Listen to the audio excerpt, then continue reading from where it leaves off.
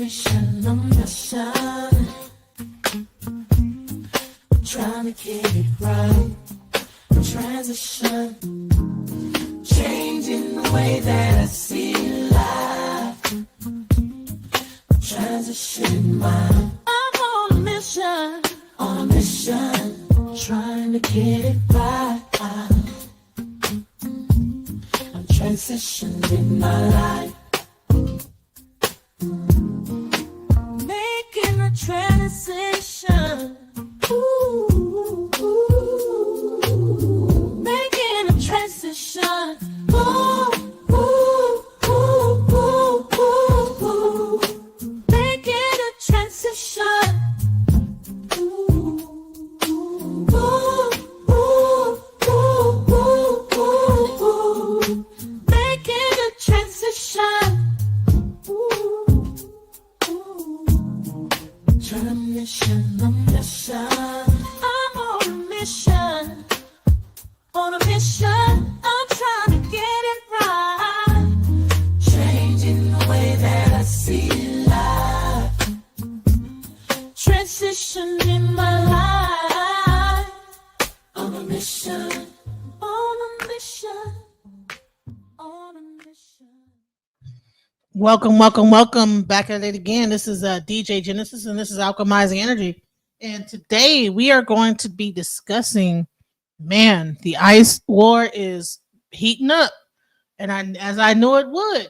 Now they're going into Canal Street. They're arresting the people that are there, that are selling goods or whatever. Some of them are counterfeit. A lot of Caribbean, Haitian, African people are on that street. I think it might be Caribbean that are on that street, selling stuff, and it's getting really heated.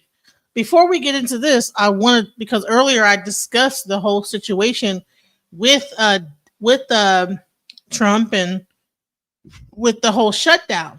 Well, the newest development is that people are thinking, okay, well, maybe once the shutdown ends, maybe we'll be getting our benefits back. But let me tell you something. That is the furthest thing from what's really about to happen, guys. So Trump has decided, that listen, the Democrats, have really set them up, setting up the play for them to really enact what they really want to. So let's go into what Trump said about the current situation of the government shutdown and how they're going to use it to their advantage to dismantle all of the programs that Democrats have put into place to help people. Let's go. Yeah, please. Do you feel any urgency to end the shutdown in the next week, 2 weeks, or would you be fine if it stretches into November and then toward the holidays with folks not getting paid? Well, shutdown, we've had many, many shutdowns, and this is a shutdown that shouldn't have happened. A group of people brilliantly decided to make it after the election. I said, thank you very much. In other words, give it to Trump instead of Biden. So it shouldn't happen. And likewise, debt ceiling shouldn't have. But the great big, beautiful bill solved the debt ceiling problem for Is there a point where you would reach out to... No. Here's what's happening on the shutdown, though. Honestly, can I put it in plain words for you? And you're a smart guy, so you'll understand. But a lot of people don't. The Democrats are getting killed on the shutdown because we're closing up programs that are Democrat programs that we were opposed to. So we're being able, and they're never going to come back in many cases. So we're being able to do things that we were unable to do before.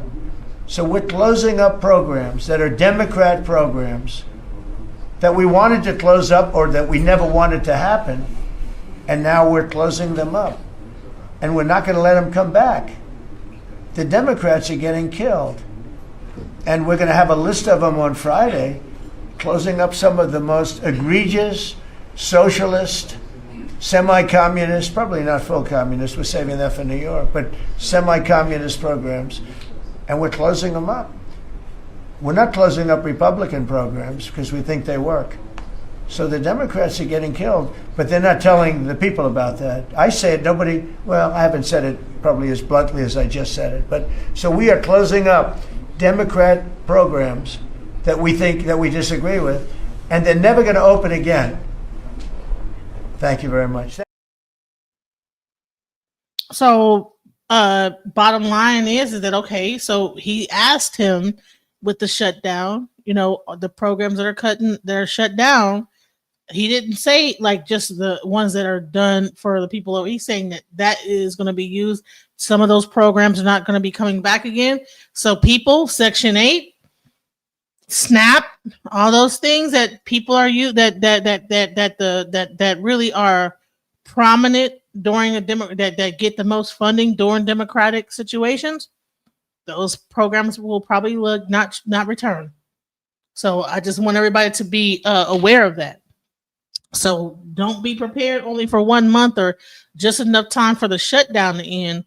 Make sure that you find ways to feed your family even after the shutdown, because it looks like the programs that you rely on are not going to be coming back.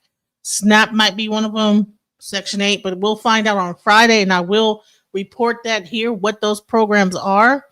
But they say that in November that program is going to be shutting down if the thing continues.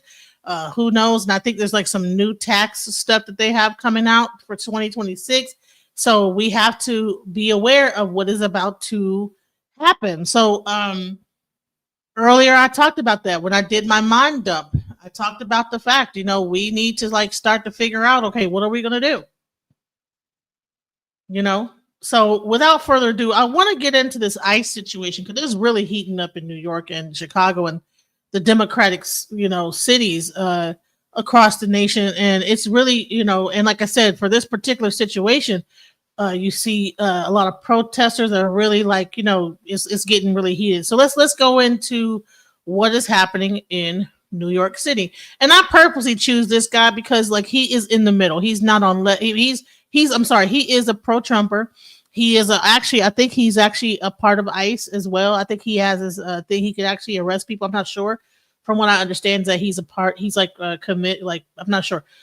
I think that's why he could be there with ICE as they're doing their raids, because he has like a certification or some like level of being able to be there. So let's go into what is happening on the ground in New York. Let's go. We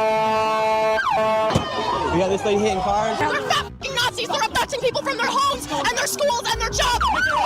Here in New York City, an ICE raid or an HSI raid just took place here in New York City on Canal Street. These streets are typically filled with counterfeit scammers. However, ICE or the HSI just came through here and raided and took some of the people away. And just a few days ago, a popular citizen journalist by the name of Savannah Hernandez came through here, showed what's been happening. I myself have even documented this once, as I was once attacked and my cameraman was punched by one of these illegal migrants that was selling goods illegally. And I just caught a phone call from somebody and said, you need to go run over to Canal in Chinatown to see what is taking place. And this is the aftermath of this ICE raid. A raid just took place here in Canal Street in New York City. They came in, you got HSI, looks like you might have ICE out here, and they have taken somebody. It looks like we got a whole group of protesters that just appeared out of nowhere.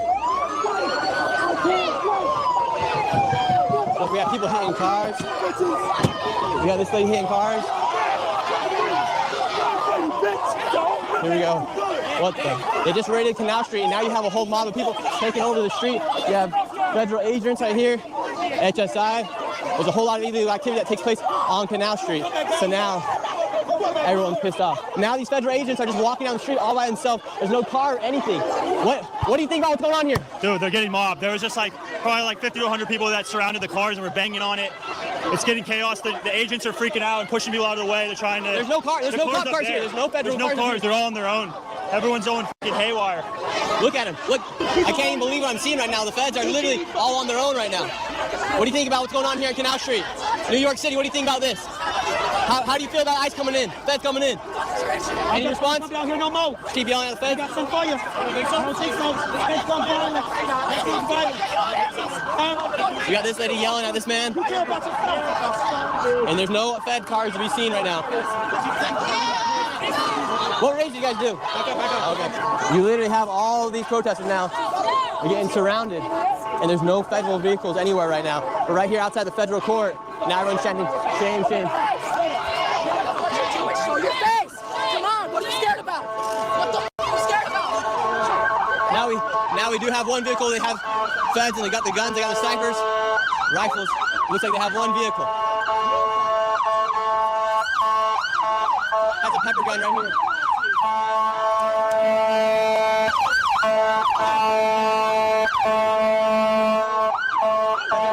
Feds are trying to move down the street. Yeah, people are trying to block off the streets.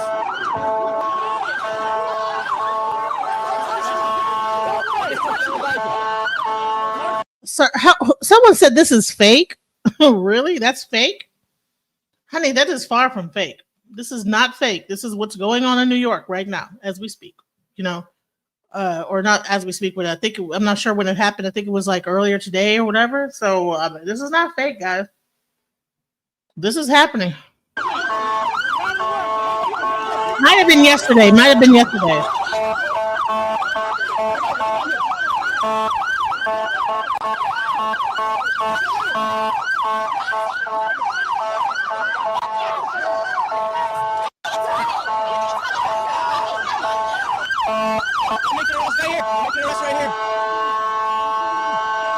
have one man underneath arrest right here. Thank you.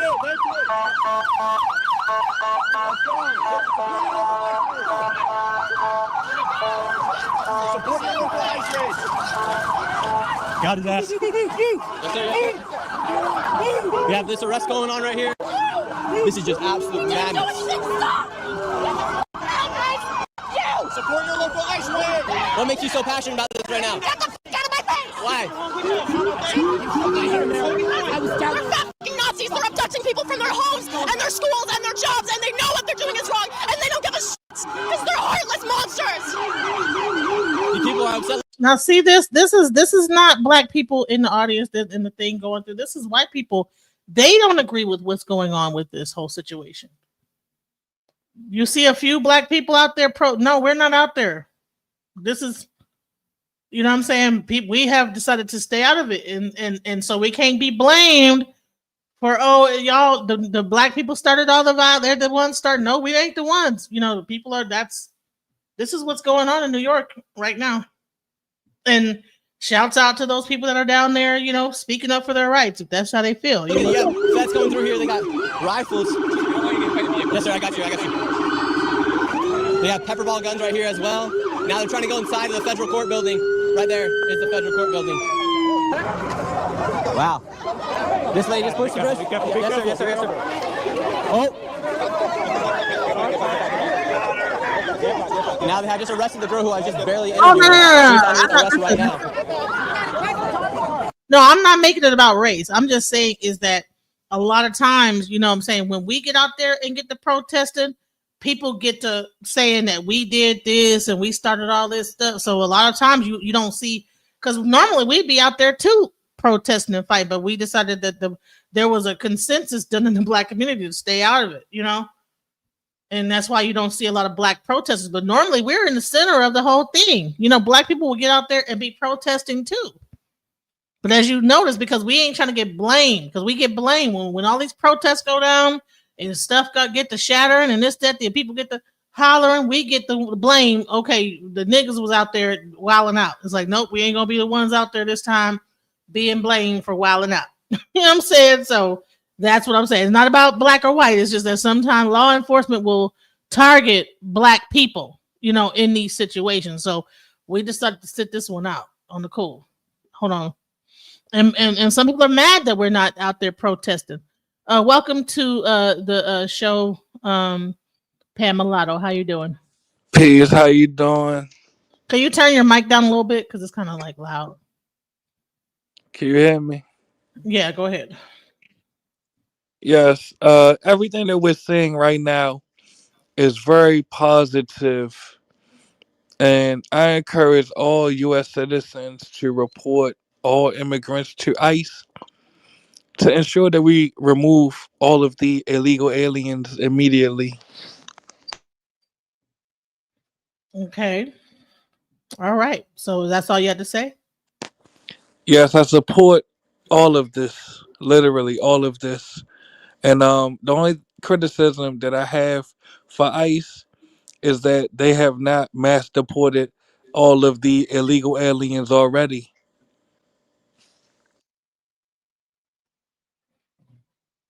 Okay. All right. So that's all you have to say? You have anything else to say after that? Yes, to all the U.S. citizens listening, have no sympathy for any illegal aliens because if you went to their countries illegally and got deported, they would have no sympathy for you. In fact, they would report you to immigration, especially if you are a black American. So, once again, I suggest that you, as a black American, report all immigrants to ICE because this is literally the only way that you will have a chance at preserving black American communities. If you don't report immigrants to ICE, in 10 to 20 years, you won't have any majority black American communities left. Look at LA, for instance, or look at Harlem, for instance. Even Atlanta is no longer majority black American. So look at the writing on the wall. Really, practice self preservation.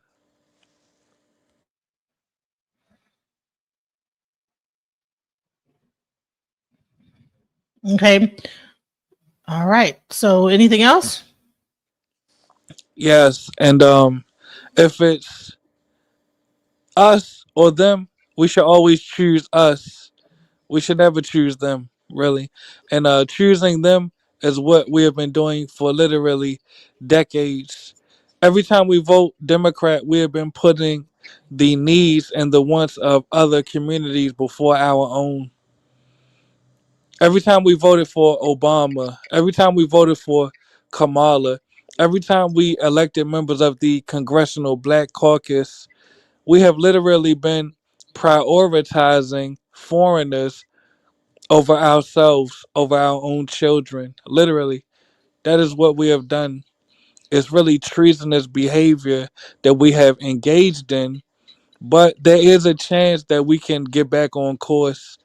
Our ancestors that literally fought and died to end slavery. Think about what they would say about us now, knowing that we have traded one slave master for another. We have traded the white slave master for a Latino slave master. We have traded the white slave master for an Asian slave master, an Arabian slave master, etc. What would our ancestors say? Do you think that our ancestors literally fought and died to end slavery just for us to forfeit our communities to foreigners? Really, and think about what our future generations will say when they are old enough to realize just how much we have forfeited. The same communities that our future generations were to inherit from us, we have forfeited to foreigners, really. It's shameful. All right. So you're down with all of this like kind of going on. So all right. So let's go. Let's see the rest of how this whole thing. And this is what you think that we. This is what we want. This is the type of thing that we want to happen. This is what This is he's. what we voted for. Yes, this is what we voted for. Let's watch So it. he It's so, very so entertaining. he voted for Trump. He's mulatto. He voted for Trump, and this is Well, what he. actually, well, let me say this. I'm a felon, so I cannot vote. Okay, so you're a felon and you can't vote, but this No, is I what. cannot vote. But this is But what this, you yeah, want. this is You what the majority of Americans voted for. Yes, they so majority of Americans voted for all of this discord and disruption. Let's go. Let's go. exactly. This Let's is what. watch. So for those listening in the back, for those in the back, this is what you guys voted for. This is what you guys wanted. So if you guys are Yes, MAGA, if you guys voted for Trump, this is what you voted for. This is exactly what you want, and everybody is happy about this. What's going on? So let's go. it's a beautiful sight to see. Mm. Yes, sir. Yes, sir. Yes, sir. Now people are chanting ICE out of New York. How do you feel about these ICE raids taking place here in New York City? They can go themselves. I am a grandchild and the daughter of an immigrant. I don't give a They would take me away if they could. Them. Are you legal here? Yeah, man. And why do you have to worry? It's not about me. I'm not worried about me at all. I'm worried about all my brothers and sisters here who are trying to be legal, who are trying to do their jobs. We're trying to work for a better life. This is not okay. Now you have NYPD right here defending the federal building. The feds just went in. Now NYPD has stepped up. All the feds are inside. Now they've all entered into the federal building. Now you have all the protesters right here, and NYPD is right here. So you have some people that have some humanity. They don't feel like people should that are on their way to citizenship or like came over here. Everybody that's being arrested is not illegal, by the way. There's some people that came here legally, but then are being attacked in by ICE. So let's not pretend like that ICE has some kind of goggles on that can point out if a person's illegal or not. You know what I'm saying? Using like some kind, like we're in like the RoboCop era where they have a mask over the face that's like illegal alien. This person's what the person's name is. No, you don't know. They're looking at the person's phenotype and saying, okay, you might be illegal or whatever. Now these people are out. I'm trying to understand the difference between ICE. If people are selling things on the street, okay, there should be a line between people are selling things on the street. How do you know which ones are illegal aliens selling things on the street versus African American or whatever people selling things on the street? So what to me, or even people that are legal, you don't know what their status is, but they just might be selling things on the street. Whose job is it to do this? Is it ICE or is it the New York Police Department to handle this? And if that's the case, Canal Street has been doing this for the longest time. And that's why it needs to be cleaned up. It's past time. But I do want to say this about the sentiment of humanity. Do you realize that when you allow illegal aliens to encroach in your communities, you are being inhumane to your future generations that are to inherit that same community from you? You are literally taking your future generations' inheritance and giving it to foreigners. Really, it's not something humane to do to your future generations. It's very inconsiderate. I just caught Lee says Ellie is it Ellie? I ain't got my glasses. I'm getting old, y'all. Can't read. I just caught a video of an American man being detained by ICE. Is asking whether it's Brooklyn as they come. They're just harassing anyone they can. Okay. When you say Brooklyn, full disclosure, I was born in New York, and when you go to New York, there's not one majority Black American community in the entirety of New York City. Well, So whose even fault though is that? Whose fault is that we don't have no community? it's our fault for allowing ourselves to be outnumbered by foreigners in our own country. No, that's not. Listen, how can I? It is our fault. I don't have control of who can outnumber anything. Let's not run in this circle because I already gave suggestions of what we could have done. That was and a what we different can live. do. It's a different live. This is one thing that you don't understand, Pamela. You get up here and you spit your rhetoric, but you revert to a whole nother Well, live. will you allow me to articulate it now for the? Well, don't interrupt me because I wasn't done. All right. Well, and don't interrupt me. You know me. I won't drop you to the back and finish my statement. Okay. So listen, what I'm saying is, Pamelato,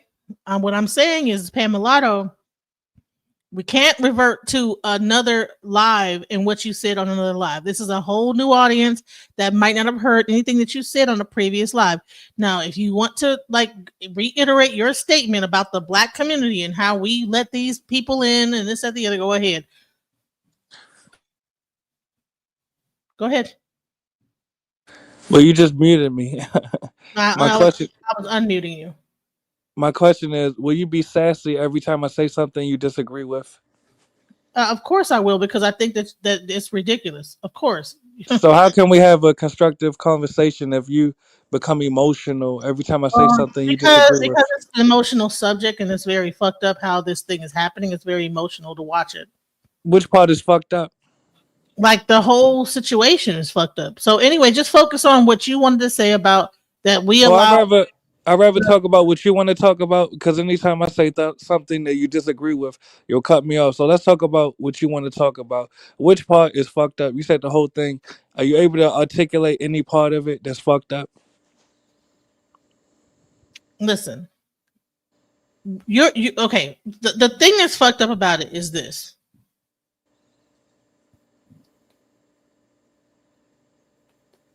Normally, I see this in other countries. I don't see this in America. See this? I've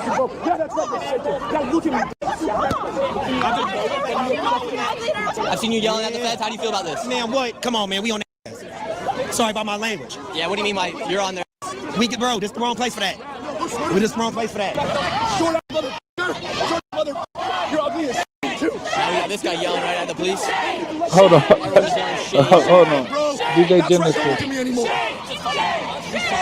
Just so I'm clear, DJ Genesis. So here's the thing: is that Yes, at the end of the day, this is the problem I'm having: is that the policies, the way that ICE has been going about things is breeding this response. If ICE was going about things in a organized, more respectful way, and not just grabbing and just being ridiculous, then people would not be pouring out into the streets with this response. There's something inherently wrong about how they're doing stuff. And period. Well, let me ask you. They're not doing it in a way, and it's like they are acting like. I mean, it's first of all, a lot of time they are circumventing even how the police even go about stuff. They're not even acting like how the police do. Even the National Guard, when they go into the thing, they don't go in doing this. So why? Genesis, let me ask you a question. Carte blanche. Can I finish what I'm saying, and then I'll let you talk? Why does this group get the carte blanche to attack and do the way that they do when other law enforcement have rules? These they don't have rules. DJ Genesis, and you see when I speak to you, I always try to minimize my responses to 15 seconds so we can have an actual dialogue. No, this is my show. I'm gonna clearly, but I'm trying to have a dialogue. Are you trying to have a dialogue? No, tell me. I'm not gonna do 50. If I want to say, I'm gonna say what I have to say. I'm not. I don't even tell you to say something in 15 seconds. But no, I'm asking. Do you want me to respond to each point, or you just want to filibuster? Listen. If you can't get everything I'm saying, write it down and then address each issue accordingly. That's what people do. No, I'm asking. Do you want me to respond to each point you make, or do you want to filibuster? Just so I'm clear. Honey, you could do whatever the fuck you want to do. Whether you want to respond to each one, I guess I'm a filibuster as much as I want. It's my show. If you don't like it, so just so I'm clear, are you venting or? Listen, I'm saying what the fuck I want to say, and if you don't like it, no, I know that part. You're about to get kicked out. Say what the fuck you're gonna say, bro, or you're gonna get kicked off. I don't want to. No, I'm asking. Don't try to psychologically analyze me either. No, listen. Say what the fuck you're gonna say about the subject. Don't worry about me and how I'm gonna run my show. No, I'm having a conversation with you, so I'm asking: are you having a conversation or are you venting? Both. All right. Well, let's focus on the conversational part. That's what I asked you to do. Goddamn, what the fuck? So now that you know exactly both. I'm doing both. All right. So how can we have a conversation when you keep muting me and interrupting me? Well, go ahead and say it because you're saying little smart aleck shit at the same time. Actually, I'm not. I'm trying to. No, you're being an asshole. Like, don't fucking try to psychoanalyze me. Get to the subject. Now go say. And when you listen to the playback, you'll see you being disrespectful for no reason. But the point is this: in these sanctuary cities that these illegal aliens come to the U.S. from, can you and millions more of your own ethnic group, that is Black Americans, is there any country that has created sanctuary cities for millions of you and your ethnic group to come to and giving you dollars out of their tax revenue and giving you the ability to vote and become police and become members of the government? Simple question. No. Okay, and I'm glad that you answered that honestly. So the question is, why should we allow foreigners to have privileges in our country they have not reciprocated to us in their countries of origin? A lot of the time, they came over here for asylum. So people come over for asylum, and now we want to attack them and throw them down to the ground after they came for asylum. We allowed them into the country. Like, I get it. Did you hear my question? Repeat the question. Maybe yes, I ma'am. did. The question is, why should we grant foreigners privileges that they have not reciprocated to us in their countries of origin?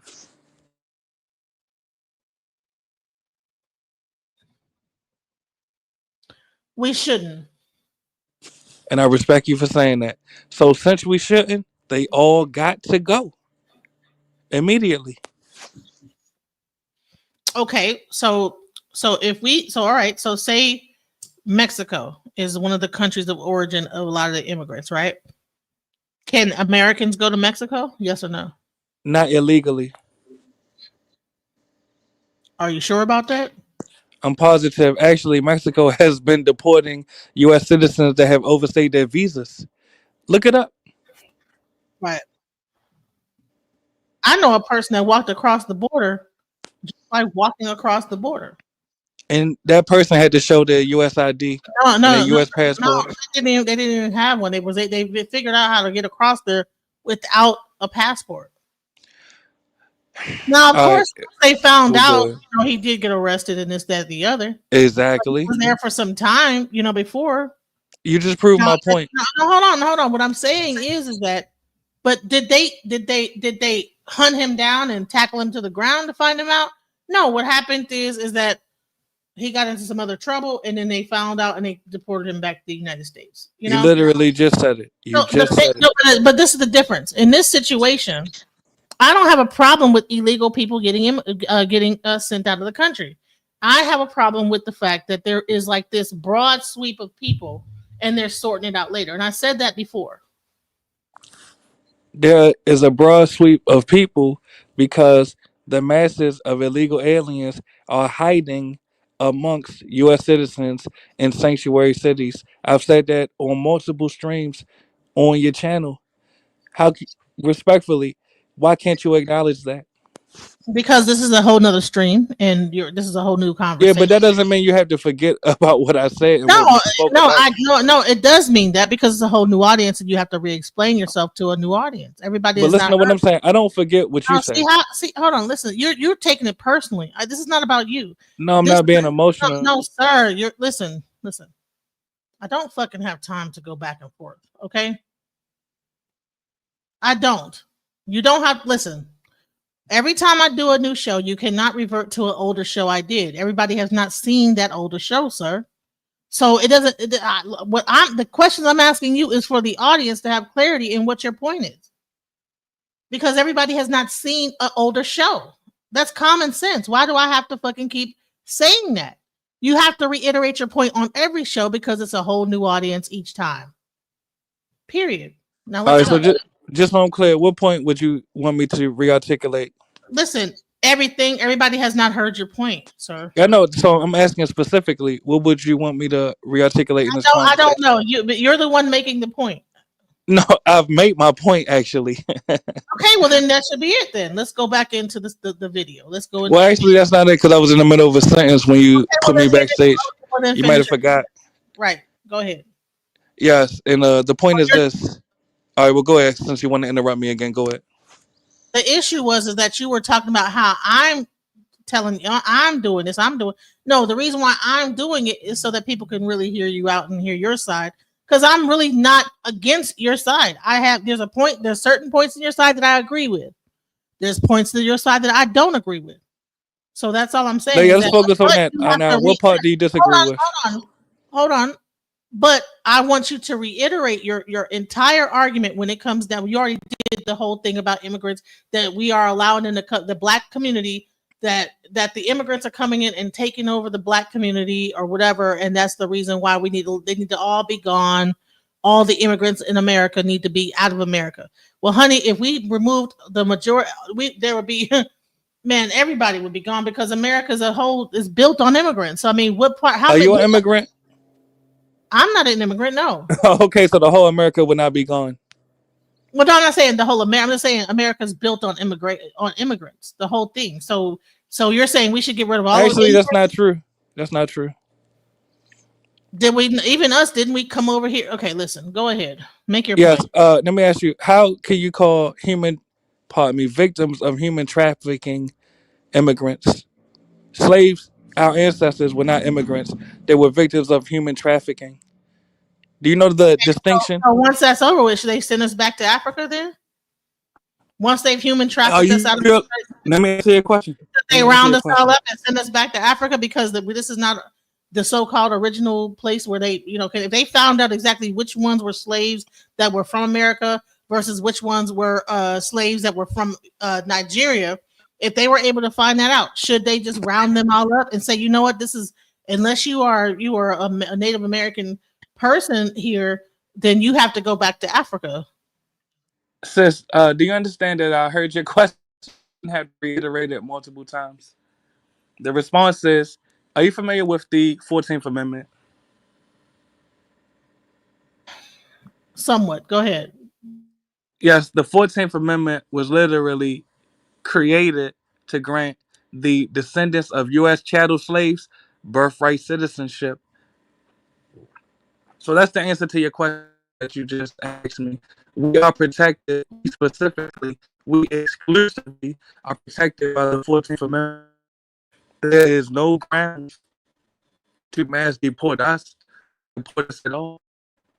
Now, back to the focal point, and this is the part that you interrupted me in. Since these countries where immigrants come to the U.S. from, particularly illegal aliens, they have not and they have never reciprocated to us what we have given them. They must go. So you already acknowledge that they must go. So what part of this are you against? Listen, don't worry about what I'm against. I'm saying we know what I'm against. I'm against this upheaval. This is what I'm against. This upheaval. I'm against chaos. I'm against the chaotic of it all. You're focused on that. Oh, okay, it's about immigration. I'm saying that it's chaotic, and that's the part that needs to. I mean, any military operation has to have an organization, and this is not organized, and I don't believe that should be going down like this. Look.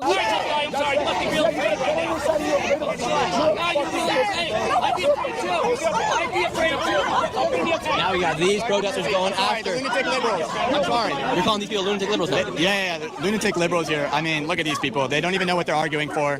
It's really a shame. Most people aren't educated. Most people don't know how law enforcement functions work in this country. It's a dear shame. If half these people knew what our laws are of this country and how law enforcement acts and how they're going about this, they wouldn't be this mad. I think it's an education problem. Right now we have 4 protesters. 3 of them have masks on. They're just yelling at the police. Yeah, it's unexplainable to me. I don't understand it. Do you think this is a left and right issue, or do you think it's just a law and order issue? I think it's a law and order issue. I think people don't respect the laws of this country, and this is the outcome of that.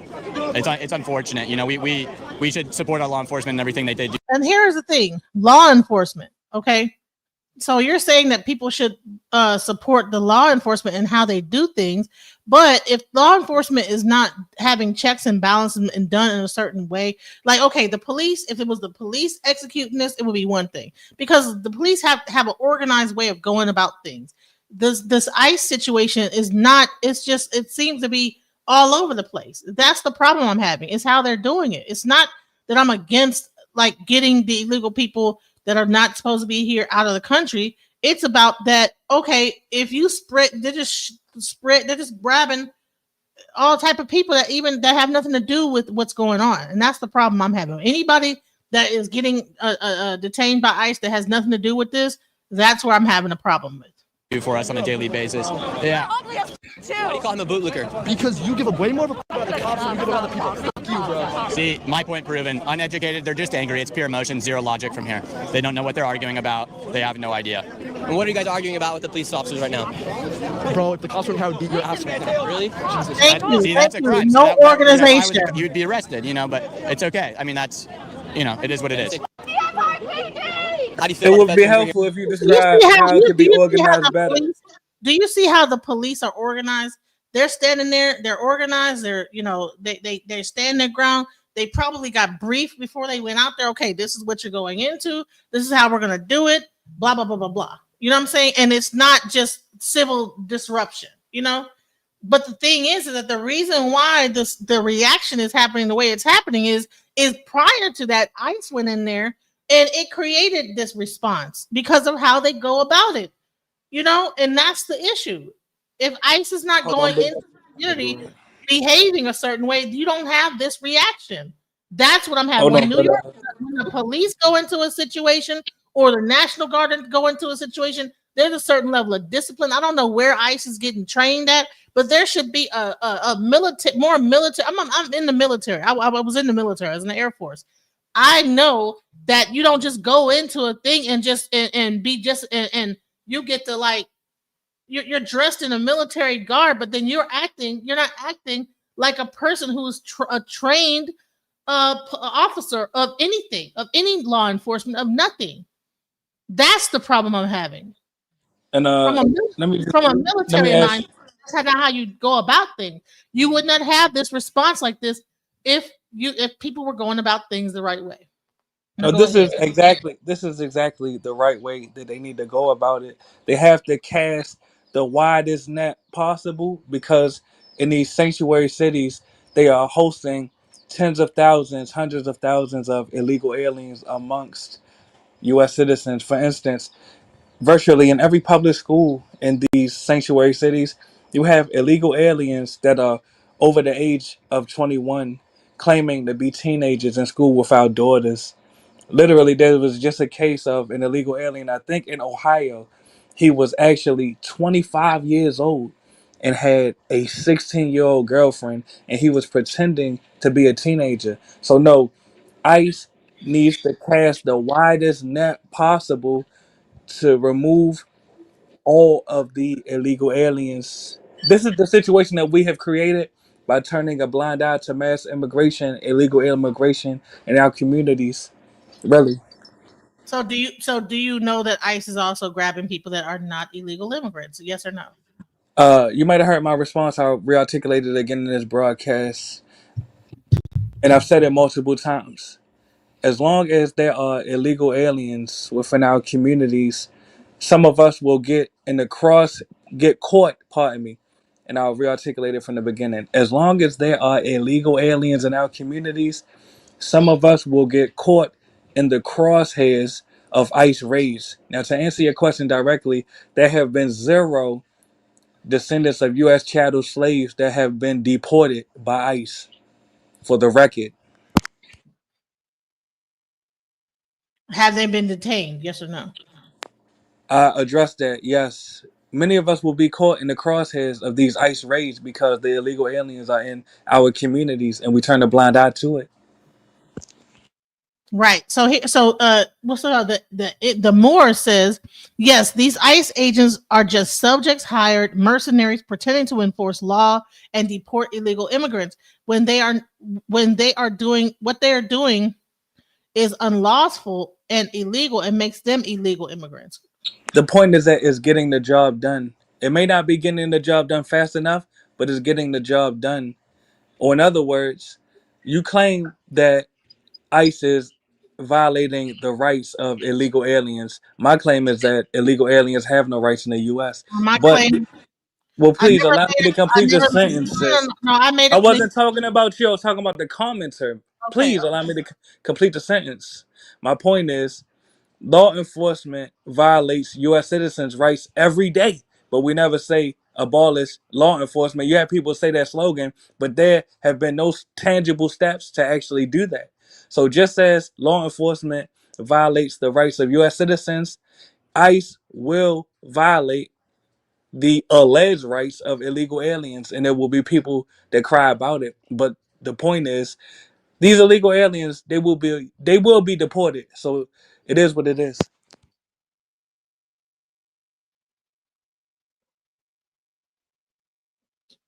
Okay.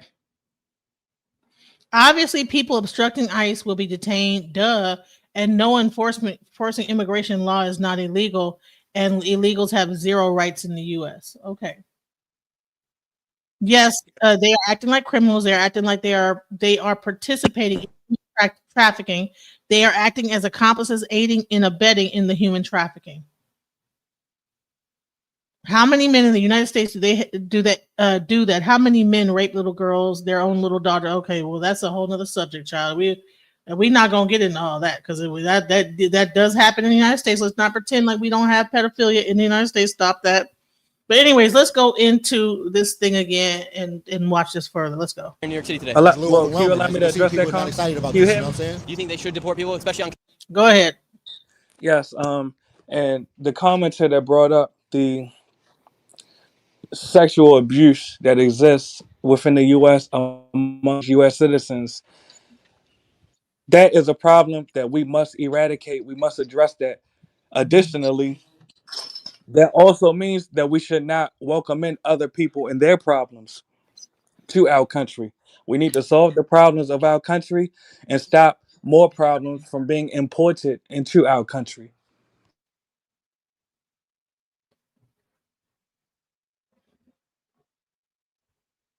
Okay, and this is a play. Listen, I listen.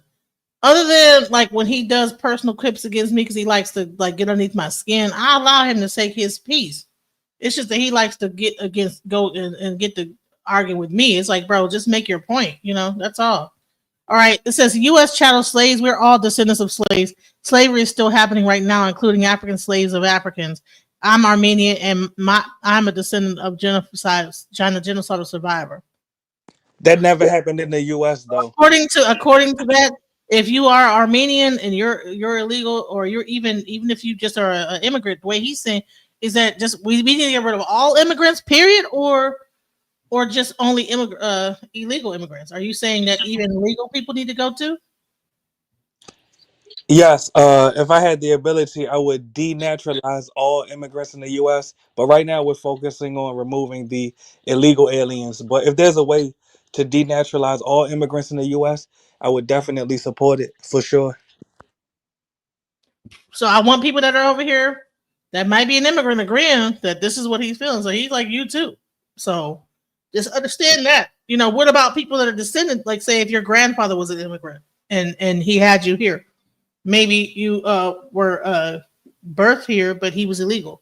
Should that child also leave as well? And I'm glad you brought that up. Actually, and this is one thing, I'm glad you asked that because I wanted to address this last show and you put me backstage because you got emotional, respectfully. But yes, I actually support using AI to determine who all these illegal aliens are and who the descendants of all illegal aliens are and deporting all of them, really, because you are not entitled to U.S. citizenship as a illegal alien or a descendant of illegal aliens.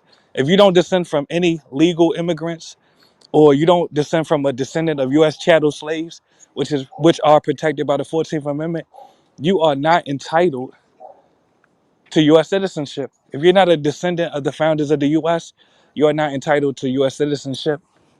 Really?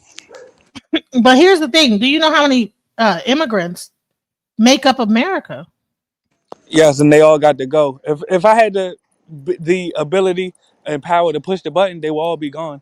Not, I'm not saying kill them, no, but they will all be deported to their countries of origin. Really, we don't need any of them.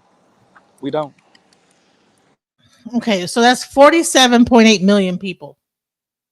Got to go. They got to go. Think about it. No other country has invited this proportion of immigrants into their country. Really. Matter of fact, I just got back for disclosure. I was just in the Philippines. I had Filipino ancestry. I was in the Philippines visiting my cousins over there. Are you aware that Filipinos, virtually all of these East Asian nations, except for maybe Singapore, but other than that, virtually all of these East Asian nations are over 90% of their indigenous population. For instance, Philippines over 90% Filipino, China over 90% Chinese, Japan over 90% Japanese, South Korea over 90% South Korean. But we in the US, for some reason, we think it's a strength to allow foreigners to outnumber us in our own country. Really, it's a self-defeating policy, really. Okay. Milagro Diaz says they came crashing into windows and took little kids, put them in handcuffs. What does a 2 or 3 year old need to be handcuffed at 3 o'clock in the morning? Why? What would make that? Why would that be a thing? And my response is the same thing happens to Black American children when police agencies raid our houses and our apartment buildings. So the illegal aliens, they would not be treated any better than U.S. citizens. Definitely not. Really. Hey, I have not seen no thing of no police handcuffing a 3 year old. That would be on all Shit. the news. I've America. seen in my neighborhood, and I'll shout my neighborhood out that I grew up in. I'm from Long Reach, Columbia, Maryland, zip code 21045. Literally, the first 2 times I got arrested in my life, and I don't even have an extensive criminal background. I'll focus on the first time I got arrested. The first time I got No, arrested, we're talking about the children, the kids. that's what I'm trying to tell you about. Please allow me to finish my sentence, please. Don't yell at me, nigga. Don't fucking yell at me.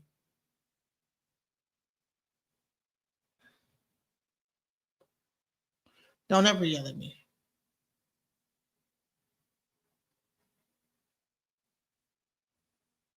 Yes, with all due respect, do you have ADHD? Oh, I think you said you did. God damn. All right, I'm trying to tell you about kids. Don't disrespect me.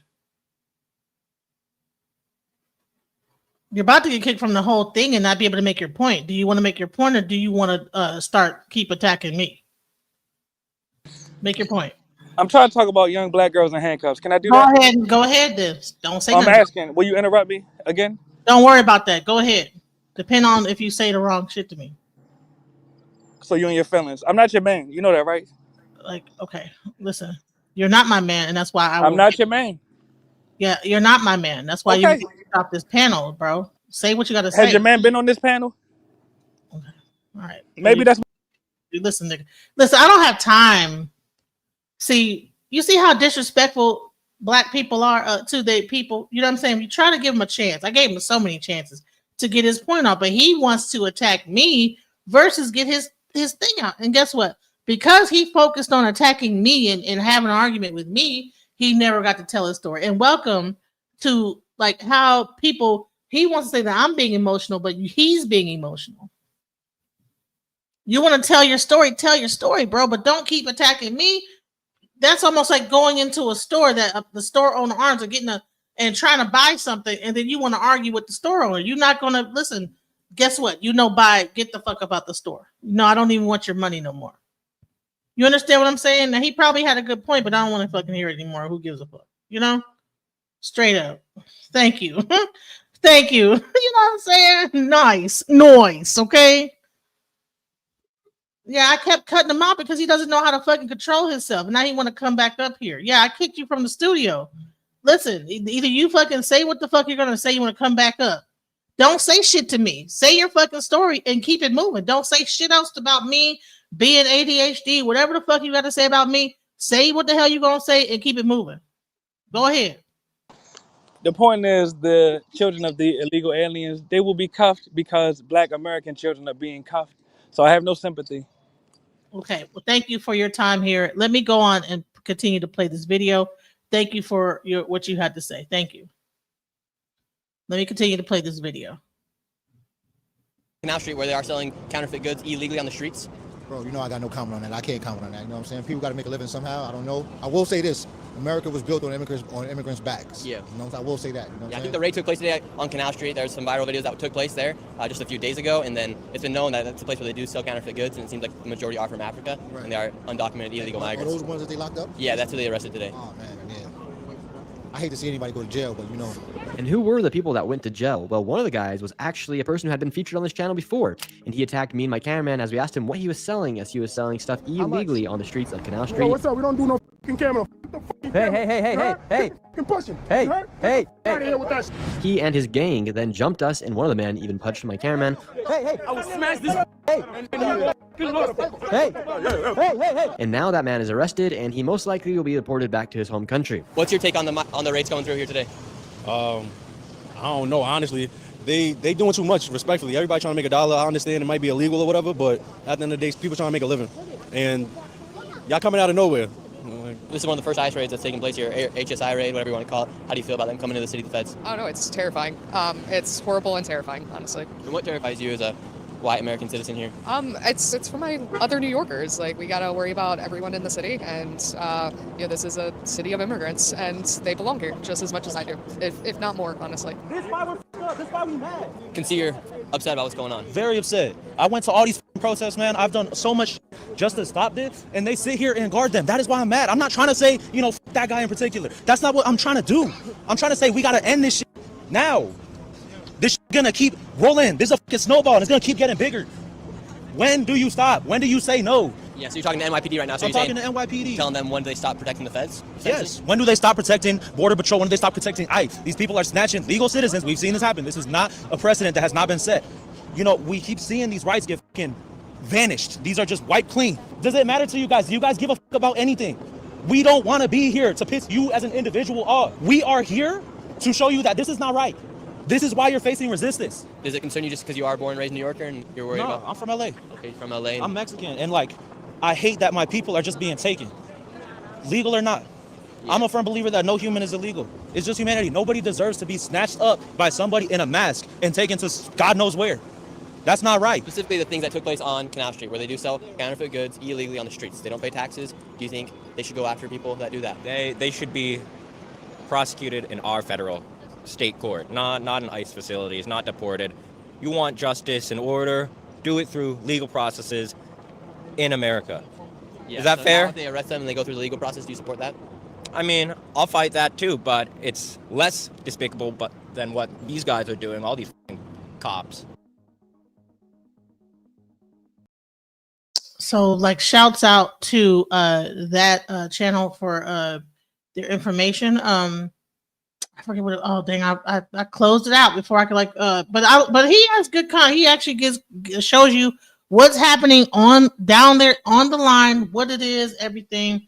So Milagro Diaz says the foreigners had illegal aliens. Why didn't they get arrested for aiding and abetting illegal aliens? Right. So if anyone is doing something illegal and the cops come, that's why I'm saying that these can't be real cops or real law enforcement, because what happens is that if you're hiding an illegal person on your property or abetting or aiding them on your property, aren't you what's it called? Aren't you complicit in the illegality? Like, you're paying these illegals to build your whatever. Shouldn't they get locked up for actually involving themselves in hiring illegal aliens? So they need to get locked up too. You know what I'm saying?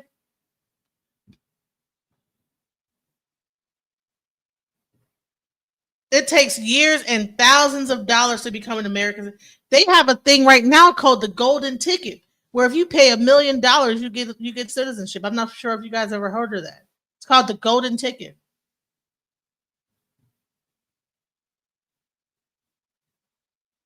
Real crime, actual crimes, actual creates a victim.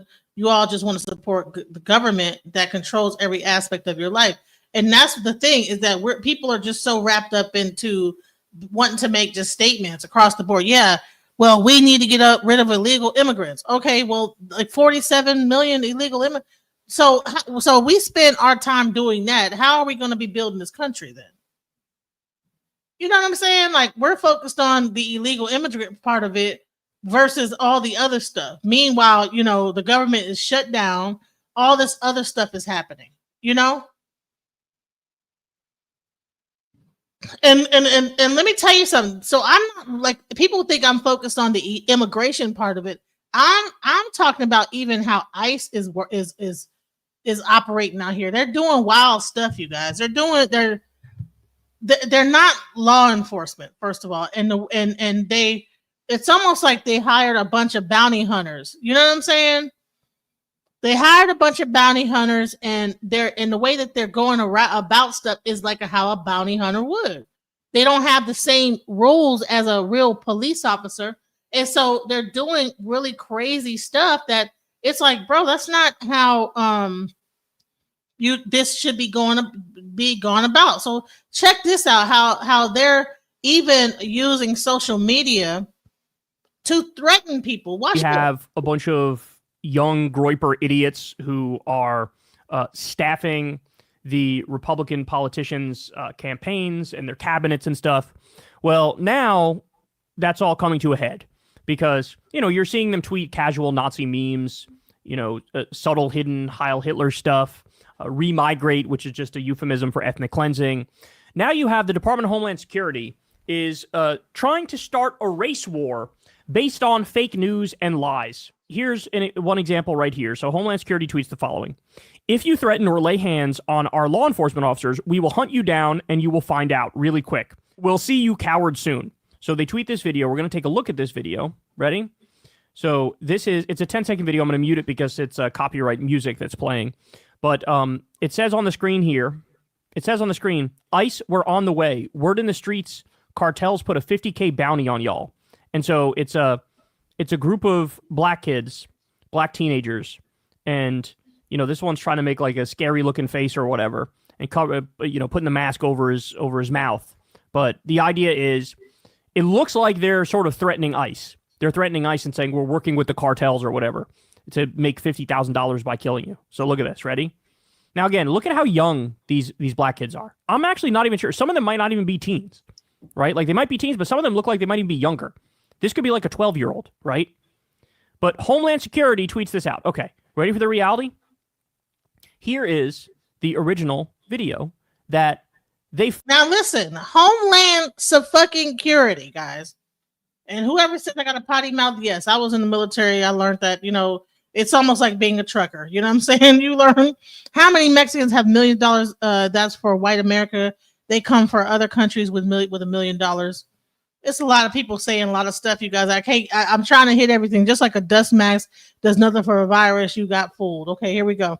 It's not financial possible to take care of all illegals. Okay, see, fuck ICE, fuck Trump, fuck anybody that backs them. Shouts out for that. Because, I don't agree with the whole ICE grabbing up people the way that they've been doing it. And this is showing you how crazy and how ICE is doing stuff.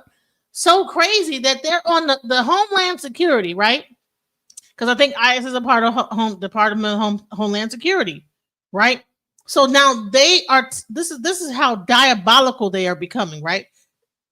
They take a video, and they're tweeting stuff out. Trump is diabolical with his tweeting. I'm not sure who made this, but they're being deceptive. Watch this. Watch this deception going on. Fucking changed the text on. So this was tweeted in the wake of Trump attacking Iran. This was tweeted.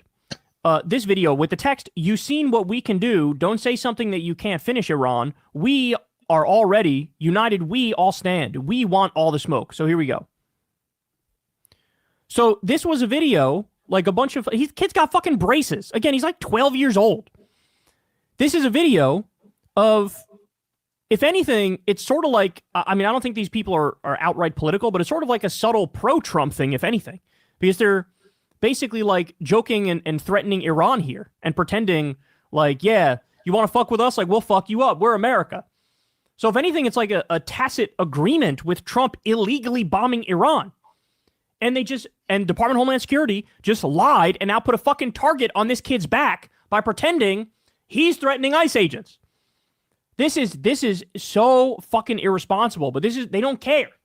They're trying to spark a fucking race war, is what they're trying to do. Trying to get a black teen, if that, maybe a black 12-year-old killed. All right, ready? So here's the kid. The young man responds. So I'm getting these mad messages from my DMs and social media and on my comments. And I randomly get a text message talking about a recent video that was posted on my account. I was like, what are y'all talking about? By the way, I'm sick, so if I sound weird, yeah. I get threats daily on IG and everywhere all over my social media all of a sudden due to an old video I posted months ago about Iran. Iran, that was not to be a threat. It was literally a joke, bro. Like, seriously, it's just content. Anyways, once I seen that video that was posted on my account, then I was like, what the fuck? Well, didn't I post this like months ago? Then I seen the caption, and then I was like, wait, I didn't do that. I still got the video saved on my draft from months ago on TikTok, bro. I'm gonna pull it up right here. Now, here's the fucked up part. The federal government is involved for something that I didn't do. Like, what? So this is what they reposted off my TikTok. That video got taken down. So here's what they reposted on their page. Now that video is going crazy as hell on Twitter, bro. Now I'm a threat to the government with something that I didn't do, bro. Now I'm being called a wannabe YN, a wannabe gangster over a video that I didn't caption or I didn't post. So thanks for my followers for letting me know about this, because seriously, this is getting out of hand. Like, literally, this is going crazy, viral all over social media right now. Probably might end up being on the news, bro. So my apologies for that contradiction and rumors from happening. I know my First Amendment, but I did not post that video. So to clear that out, I did not post that video, and I apologize for all the rumors that's going around right now on social media about this conflict. They smeared this kid and they defamed this kid, and now he's got to come out and be like, "Wait, I didn't say that. I didn't do that. It was a joke video against Iran." Think about how crazy this is. Like, the lack of accountability, the lack of common sense, the lack of concern for others. I mean, it literally is just like groiped up fucking idiots running the Department of Homeland Security account. I'm sure other fucking accounts. You got white nationalists and Proud Boys and Klansmen and all sorts of shit getting the positions at ICE, basically like deputized fucking redneck street thugs.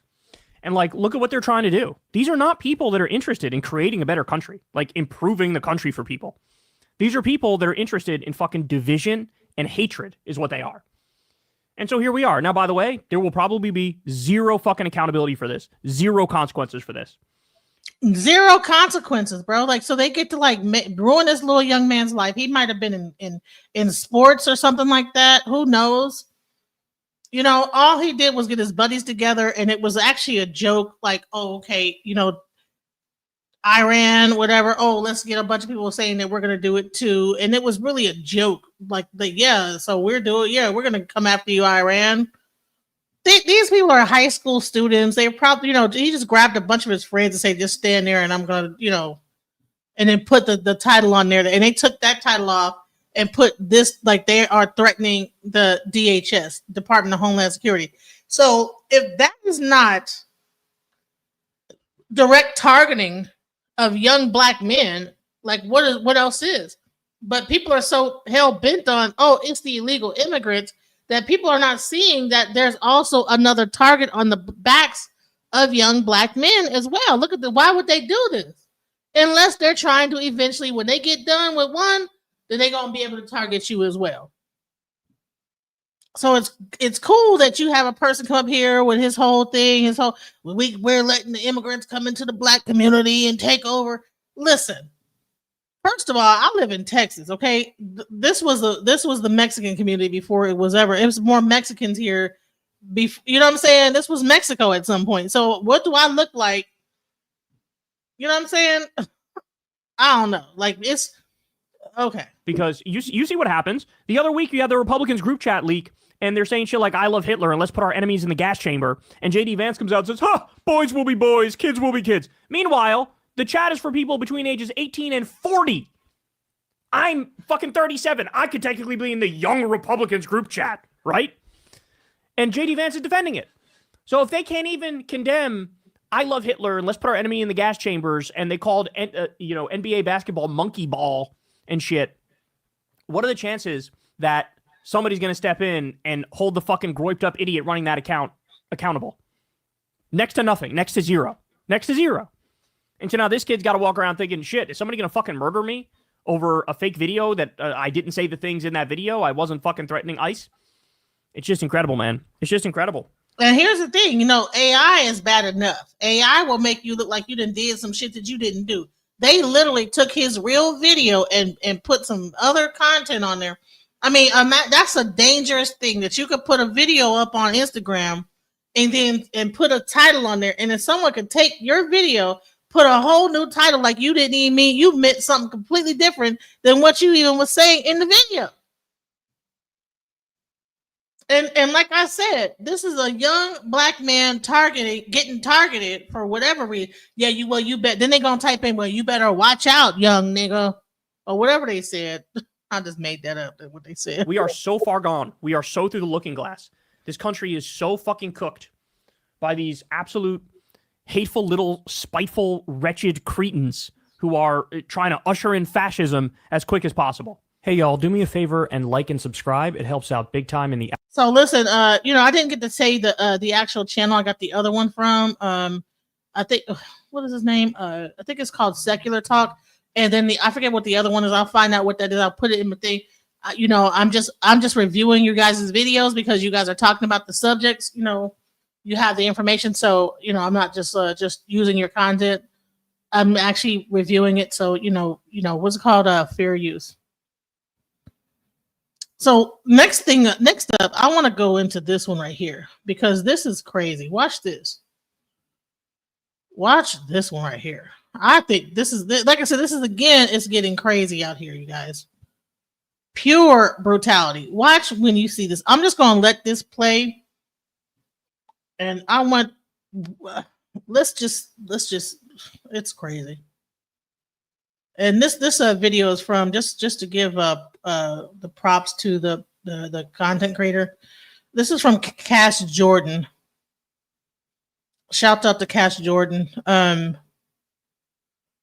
Watch this.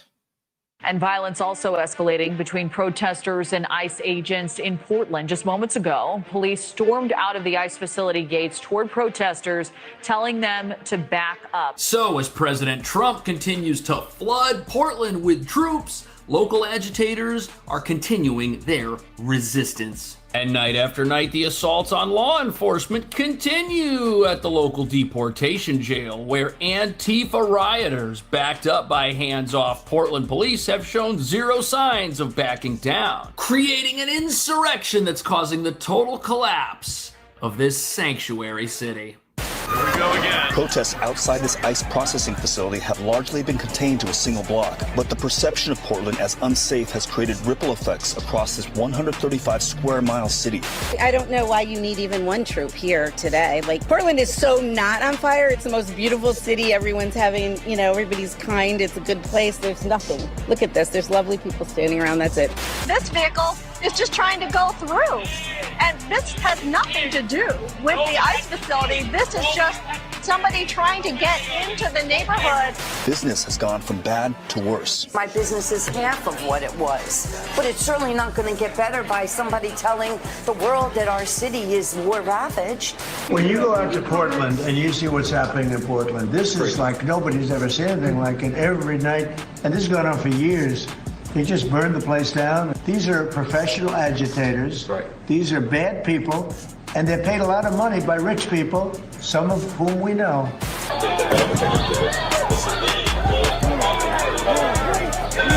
So the war over public safety in Portland keeps getting hotter and hotter. And what nobody's talking about is we're witnessing here a clash between local rioters and their hands-off police and the rest of America. A clash that's on full display every day in front of the local ICE facility, where rioters wearing protective gear clash with federal troops as often as possible, while nobody seems to get arrested by local police, who do intervene sometimes, but only when pro-ICE bystanders get too close. A situation that has observers scratching their heads, especially when Portland police made 0 arrests all summer long. Maybe they were on summer break. But this hands-off, department-wide initiative did nothing but embolden Antifa on its home turf of this sanctuary, where illegal immigrants, fugitives, and terror-connected agitators have been wreaking havoc for months. Havoc, some say, could be the beginning of the end for Portland. But that brings us to the real reason the president wants to flood Portland with troops and save this place. He's not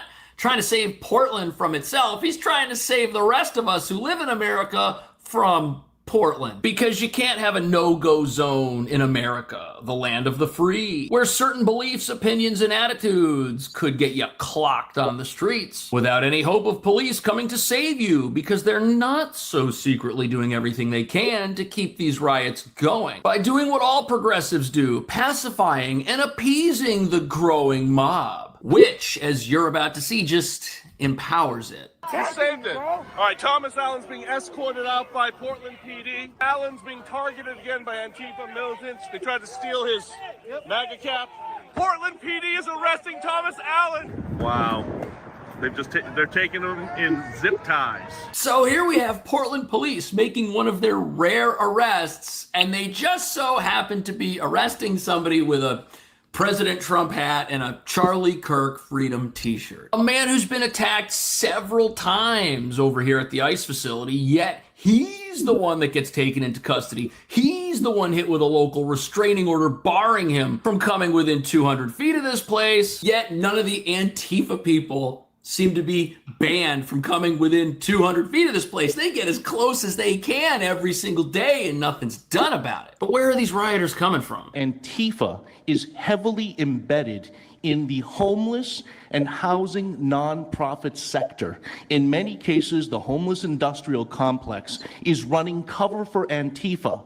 Antifa is benefiting from American tax dollars, and they're essentially being used as the muscle. So it looks like these rioters are sponsored by the very state they've promised to destroy. That's wild. Which means this organization isn't just funded by dark money rich people. It's able to recruit new members from the ever-growing ranks of America's homeless while siphoning the very funds that are supposed to help those people. And as you're about to see, this group, the only thing they think about is harming law enforcement and destroying our country. When you see them coming to the area to protest in knee pads, certain padding, large shields, enough to cover their body, gas masks, at that point, or you realize at that point that these are not going to be peaceful protests. Wow.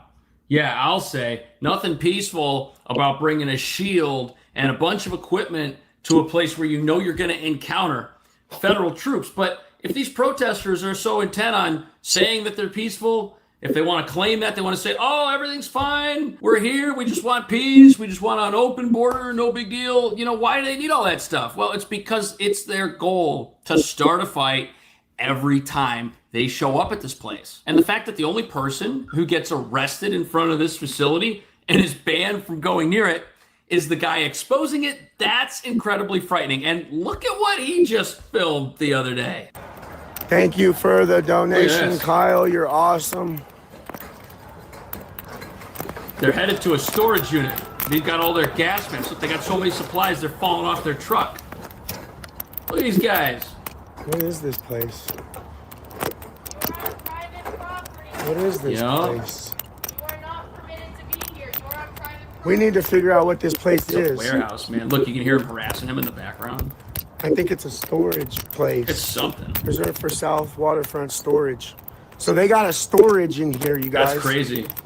They got a storage in here. South Waterfront Storage. Okay. South Waterfront Storage. Portland, Oregon. Look at this. It is a 1-minute trip from the storage facility to the ICE facility. Yep, that's the same storage place that he was at. And look, you head right over here, and look at that! There's the ICE facility where you can go and do your rioting. It's literally the closest building they can find. And they got all their supplies in there. They're as far away from their supplies as the ICE agents defending this facility are from all their equipment. Now, of course, there's nothing illegal about renting a storage unit, but the fact that this stuff is happening in plain sight and these rioters come out of that place, suit up, and then go attack America, it's just terrible. Seen in a matter of minutes. This is the drill when a vehicle comes or Look, goes they're wearing all from this stuff in the background. Facility behind me. You can see those Customs and Border Patrol as well as federal police at the ready. They're preparing to push out and to help a vehicle to either come or go from this building. So that's the drill. These guys are wearing this riot equipment that may have come from that storage unit right there. They suit up, and their goal is to do battle with federal troops who need to open the front door and do their jobs. That's terrible. And for over 100 days, this has gone on. Constant agitation, sparring with law enforcement, all of it violent, none of it peaceful, except when people are peacefully taken into custody. That's as much peace as we're getting from these folks when they are safely brought into this place and charged with federal crimes. But as you're about to see, these people are so angry, sometimes the rage boils over and they attack people who aren't even related to ICE. There have been nearly 150 Look at this. arrests outside the facility. Look at the Antifa traffic since controllers. June.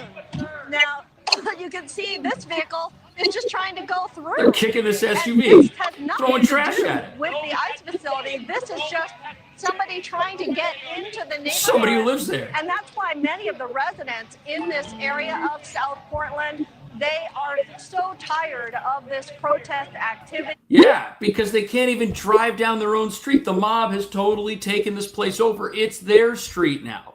Antifa runs this town. And if you want to pass through, if you want to work there, if you want to live there, and God forbid, if you want to be part of the federal government and keep America safe there, you got to go through them, literally. And these.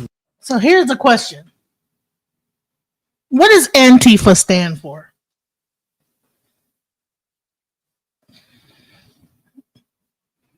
Does it not stand for anti-fascism?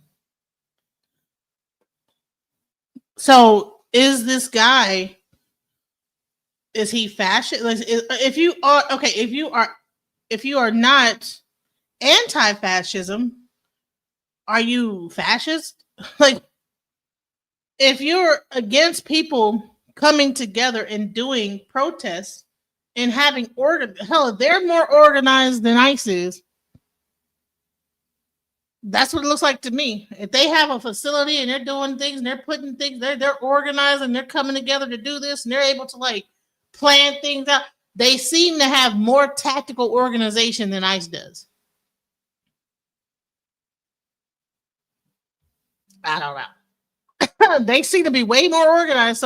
So to me, I mean, everybody's like, oh yeah, but I'm like, hey, if you're gonna come out and be willy-nilly, act like you're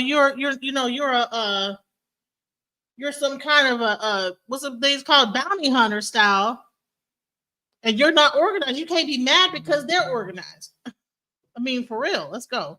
And this guy, and they got the building, and before these guys, they're against America. No, they're anti-Antifa, anti-fascism. Rioters, every single time they come out here and line themselves up, what are they doing? They're refusing to leave. They're disobeying federal commands. And if you watch them, they don't give our troops an inch. They press them from the moment they start backing up until they back up back into that facility. There's nothing peaceful about putting your face so close to a federal agent so that you can scream at them and make physical contact. Peaceful. Honey, there's nothing peaceful about how ICE has been doing stuff. So when you get pushback, it can't be like, oh, hey, you wanted the Civil War. Listen, everybody that's MAGA wanted this. See, so here's the thing. They wanted this to happen, and now they're going to complain about it. Oh, they have a building right next to the, they come right out, and they stop them. And well, honey, this is what you guys wanted. You guys wanted civil unrest. You wanted a civil war. Here we go. Here we go. This is the civil war that you've been asking for. You understand what I'm saying? This is what you've been wanting. You've been wanting this. You want this. Y'all been wanting to shoot them pistols off the whole time. All right. This is the civil disruption and everything that everybody has been on the whole MAGA side has been wanting. And you hear this guy, he's like, no, we need this. Most people that really are anti-immigration, Mulatto just got up here and says that we need to do this in order. Okay, well, let me tell you something. Every action has an equal and opposite reaction. So they thought that they were just going to be able to come bum rushing through the streets and do this, whatever they want to do, and there was going to be no pushback. Of course there's going to be pushback. What are you talking about? Protesters stand far away. Some of it's still in the air. That's to disperse the crowds, typically after repeated warnings for demonstrators to stay off of federal property. Yep. Now, at least one person has been taken into custody today, and there were 2 arrests last night. Look, that's not enough arrests. You got a zoo of mayhem going on in the streets out here. This is just absolutely ridiculous. Peaceful protesters don't need tear gas. Peaceful protesters don't need. First of all, ICE, I got a video where ICE was trying to throw tear gas and ended up bombing their damn self. That's because these people are not trained. There was one video, I gotta go find it, where ICE was trying to throw the tear gas at the protesters and ended up bombing their damn self. I think it threw it and it ended up going in between 2 cars, and then it was fucking their own troops up. They need to make. I don't understand how we just hire a ragtag group of people and then call them federal agents and don't give them no real training. Like, what are we doing here? Oh my God, I don't get it. I don't get this whole thing. And then people are like, oh no, this is against America. Is it? This is what America, freedom of speech, freedom of like protest, freedom of all this stuff. This is what you want. It can't be. So you can't. People are mad because people are protesting. That's the American way, right? But see, here's the thing. Now, up until now, we've been watching other countries protest, whatever the heck they had. Now we have it here. This is what everybody wanted. MAGA wanted this. So welcome to it. This is what you want. Don't get mad because people push back. People pushing back. Need to be confronted by troops in riot equipment who warn them multiple times to leave before they do anything. You know, these Antifa people, they want you to think that ICE is just storming out of this facility at random and dragging people inside. But that's not what happens. They line up. They tell people they're coming. There's a message that plays over a loudspeaker, commands everyone to leave. And when you see someone getting arrested, they have had so many opportunities to obey the law, it's not even funny. That's almost an insurrection, that place. His comments Yeah, freeing it up is an another insurrection. possible avenue to send It's an troops to the insurrection, ICE and he's like the facility. head Ninth of the Circuit Court of Appeal. Come on now. It's an insurrection. Now we can't be talking insurrection, Mr. Trump. When you didn't stage the biggest insurrection, honey. The storm the Capitol. Come on now, bro. I don't think there's anything insurrection that compared to anything. Come on now. What are we doing here? What are we saying? Okay, like what are we doing? Make a ruling preventing them from deployment. Here's Laura I. Appleman, That's a law ridiculous. professor at Willamette University. It's possible that under the Insurrection Act, if he sends either the Oregon National Guard or even the militia, that they would actually be able to do regular law enforcement. This means stopping people, arresting them. Appleman. So, this idea of Portland being declared an insurrection, if they get a troop deployment, it's going to be different than the National Guard in Los Angeles or in Chicago. In Los Angeles, the National Guard showed up, but they were just there to protect federal. Yes, but here's the thing. I'm a true American. So what didn't we fight for the right to protect people's rights to have freedom of speech? Freedom, you know what I'm saying? So the bottom line is that like at the end of the day, you know, freedom to have now these people are they're tactical at what they're doing. I don't see them like shooting at anybody. But I think that's what they really want. They want people to, they want a war. They want a civil war to break out. And they want to be able to use the military on civilians and also have some casualties. That's what they want to happen. That's what the government, actually Trump wants. He wants a civil war. MAGA wants a civil war. You know, I don't know how many times when Charlie Kirk passed on, there were so many people ready to get suited and booted up against people, and then they found out it was some other person. But honey, they went over and was storming the black HBCUs and everything because they thought it was a black person. I don't know why they thought that. That's crazy.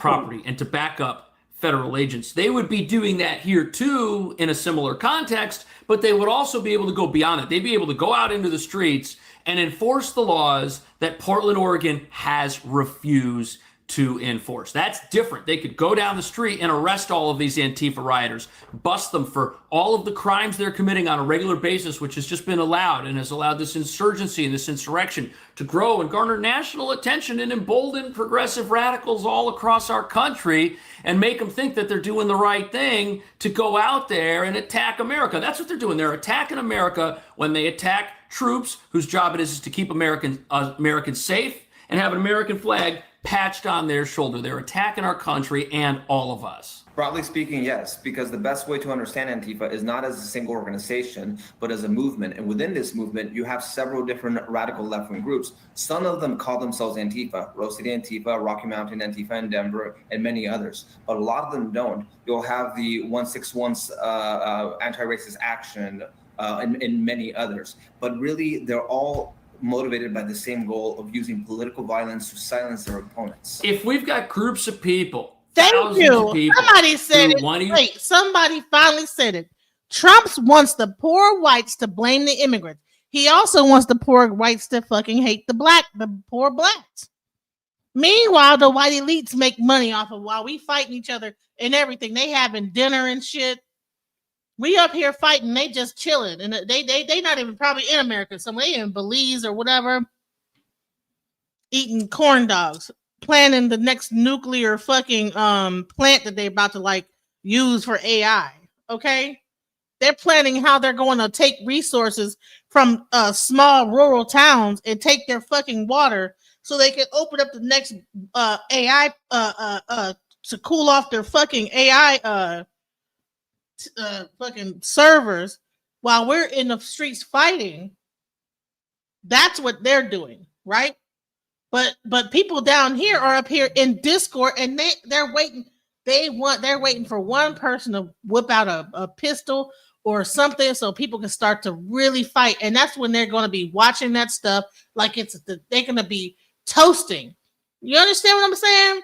These people at the top are waiting for that moment. They're waiting for someone to bust out with an actual machine, come out there and people to join it, and it'd be a whole civil discord. And they are going to be watching that shit up in a fucking tower somewhere, toasting up, eating fucking shrimp and crab legs and lobster, and probably have an orgy after that, just like Epstein. That's what they really want to do. And we feeding into it. We think that these people, we think that they Democrats and they Republicans. Honey, Trump ain't neither one. These people are green money. They don't give a fuck about Democrat or Republican. But we down here on social media, and we're in our thing. We choosing sides. Oh, I'm Democrat. I'm MAGA. It's the same damn bird. The ones down the middle is controlling the bird.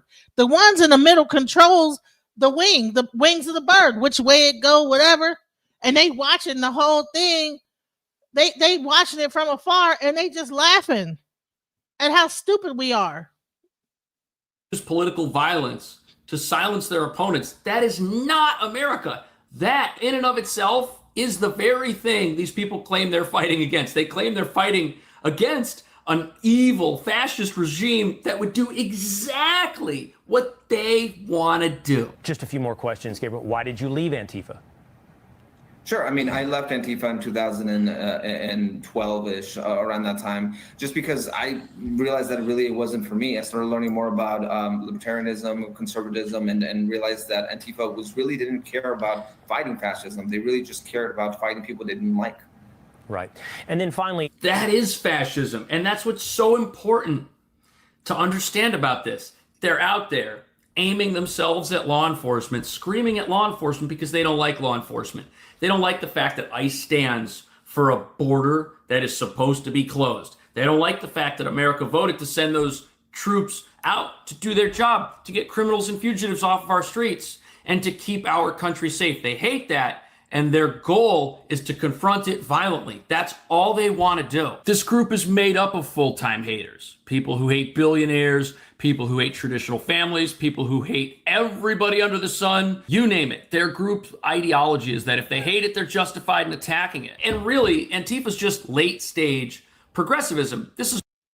First of all, he's saying that anti-fascism, that they're fighting for fascism. No, they're not. Let's look up the definition of fascism, because I think that, a lot of times people just can say stuff. Listen, fascism is a far-right political movement characterized by extreme nationalism, militarism, and the supremacy of the state over the individual. Okay?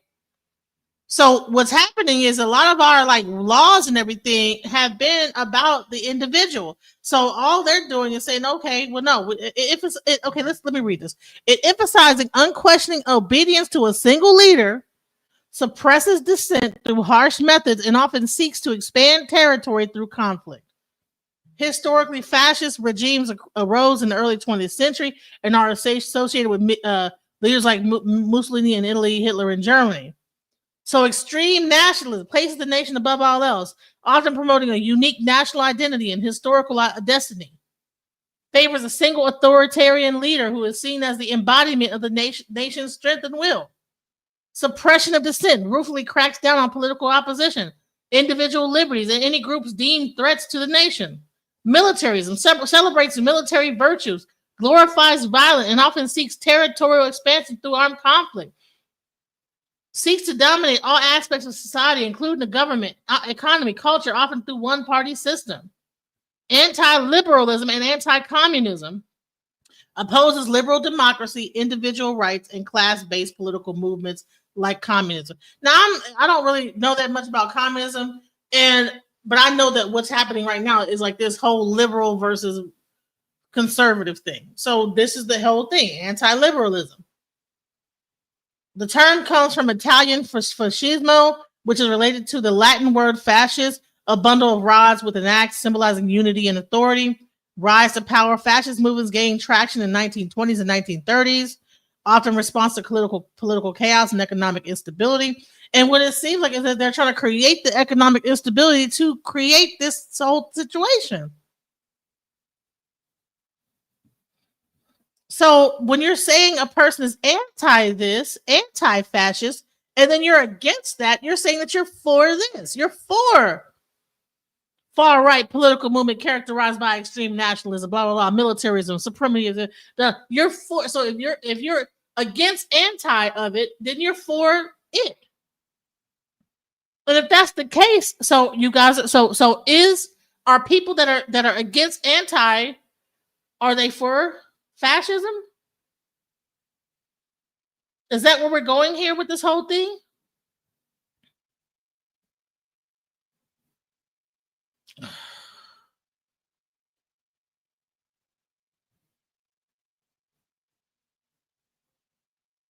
Let's go. Let me go into this next one right here. We're going to go into this one. All right. Oh, time to go. These look like Antifa people. Wow. If you touch me, you will go to jail. Oh, that's right. Touch them, go to jail. That's what these guys did. Wow. This is ridiculous. Oh, even the cameraman. Ooh. Oh, this is an all-day thing. Whether it's morning, whether it's evening. Look, they won't move. And now they scream police brutality. They will not move. They are too busy holding their Mexican flag in the roadway to obey lawful commands. This is ridiculous. Wow. Look.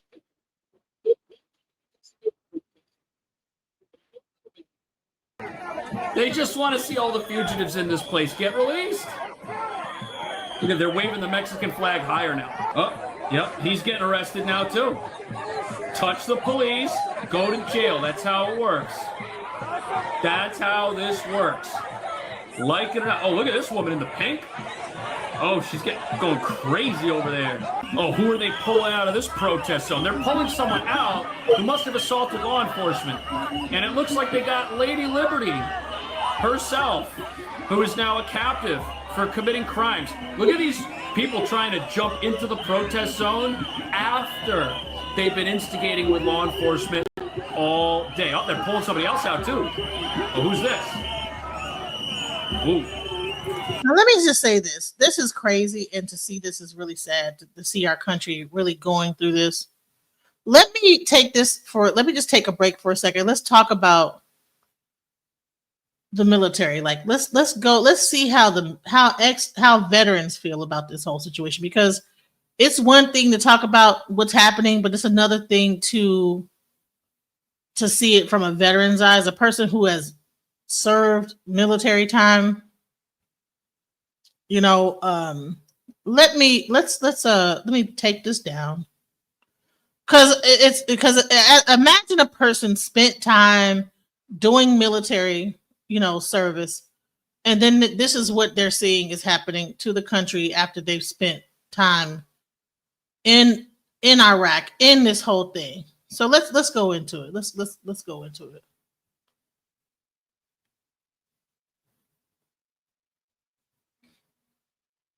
Welcome to the show. I got an amazing one lined up for you today. So in just a second, U.S. veterans are absolutely furious at ICE, and they're coming at them, man. They are giving them a piece of their mind. We also have Portland exploding because of the crimes of ICE. We have Chicago, exact same thing. I got incredible videos, incredible updates for you. You don't want to miss any of that. I'm telling you, man, this stuff is absolutely out of control. Then we have a visibly confused Trump stunning a Navy crowd that he's giving a speech to because he's completely and utterly incoherent.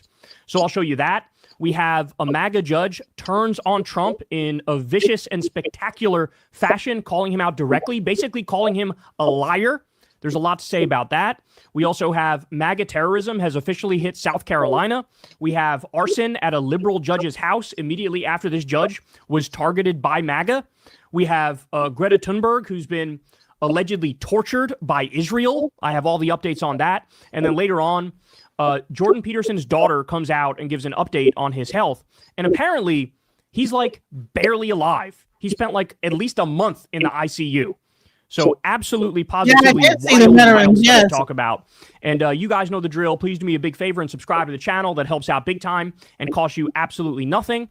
You could also support the show on Patreon. Remember, y'all, this is real independent media. I've never talked to an advertiser, never done an ad read, never talked to a billionaire or a PAC or anything like that. You guys fund this show from the ground up. Thank you to all of you who do. You could also tip with the thanks button on YouTube if you're so inclined. That button is just below right here. And you could also go sign up for Substack for Crystal, Kyle, and friends, and go subscribe to the Corin's World YouTube channel. I don't know if we have a live Kyle and Corin today because Corin's at a wedding, but we shall see. I'll give you guys an update on that when I get the information. All right, so without any further ado, let's go ahead and dive into it, y'all. So let's start with this. Last time I talked to you, we discussed this illegal raid in Chicago where ICE was in Black Hawk helicopters and they rappelled down and they basically arrested an entire apartment building, all with American citizens, by the way, and they ended up zip tying naked children and throwing them into U-Haul vans. I'm not kidding about this. I know it sounds like that's out of this world insane, but it happened. It happened. So guess what? Not only did they do that, well, it turns out one of the main reasons they did it is so that they could record what they think is like a badass video showing how much like Rambo they are, bro, and posting it on social media. Watch this. Here we go.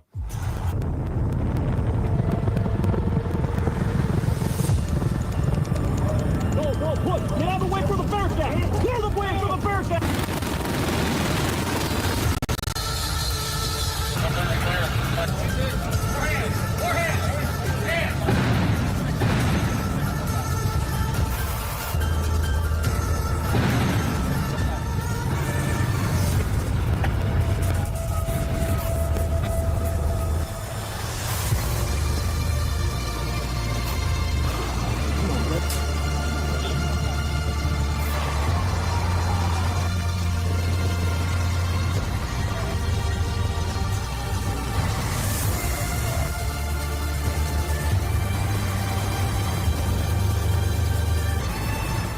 So what this is not only is it fascism, which it is that, it's also fascist theater.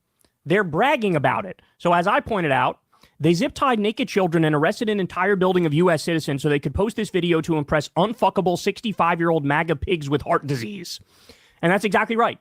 That's exactly right. Now, by the way, ready for this? I think this is a phenomenal point. This guy says, this is 100% what happened. Landlord called ICE to brutalize tenants and clear out the building. And he cites an article that lays out exactly that. And you also have one of the hosts of Chapo Trap House also says the exact same thing. There's been so many instances exactly like this. Slumlord wants to offload a property, so they call ICE and say they suspect migrant gangs, traffickers, whatever. ICE comes in, humiliates, detains, intimidates, and robs every tenant until the building clears out. So here you have an unholy alliance between capitalist landlord hogs and basically ICE, the U.S. Gestapo, and the. Are you fucking kidding me? That whole thing was done because the landlord was trying to clear his building out of people. Oh my God, really?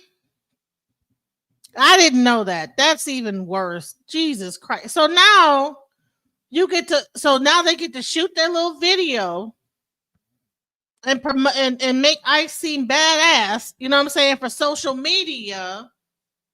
Meanwhile, they are terrorizing people because a landlord called and said there was a bunch of Venezuelan immigrants. Child, and you know what? There were some people I think they were paid people, because there were some black people that was down there saying, well, no, they it was a bunch of Venezuelan immigrants that was those people must have been. Either they heard that somewhere down through the grapevine. What? Oh my God. I didn't know that. I did not know that. They're working hand in hand here. So absolutely horrific. Now, by the way, shout out to Jordan Chariton and Status Coup. Everybody go subscribe to Status Coup News on YouTube. They do some really, really great work. They've been on the ground at a lot of these ICE protests all around the country, and they've been, monitoring the National Guard coming after people, the U.S. military. They've been monitoring the ICE Gestapo. Well, here they had a conversation with a U.S. veteran who basically breaks it down for us, and he lashes out at ICE. So watch this. Do you think we actually have a real democracy to save? Here's the big problem, guys.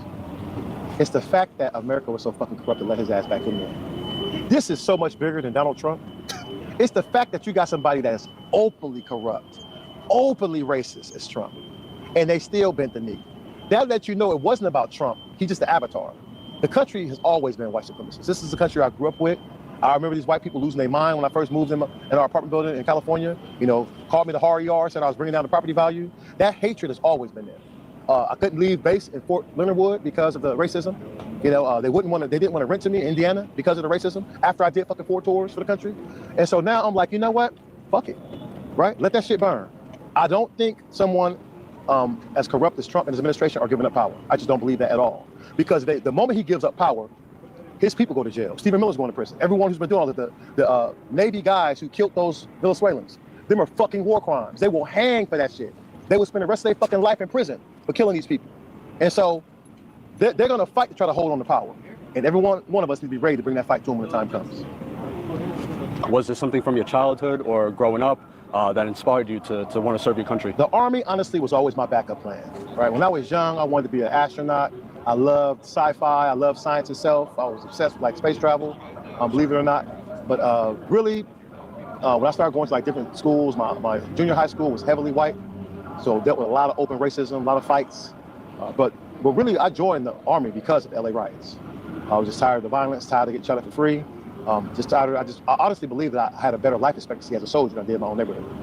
And so I just left. I think I probably was a recruiter's dream. I walked in, said, I'm ready to go. One last question. What would be your message to current soldiers, ICE agents, and National Guard that are being ordered to do illegal, non-constitutional things on a daily basis? You don't participate, right? Weaponize incompetence. You walk out here, you look good, you be a prop for the government, help people with their luggage, but absolutely do not raise your weapon. As a citizen, don't participate in anything you know is illegal. You tell them demons whatever they want to hear up front in the streets, and especially I'm talking to the NCO Corps, because the NCO Corps is really what holds the military together. That makes us unique in all armies. The NCO Corps, I believe the non-commissioned officers will hold fast to the Constitution. We know how to play the bullshit game. We've had bad commanders before. We let them do their thing, man, but out here in the real world, especially if they're not the type of commander that lead from the front, they're not going to know what's happening from the field. You send their ass some bullshit report. And honey, the reason why people are buying drugs because they want to get high. Now, drugs are bad, okay? But people want to get high. That's why they're doing it. The people that's on drugs that are buying the drugs are not the ones that are out there protesting. They're in the hood on the street. It's a sad thing. But you know what? Maybe that might stop the drugs. They're cutting down on Social Security, certain people, whatever. Maybe that might stop it. Who knows? I don't know what we're talking about, the Vietnam. How do you think ICE is allowed to operate how they operate? It's legal. It's actually not. Well, you know what? If they are bounty hunters or whatever, but still, it's still a violation of rights. I'm sorry. You guys can't be so ridiculous, bro. It's sad how much people that are in this chat that are so brainwashed. You guys are crazy, bro. Because you're watching it on TV. It hasn't come to you yet. By all means, stay the fuck quiet. Do not expose yourself. If you got a grievance, bring it to the veterans. We can talk shit without being subject to the Uniform Code of Military Justice. But we need you there. Somebody with a fucking conscience got to still be here to hold the line. I have to say, man, the advice I've been giving was basically the opposite of this, where I was telling everybody if you work for one of these agencies or you work for the military or whatever, National Guard, whatever it may be, quit, resign. Explain this is totally unconscionable. We're not going to do these things. They're ordering us to do illegal and unconstitutional things. What he's saying... No, you can't just resign the military. You'll be considered AWOL. You can't just resign. There's no such thing as resigning. That's called AWOL, okay? And you can go to prison for that. You can't just do that. So yeah, This guy is not military, so I don't know. And again, this is a veteran. He's saying, no, we need you. We need, if you have a conscience, we need you in there, and we need you to be the last line of defense, because when they order you to do illegal thing X or unconstitutional thing Y, you need to basically not do it, then go lie to the higher-ups and say, yeah, we did it, and give them whatever bullshit report they want to see, and then at least you're the last line of defense against fascism in its most extreme form. So I have to. And the reason why he probably knows to say that is because they probably did that shit overseas and said they did some shit and knowing they goddamn well didn't do it. So he probably know what he's talking about, how many tours he did. He probably did that shit, came back and said, yeah, we took care of it. I think he kind of swayed me. And honestly, he would know better than me anyway. This is his field of expertise. I think he kind of swayed me. I think that might be the move going forward. And I understand that it's terrible for you. It's terrible to see people. It's terrible to see democracy burn around you, but you really are a last line of defense. And for you kidnappers known as ICE agents, understand this. You will never be fucking forgiven for your crimes, ever. The soldiers, I can understand. They took an oath. They're duty bound to be there. They can't just quit. You can fucking reclass tomorrow and go work for FEMA or do something else. If you choose to put a mask on, if you choose to send people to concentration camps, if you choose to do that shit, you will be a mortal fucking enemy forever. When that fucking demon is gone from the White House, you will be hunted, just like you hunted them. You will be hunted. You will never have a fucking moment of peace, period. Out of everybody I despise the most, ICE is at the top of the list right now. You guys are fucking traitors, man. And the fact that you let Proud Boys and Oath Keepers and all these fucking insurrectionists on the team, that lets you know, man, listen, I'm gonna tell you something too, to you Proud Boys. I don't give a fuck if that felon anoints you in the name of the Father, Son, and Holy Spirit. We're not gonna recognize that shit in these streets. Understand that shit. So when you come out here, be ready for those one-way missions. All right, it's all fun and games until you deal with heavily armed veterans who are willing to match and seat your energy. Hell will flash trees over before I let anybody in my family be taken. Period. I don't give a fuck. And you can tag that fake ass God of War himself. Fuck him too. Right? I don't give a damn about any of these demons, man. ICE is an absolute scourge. You should hold your head in shame forever for the shit you're doing. You will never be forgiven for that shit. If you had a shred of dignity, you would reclass tomorrow. Sorry guys, that shit just pisses me off, man. Can't stand these fucking demons, man. Damn. He's going in on them, and he's 100% right.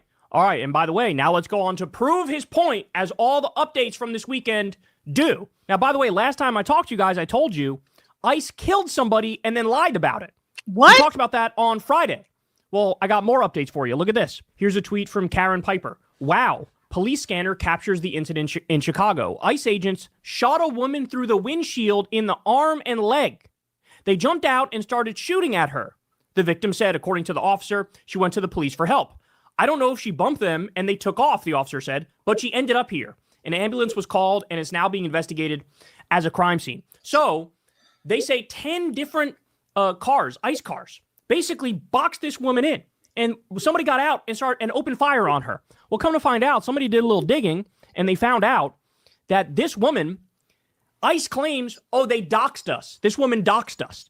Now, by the way, when you are a federal official, your job is to represent the public. You are a representative of the public. There's no doxing for a federal position. And let me tell you something that's crazy. Do you know? So they got mad because this woman doxed them, and so they end up like attacking her, and I think later on killing her. Here's the thing that's crazy about this. See, anyone can call ICE on anybody. So this one, a mulatto, Pamela.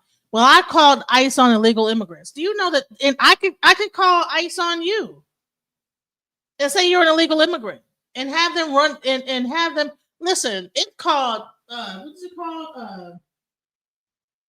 It's a name for it. Where you have people. What is the name of that shit? When you say that somebody is swatting, right? So you get pissed off at somebody, call ICE on them, and just and yeah, you know what I'm saying? And so even what he's saying, well, I call ICE on immigrants. Well, honey, somebody can call ICE on you, sir. And then you get to see exactly the situation, like how fucked up it is. Like all they gotta do is find out where you live, go to your account, find out who you are, get your IP address, find out your address, and then call ICE and say that you're an illegal immigrant. Say that so and so is over there, and I think he's a drug lord or whatever, and then they will come and fuck up your whole life, bro. Like and have and inconvenience the shit out of you, bro. So all that, like what you think that you doing, like that's not cool, bro. To do that to people. We should not be doing that, bro. Your name, by default, has to be known. You don't get to be, incognito and anonymous when you are a representative of the public because you work for the federal government. No, your name, of course, in the same way that cops, their names need to be known. They have fucking badge number and everything. They can't cover their face, right? Because they work for the government. Now, in that instance, it's not the federal government, but it's the government nonetheless. So you have a right to know what they're doing with your money in your name. Same for the feds. But ICE says, we say you're not allowed to dox us. No, but we are, because it is not doxing when it's a federal agent. Because again, people have a right to know what you're doing with our money and in our name. And by the way, what you're doing is committing crimes on a daily fucking basis. So this woman... And then hold on, I'm sorry, I'm gonna back it up, but she was ramming their car, so she deserved to die? Because she rammed the car? Like, what are we doing here? See, the problem I'm having with the ICE situation is that these are untrained agents, people that are just getting thrown out into the field without any training. They need to call all these motherfuckers back and put them through at least an 8-week training to break down the whole thing. What it seemed like to me is that they're just like, sign up and get on out there. Maybe it's a week. I don't know how long the training is for. I don't know how to look it up, but I mean, it don't seem like they're getting none the way that they're acting, and whatever the training is, it's not sufficient. Had released, names of these people, and so now the speculation is, holy shit, they're trying to say, it was a car accident and she drove into us, and then we got out and started shooting because we felt under threat. They said she had a semi-automatic weapon. None of that has been proven. None of that has been proven. So, in other words, what it looks like happened is they targeted this woman on purpose because they felt like, you doxed us and now we're going to shoot you. This is incredible, bro. This is incredible. And again, I'm just getting started. I got a lot more. Happening now, heavy military presence outside the Broadview ICE facility in Illinois. Snipers can be seen on top of armored vehicles. Protesters are also being arrested. This is insane. This is not America anymore. So here is a video of what it looks like in Illinois over the weekend. Look at this.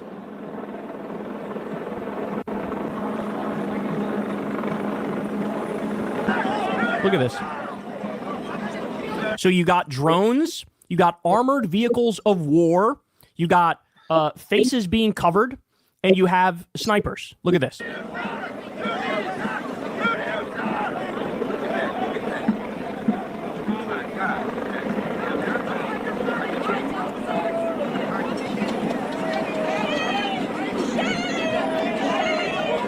By the way, let's be clear. All of this for peaceful protesters, people using their First Amendment rights, protected under the Constitution of the United States.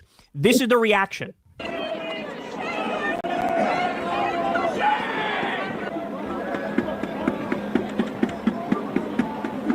Now, by the way, you're about to see that ICE is overreaching so fucking hard that they've even lost the police departments. The police departments are furious with them because they're making their lives a living hell. So there's a rare instance where you see the cops more on the side of the protesters. Unbelievable, bro. Maybe unprecedented. All right, more. So again, shout out to Jordan Sheridan and Status Coup News. Go subscribe to them on YouTube. Go follow them on Twitter. This is crazy. So here is a Hispanic man yelling at a Hispanic ICE agent, basically saying like, fucking how dare you? Like, how do you think your family got here, idiot? Watch. You're going to use that gun on your people. Shame on you. I hope right now your ancestors are looking at you. Look at you right now, brother. Stand up. Stand up. How did your family get here? How did your family get here? You of all people. You don't walk away, brother. I'm good. Stay there. We can talk. We can talk. My tax money put you in school. You came here without no papers. Now you're an American. Thank you. Out of the way and pay us back. We love you, brother. Don't forget that. Everybody take a picture of you. You know why? The internet is so good. No, I'm on public property. You're going to be a movie star. You're going to be a movie star. We're going to show you. Wait a minute. Come over here, Mr. American. You're gonna use that gun. So as you could tell, this country is exploding, and it's exploding because of the rampant fascism that's overtaking us at a record clip. Wild scene, suspected plainclothes agent filming a D.C. citizen demanding to know where they live. Agent accuses citizen of not being from D.C. because they have a, quote, different accent. Witness told me agent had Ohio plates and was possibly carrying a gun or radio beneath his shirt. So this is the sort of intimidation happening on our streets now in Trump's America. You live? I mean, you want my address? Yeah, where do you live? Give you that, but you live in this community? Uh-huh. Where? And we're just always worried when we see folks who don't look like they're from here because I'm actually from here. A lot of people, where are you from? Oh, cool. You're not from here. You have a different accent. Is this your car with the police parking pass? Actually, it is. Okay. Why? Well, I don't want to interrupt anything if you're doing something important. Yeah, you're actually harassing me. Worried I'm harassing you? No, I'm standing over here. No, you've been harassing me all morning. What's your name? All right. Well, what's your name? I don't really know why you need to know. I have witnesses. That's great. You're following me. You're harassing me. Well, have a good day. I don't want to harass anybody, so I'm keeping my distance. Bye-bye. I'm keeping my distance, all right? Bye-bye, little fella. Okay. Have a good day. Bye-bye. I don't want to harass anybody. That's too late. You already started harassing me. All right. I'm just standing over here. I'm about 10 feet away from you. So this is one of like hundreds of clips like this that are all over social media. How about this one? Trump's Gestapo is randomly beating up members of the press. Watch this.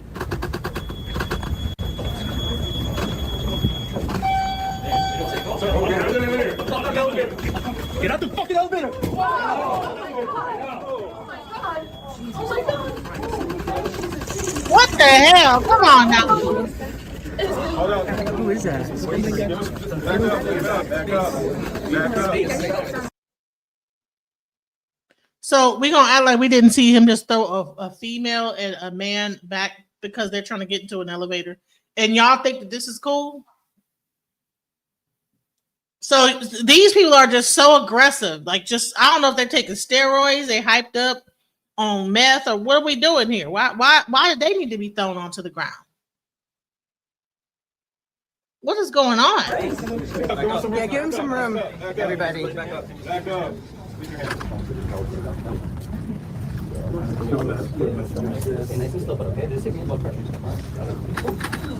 Jesus Christ. Yeah, I got it. So I believe that there's now lawsuits. It might be over this incident exactly. Bro, this is not respecting the law. This is what are we doing? Like, okay, because they're trying to get into the elevator, they just slam a guy down out of the elevator? That, and we need to respect that? How do we respect that? Based on what? Based on what statute should I respect that a person getting into an elevator gets just shoved and thrown out and almost and hurt, and this guy has a fucking mask on? He can't sue the guy or nothing. You don't even know who it is. Trump's Gestapo is randomly beating up members of the press. Watch this.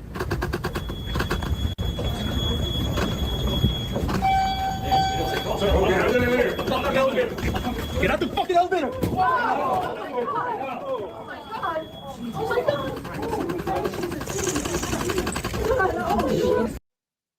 Why can't he go into the elevator, bro?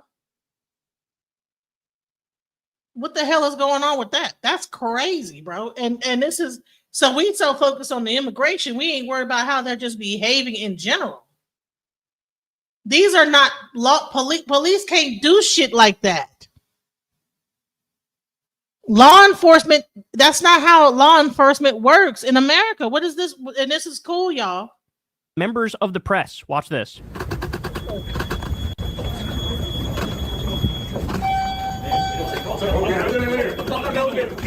Get out the fucking elevator! He trying to get into the elevator. They done knocked a person all the way across the room. And this is how we do here in America?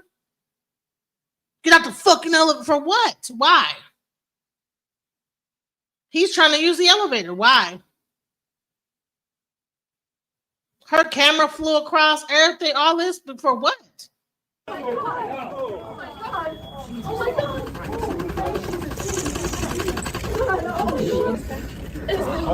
Who is that? Back up. Yeah, give him some room, everybody. Back up.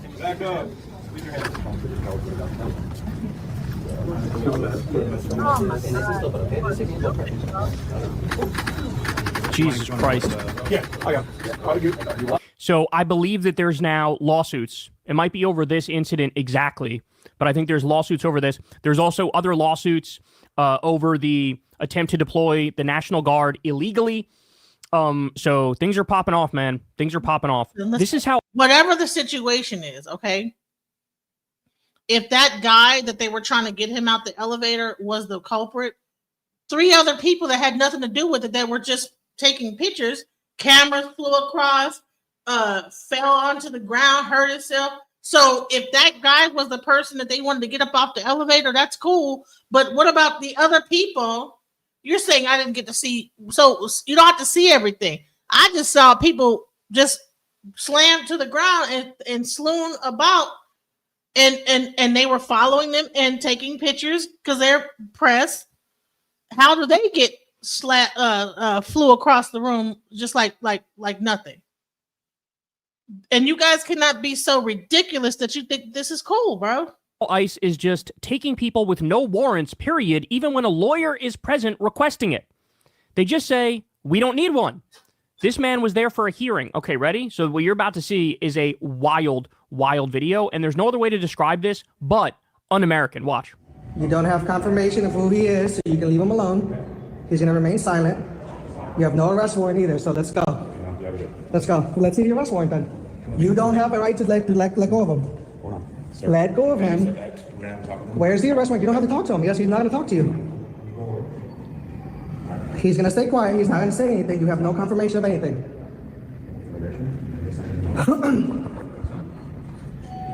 This is the 3rd time pushing down the elevator, go down, and you're preventing us to go downstairs. You're preventing us, again, you're blocking the elevator. 3rd time they were trying to go downstairs. You can go with me. He's coming with me. You have no idea who he is. Let's go. Let's go this way. Again, you're holding him without an arrest warrant. Let's see the arrest warrant, sirs.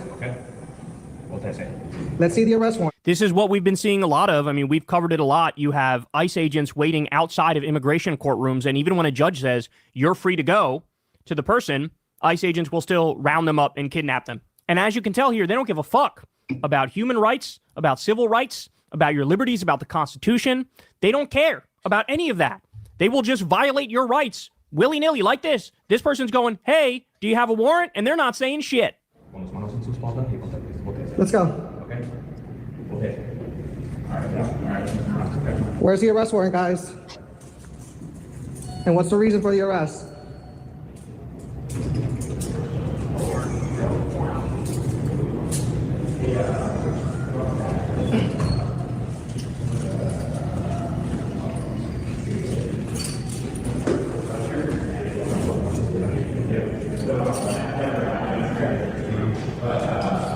Let me get his stuff. Let me get his stuff. Let me get his stuff. Just say, shake your head, yes. Thank you very much. Where are we going? I mean, it's just fascism. What we're witnessing is pure fascism. Here's another one. This one's a Border Patrol agent, and he just starts assaulting a man. Watch. What's up? Move up on me again. Step back. Step back. I'm on a public record. He's not doing anything. You're saying that. No!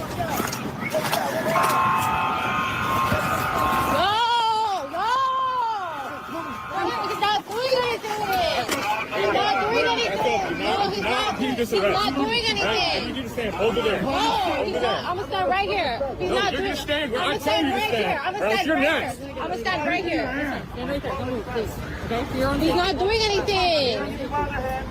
Let me give you my other hand. Now. Unbelievable. Outside the Portland ICE facility, a man and woman were standing talking to a pair of cops with shields when one of them draws his pepper spray and unloads it into her face. This video is something else. Oh, shit. So she's saying to them, you're fucking stupid. This is all totally protected free speech. 100%. You're allowed to say this to a cop. You're allowed to say this to an ICE agent. You're allowed to say this to a government official. Body check it because Who is talking to you? No. Hey, this is the line that they created. Oh, shit. Insane. There was zero Zero physical threat. Zero. Watch again. And this is the line that they created. Oh, shit.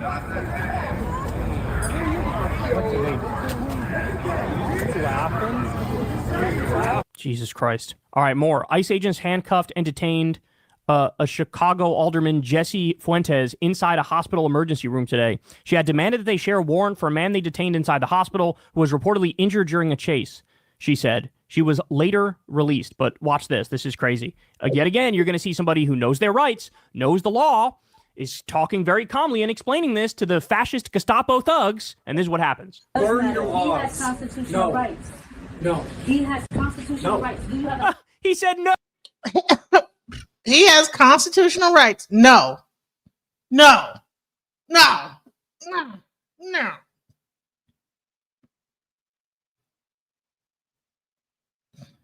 Thank you. It's not Mexico, guys. We are in America. What are we doing? So, I mean, I don't get it that because it's not happening to you. So it's easy to look on and be like, good job, guys. Yeah, beat them up. People are stupid, bro. Oh, he said no to that. The people who are doing these illegal arrests, unconstitutional arrests, they need to end up in prison. You need to go to prison. Prison. You can't just, no, I disagree with the Constitution, so now I'm gonna, like the thug gangster criminal I am, fuck up your life because I want to. No, you need to leave. Turn around here. Turn around and leave. He is under, I'm going to arrest you. Arrest. You are going to be placed under arrest. Do you have a scientific warrant for him? Can somebody go on the... You're literally just witnessing, this is on tape, this man is a criminal. He's a criminal. You're abducting somebody right now. That's what you're doing. You're abducting them, kidnapping them, human trafficking them. It's all on tape. There's no crime here. Go and get Lisa for me, please.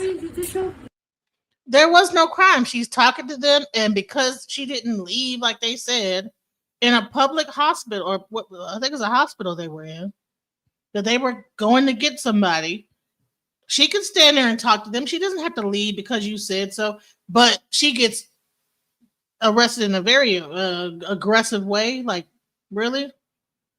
I'm gonna let you back up here, Pamelatoism. Okay, but we're gonna have to have some decorum. Okay, go ahead. What you gotta say? Yeah, man. Fuck these illegal aliens, man. Like, really, why are you whining about this? Respectfully. They all must go, man. Really, I don't know why you're whining. Every time you see an illegal get deported, you want to do a 5-hour stream crying. Let them go, man. And just look at it as housing and job opportunities is free enough for your own people. U.S. citizens, black Americans, man. God damn. Fuck them. And they can just go build their countries up. Since they allegedly are hard workers, fuck them. Let them go build their countries up, man. Shit. And that same Hispanic older woman that you advocating for, she was in Chicago trying to take districts from the black aldermen. If you want to have a conversation about how mass immigration affects the black American community, that same Latina alderwoman was advocating for taking representation of a particular black ward in Chicago away from black Americans, man. So fuck them, man. Really. This is their karma, really.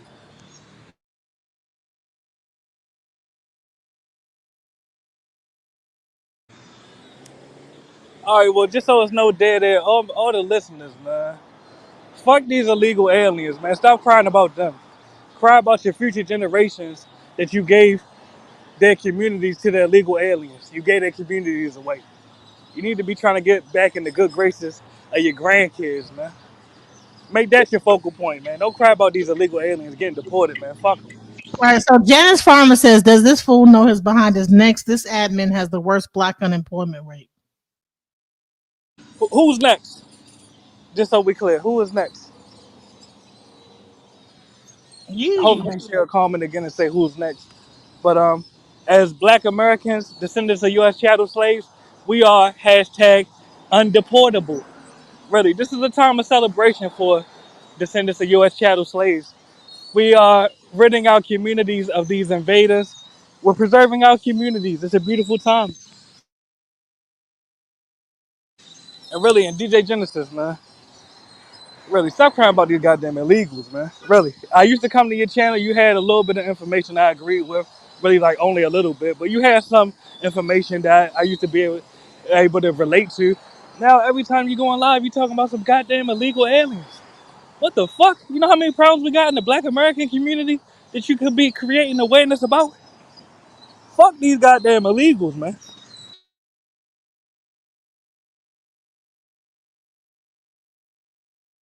I don't give a goddamn about no illegal alien, man. Really, respectfully. Really. I hope that when I say this, it don't go out the other ear and you'll actually get back to the drawing board and think about some topics that are pertinent to the Black American community that you want to discuss. Because, come on, how many goddamn videos do we need to see of you crying about some illegal aliens getting deported? Fuck them. God damn it.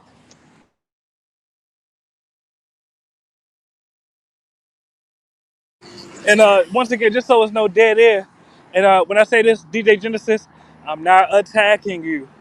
But just like during slavery, the mammy was trained to care about the kids of the slave master. Today, you care about the kids of the new invaders, the illegal aliens. That's the spirit of the mammy upon you, respectfully. Free yourself of the spirit of the mammy. And I say that with respect.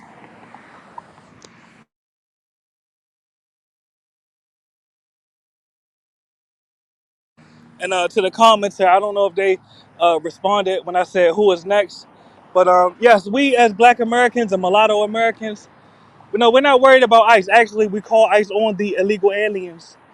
Really, we do it every day. So I recommend all Black Americans and mulatto Americans Google immigrant-owned businesses and report all of them to ICE. Literally all of them. Virtually all of them employ illegal aliens. So it's a great start. Also, if you know of any apartment complexes where illegal aliens congregate, where they reside, report the apartment complex to ICE. Really. So that these same housing units can go to Black Americans and mulatto American descendants of U.S. chattel slaves that are in need of housing. Really. It's about self-preservation right about now, man. We ain't got no tears for no illegal aliens, man. This is their karma for abandoning their country. They need to go back to their country and fix the country up that they came from. And we're just helping them get back to their roots, really. We're helping the illegal aliens get back to their roots by reporting them to ICE. It's a beautiful process.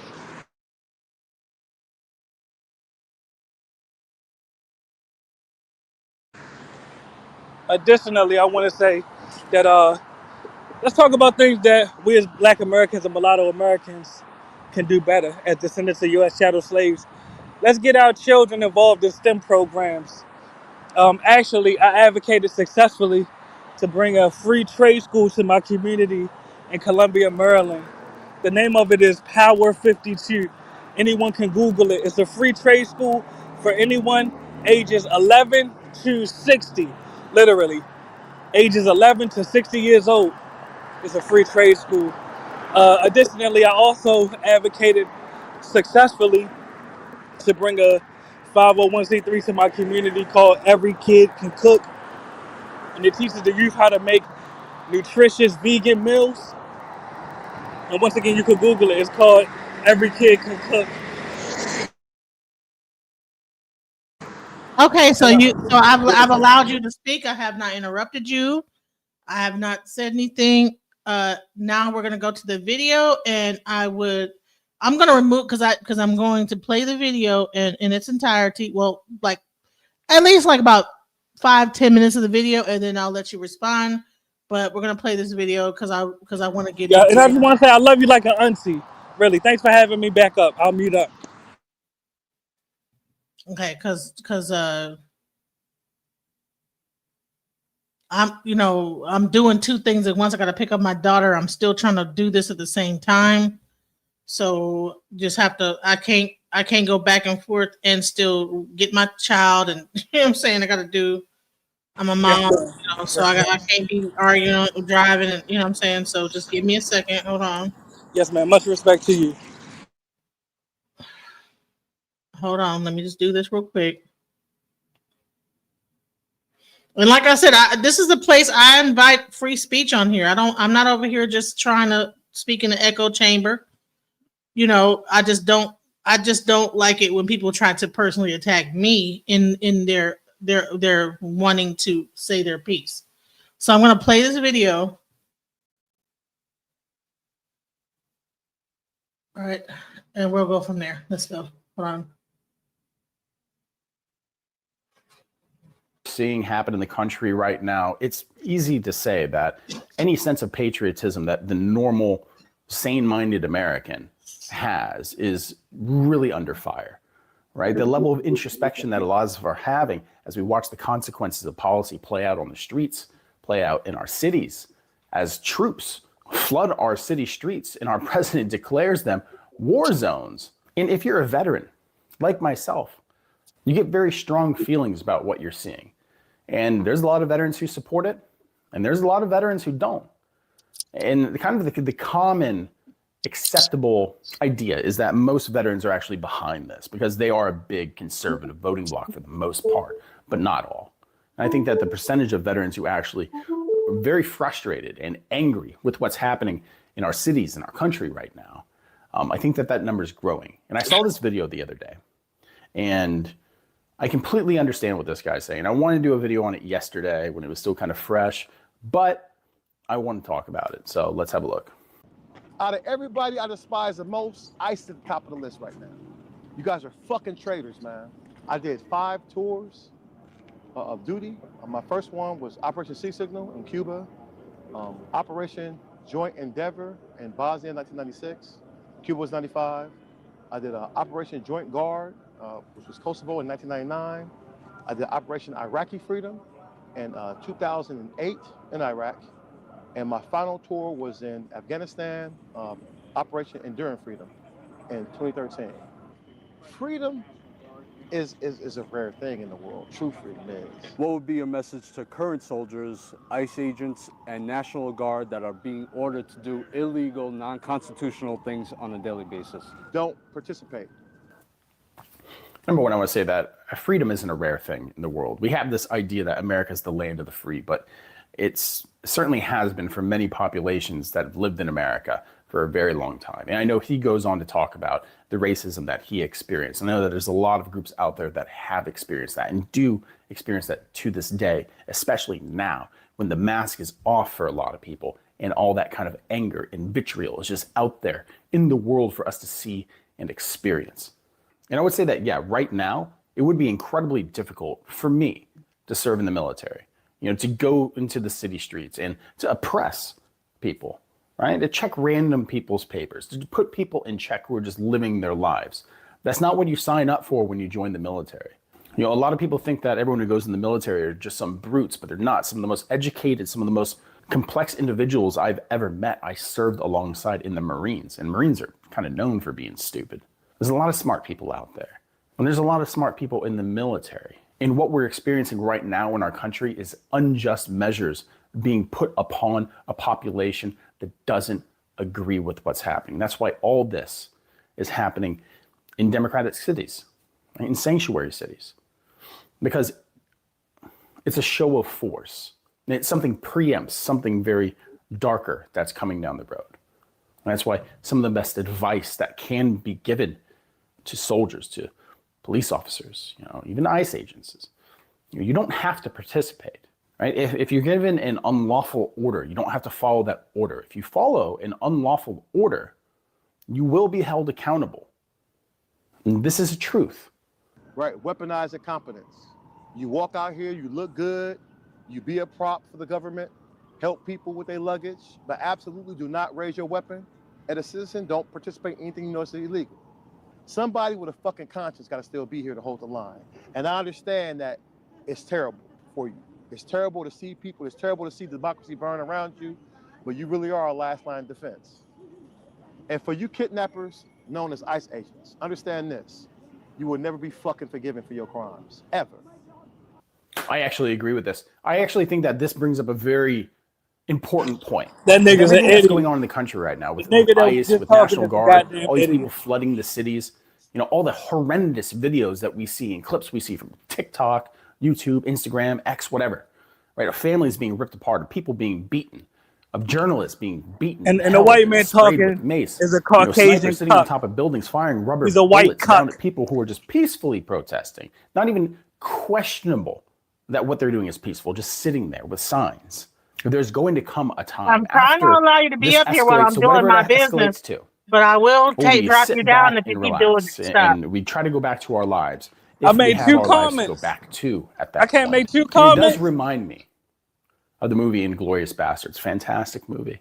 When Brad Pitt's character says to the Nazi, you know, I imagine when you get to Nantucket, you're going to take off that little uniform, and I'm not okay with that. You know, that's going to be a reality here. If you're from any of these communities that you're participating in this kind of bullshit in, you think that that's not going to come back on you at some point? That's not a threat. This is just a reality. You think that there's not going to be any kind of vengeance that's sought in the next decades to come? Things are escalating. Things are escalating, and people are being drawn to sides in a more extreme way than I've ever seen them. And revenge has a very long memory. And when you talk about blood and soil, you inspire blood feuds that go beyond generations. So I imagine what we will see if you're an ICE agent and you live in a place that isn't deep red. You will have to hide those years of service that you did for your country. You'll have to hide that, because in the future, the actions that are happening now and what is to come will be seen as villainous, will be seen as evil, even more so than it is now. And those people will not be safe, because tyrants aren't forgiven. Those who do the footwork of tyrants are never forgiven. There's always a call for accountability to be had. Always.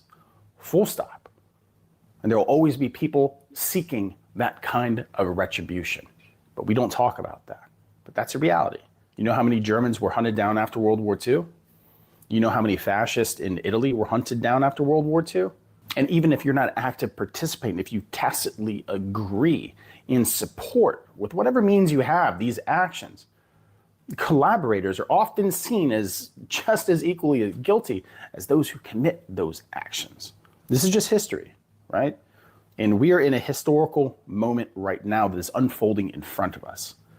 And anyone who plays an actor in that will eventually have those consequences meet them in one way or another. The soldiers, I can understand. They took an oath. They're duty bound to be there. They can't just quit. You could fucking reclass tomorrow and go work for FEMA or do something else. If you choose to put a mask on, if you choose to send people to concentration camps, if you choose to do that shit, you will be a mortal fucking enemy forever. I don't give a fuck if that felon anoints you in the name of the Father, Son, and Holy Spirit. We're not gonna recognize that shit in these streets. Understand that shit. The streets don't forgive. It is true. Listen, I'm a bit of a hood rat myself. You know, don't let the way that I speak fool you, right? Your boy has a past. And like I said, I was a Marine. I understand exactly what this guy's saying. I understand how he feels. I understand the intention behind his words. And I can tell you right now, if you're watching this, you're saying all veterans are behind Trump. They're all MAGA. No, they are not. No, certainly they are not, right? There's a lot of them, yes. But with the ones with brains, not so much. So when you come out here, be ready for those one-way missions. All right, it's all fun and games until you deal with heavily armed veterans who are willing to match and see your energy. Hell will flash trees over before I let anybody in my family be taken. Period.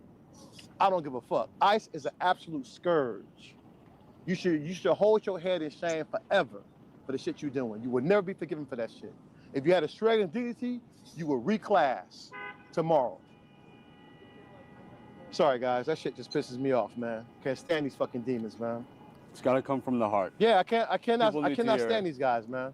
I watch, people out here running for their fucking life, man. That lady in Walmart running for like hours, man, hiding.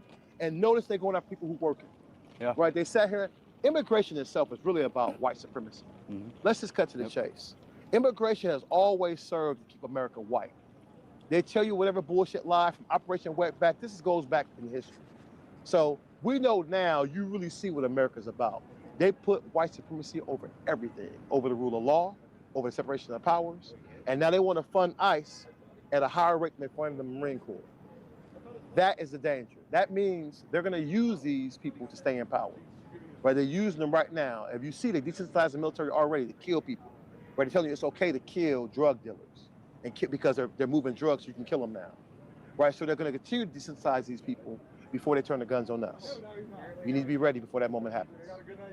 When I tell you whether it takes 10 months or 10 years, we must be absolutely relentless in our fight against white supremacy. I'd love to hear this kind of emotion, and I think that this is what's necessary. I think to bring this kind of level-headedness and energy and emotion and reasoned outrage to the conversation is incredibly important, and I applaud this man. And I think that, it wouldn't be too long ago that I probably would have disagreed with him. I still had the veil of indoctrination over my eyes from the military, being raised on base, the red, white, and blue, the Star-Spangled Banners in my eyes. I was that, absolutely. But that goes away, that should go away when you see what we've been seeing. And I don't think I'm as out there as this gentleman is, and I respect him. I do. But I can say that I feel that passion because I feel that anger. And I feel that sense that something's coming down. And a lot of people do. And this is a buildup. And this is going to get worse. And this will accelerate. And all people can do is be ready. Prepare yourself. Have food. Have shelter. Have water. Have the supplies. Arm yourselves if necessary. If you think that that's something that you can do, then you should do that just as an American in general. I don't want to see a conflict in our nation. I don't think anybody really does. Any sane person doesn't want a conflict in our country. We want these things to be resolved the political way as it always has been. All right, so I'm back, guys. I had to go pick up my daughter. So here's the question. I mean, how much of this is really about illegal aliens?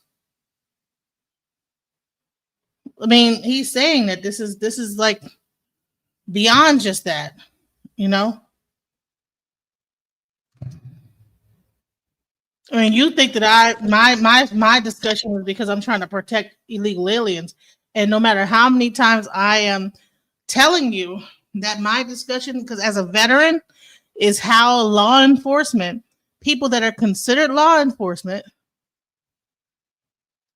are behaving. And no matter what I say, you keep telling me, you come up here to make it about illegal aliens. And all I'm saying is that veterans are saying it, people that have served are saying it. Some police officers are now beginning to have the same feeling about how these people are going about their job. And are you able to? I'm sorry. Go ahead. And I think that everybody is so hyper focused on the illegal aliens that they are just looking past that this is becoming a whole brutal federal police force that is going unchecked. And so therefore, because it's not happening to them right now, that they don't understand that, okay, say they were successful in getting the majority of the illegals out. So what happens? You think that police force is going to then be dismantled by Trump or whoever's in office? Or do you think then they're going to be giving another directive? So let me ask you, when was law enforcement not weaponized against Black Americans? I mean, yeah, they've always been. But the only difference is that okay, so what's new now? Hold on. The difference is what's new now is that these particular bounty hunter type of people are not governed under the same oaths that the law enforcement takes. So therefore, they could just slam people onto the ground that's just taking pictures and stuff and being the media, and they could do all this other stuff DJ Genesis, unchecked. Why are you interrupting me, sir? Why can't I because finish? I'm trying to have a dialogue. No, that's not how it works. I get to finish my sentence.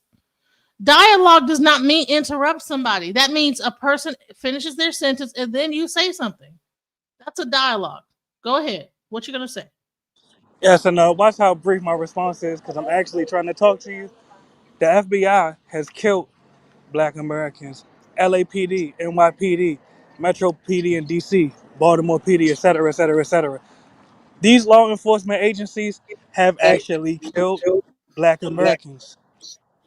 ICE has never killed any Black Americans. So I'm confused as to why you think that ICE is escalating against us. What I'm trying to tell you is that yet, you know, this whole thing, the way it's going, the way it's being put together is in its infantile stages. Right now, Well, we'll cross that bridge when we get to it.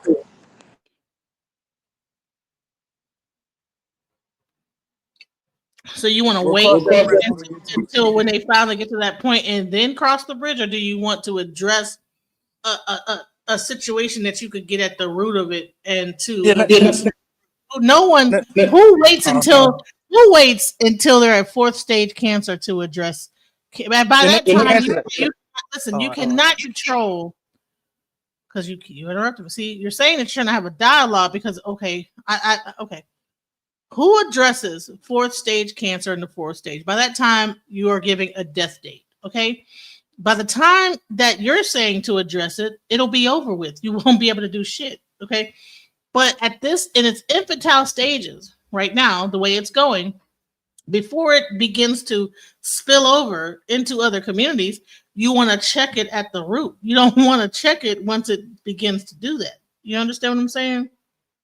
And watch how brief my response is. And I think you gotta you have to mute up because it's an echo when I speak. But watch again how brief my response is. What I won't do is allow fear mongering to convince me to say that ICE doesn't need to mass deport the illegal aliens. That's what I won't do. I've never said that. All right, then. So that's what we're focusing on right now. At the present moment, no Black Americans have been killed by ICE. Black Americans have been killed by the FBI and the different police agencies that I named earlier. So if there is a problem, we must address the actual problem that we actually face. ICE is not our problem.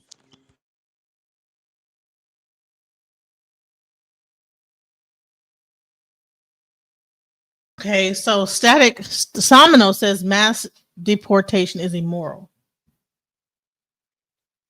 How so? Static Samino says Black people have been deported. Not Black Americans, though. We are undeportable. No jobs, cheap labor because of illegal immigrants. Trucking industry rates are low. Go home, illegal immigrants, so America can thrive for American citizens. I agree with that sentiment. Okay, but here's the thing. Every time we have this conversation, the focus is on the immigration part of it. And I keep saying that my focus is not the immigration part of it, but how ICE is handling themselves as law enforcement. And no matter what I say, it's almost like there is a ear cuffs on your head that no, when I say that, you don't hear that. It becomes a conversation about the illegal immigrants. No matter how many times I say, yes, the illegal immigrants that are illegal here should be deported, that 100% ICE should do that. That is I actually responded directly to what you just said.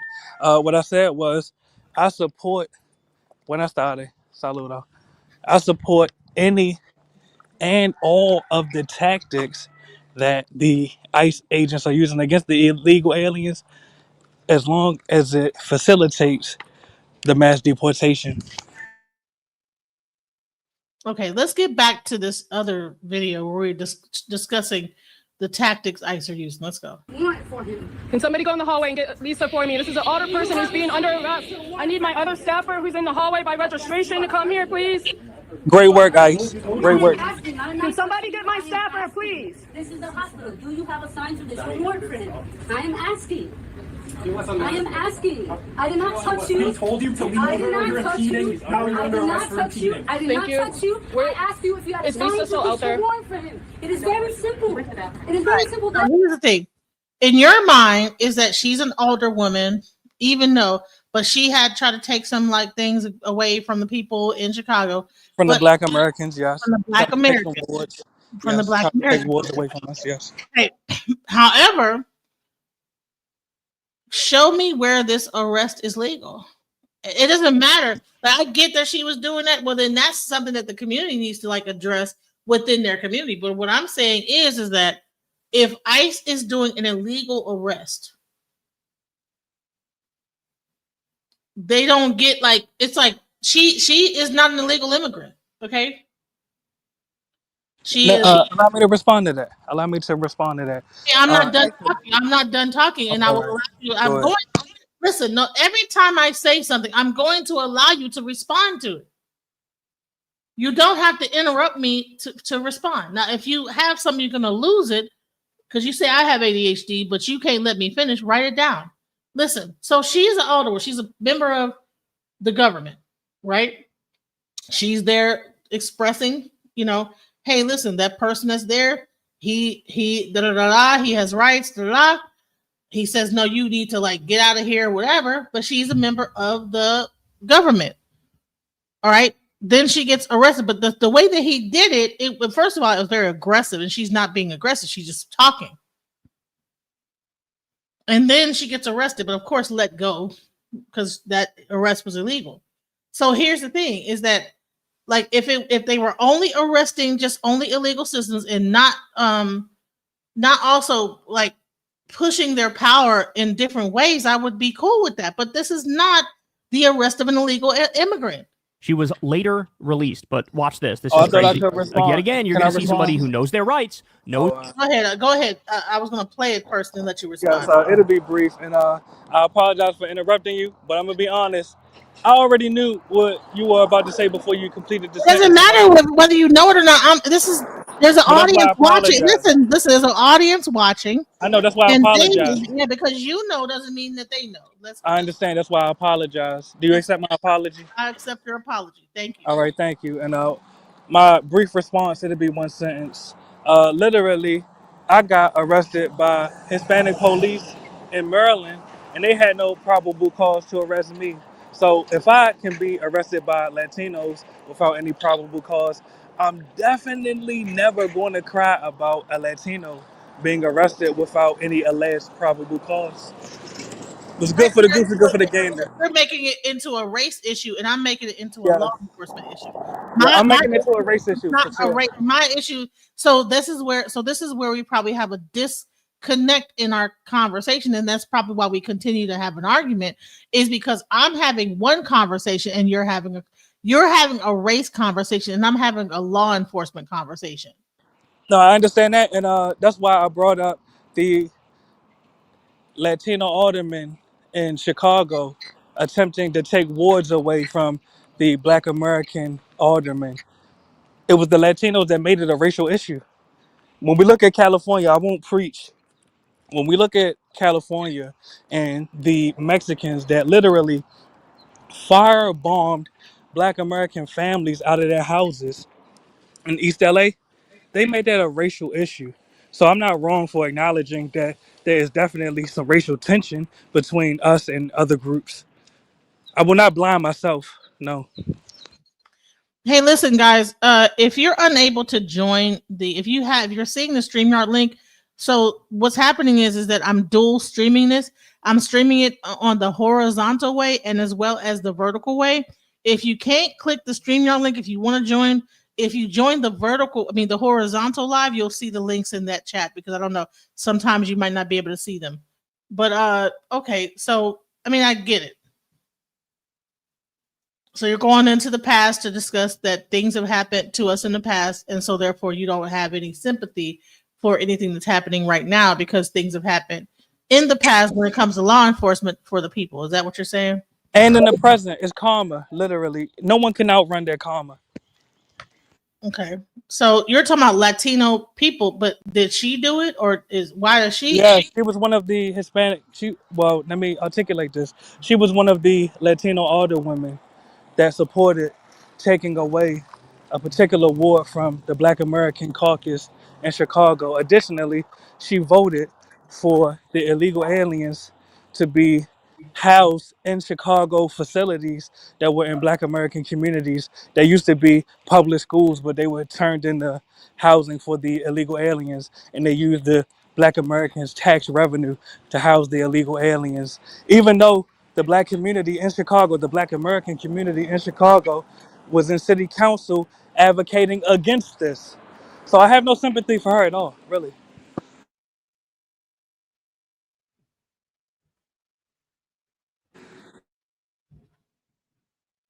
And full disclosure, back when this was taking place, I even called her office and asked her, why are you advocating to give U.S. tax revenue paid by U.S. citizens to illegal aliens? Her staff hung up the phone on me, literally. So I have no sympathy for her. Did you ask her, or did you ask the staff? Well, I asked her in emails and phone call voicemails and staff members because I made more than one phone call. Oh, okay. Do you live in Chicago? I have real estate in Chicago. Okay. So somniostatic. Can you show a picture? I know you're a real person and you're not trying to like do some weird stuff, because this is a very okay. All right. Thank you. Welcome. All right. Go ahead. Hi. I turned my camera back off because that's weird for me. I was just randomly scrolling around and I saw you were talking about how you were a veteran. Yes, I'm an Air Force veteran. Air Force veteran. Okay. So I don't know how much you want to talk about that, but how long did you serve for? Almost 4 years, 3.75 years. So you did like a full tour or a full practically damn near. Gotcha. I have a question. When you say it seems like you are okay with some amount of enforcement against illegal immigration, which I think is pretty reasonable. I disagree with almost everything the caller said because I think they just want to make it about racial animus. It sounds like because a Mexican guy arrested him once, then we get to deport all the illegals. I would just like to. You don't have to mischaracterize. Wait. Listen, you don't have to interrupt. Let him finish his speech. I just wanted to point out real quick that in our Constitution, our founding documents that this nation was founded on, it says right there in the Constitution, all persons on our soil get due process. It does not say legal citizens. It does not say Americans. It does not say people with papers. It says all persons. Every body, every living body on our soil gets the protection of due process. So, you know, you can say that, not that you were doing it yourself, ma'am, but the people, I just see a lot of people saying like, well, you know, if they're illegal, then they need to get the heck out.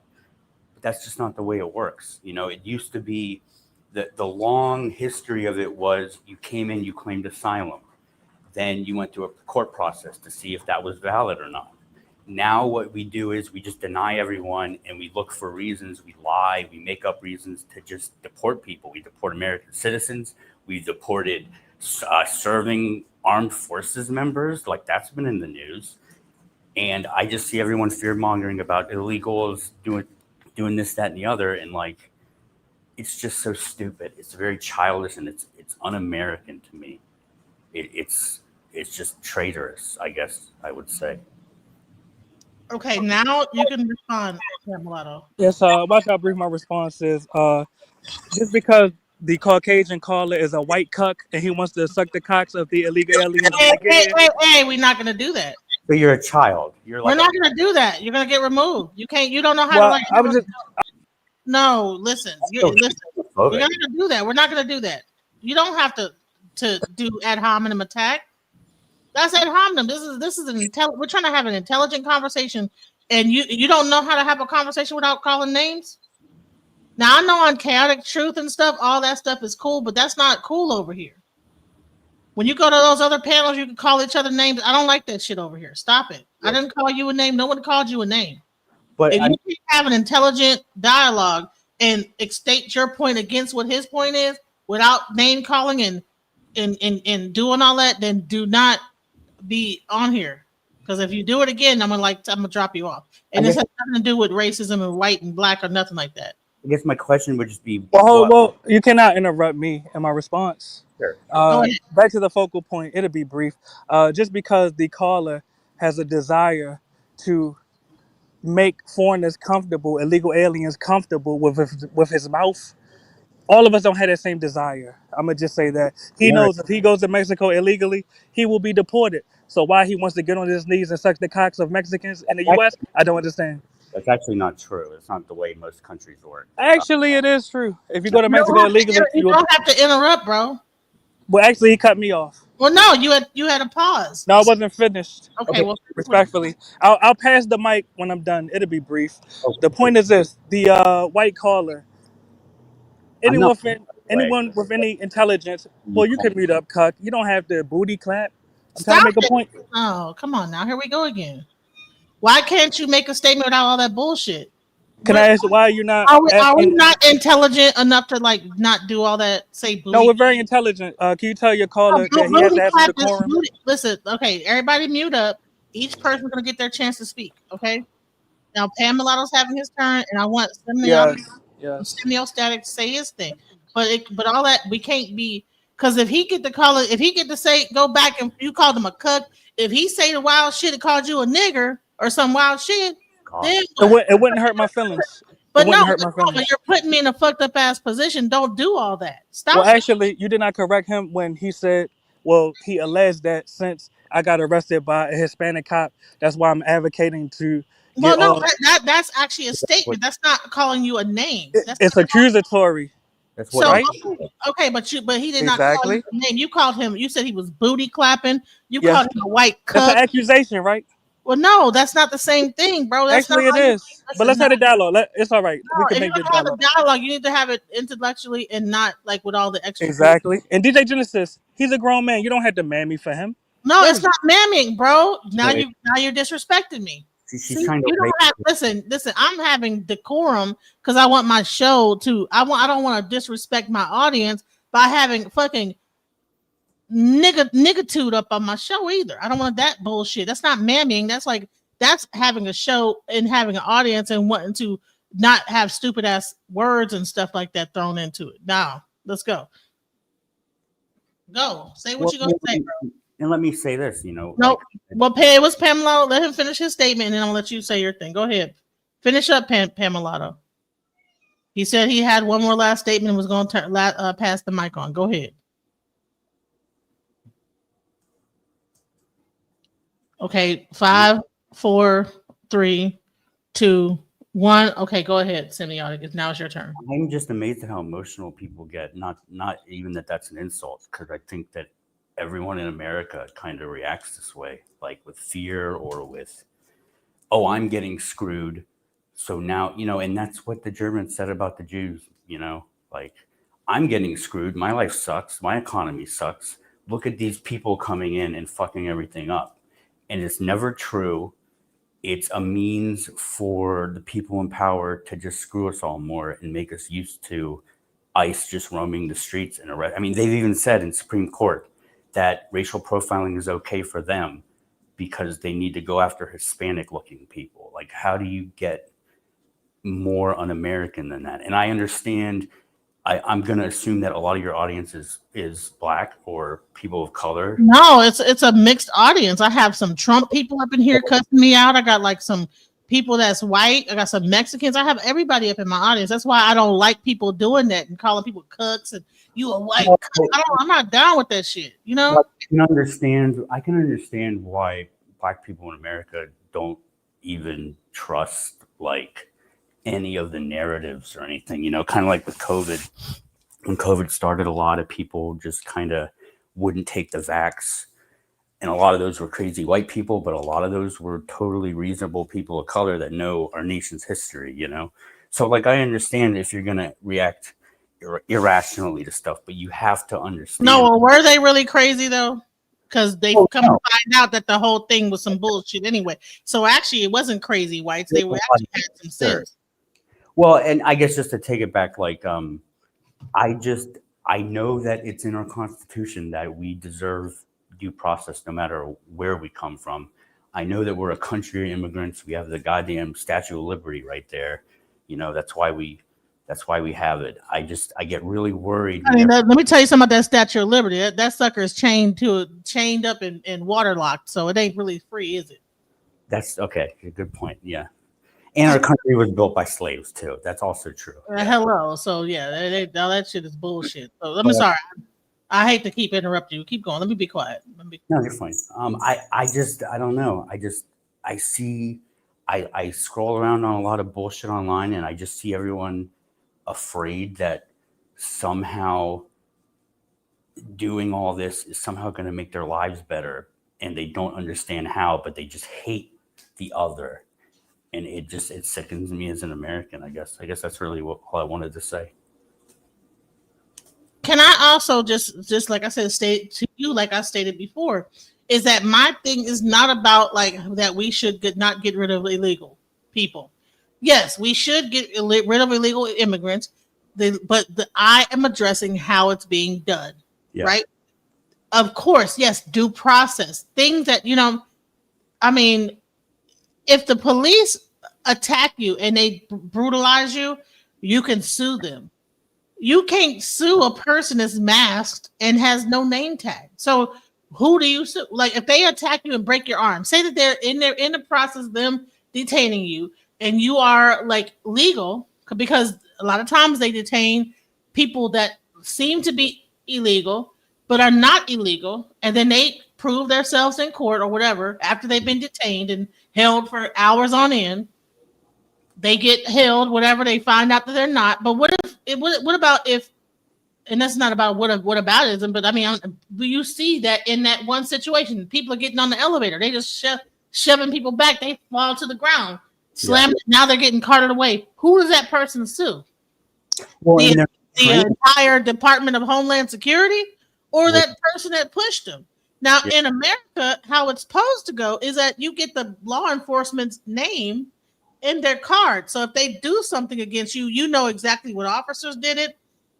They have name tags. So you can sue, you can actually say, okay, this person did this to me and I want to create a complaint against them. The way that this process is now, you can't place a complaint if they do something wrongly. There's no checks and balances. And that's what I'm talking about.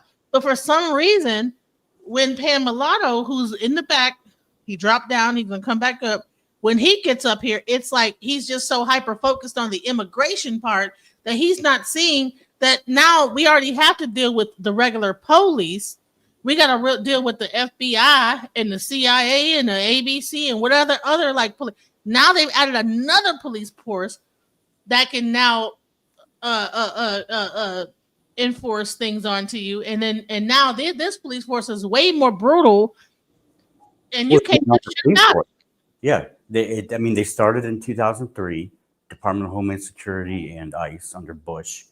And I think a lot of people didn't realize that this is what it was going to turn into, where it's literally just a little secret police that we send around to just fuck with people.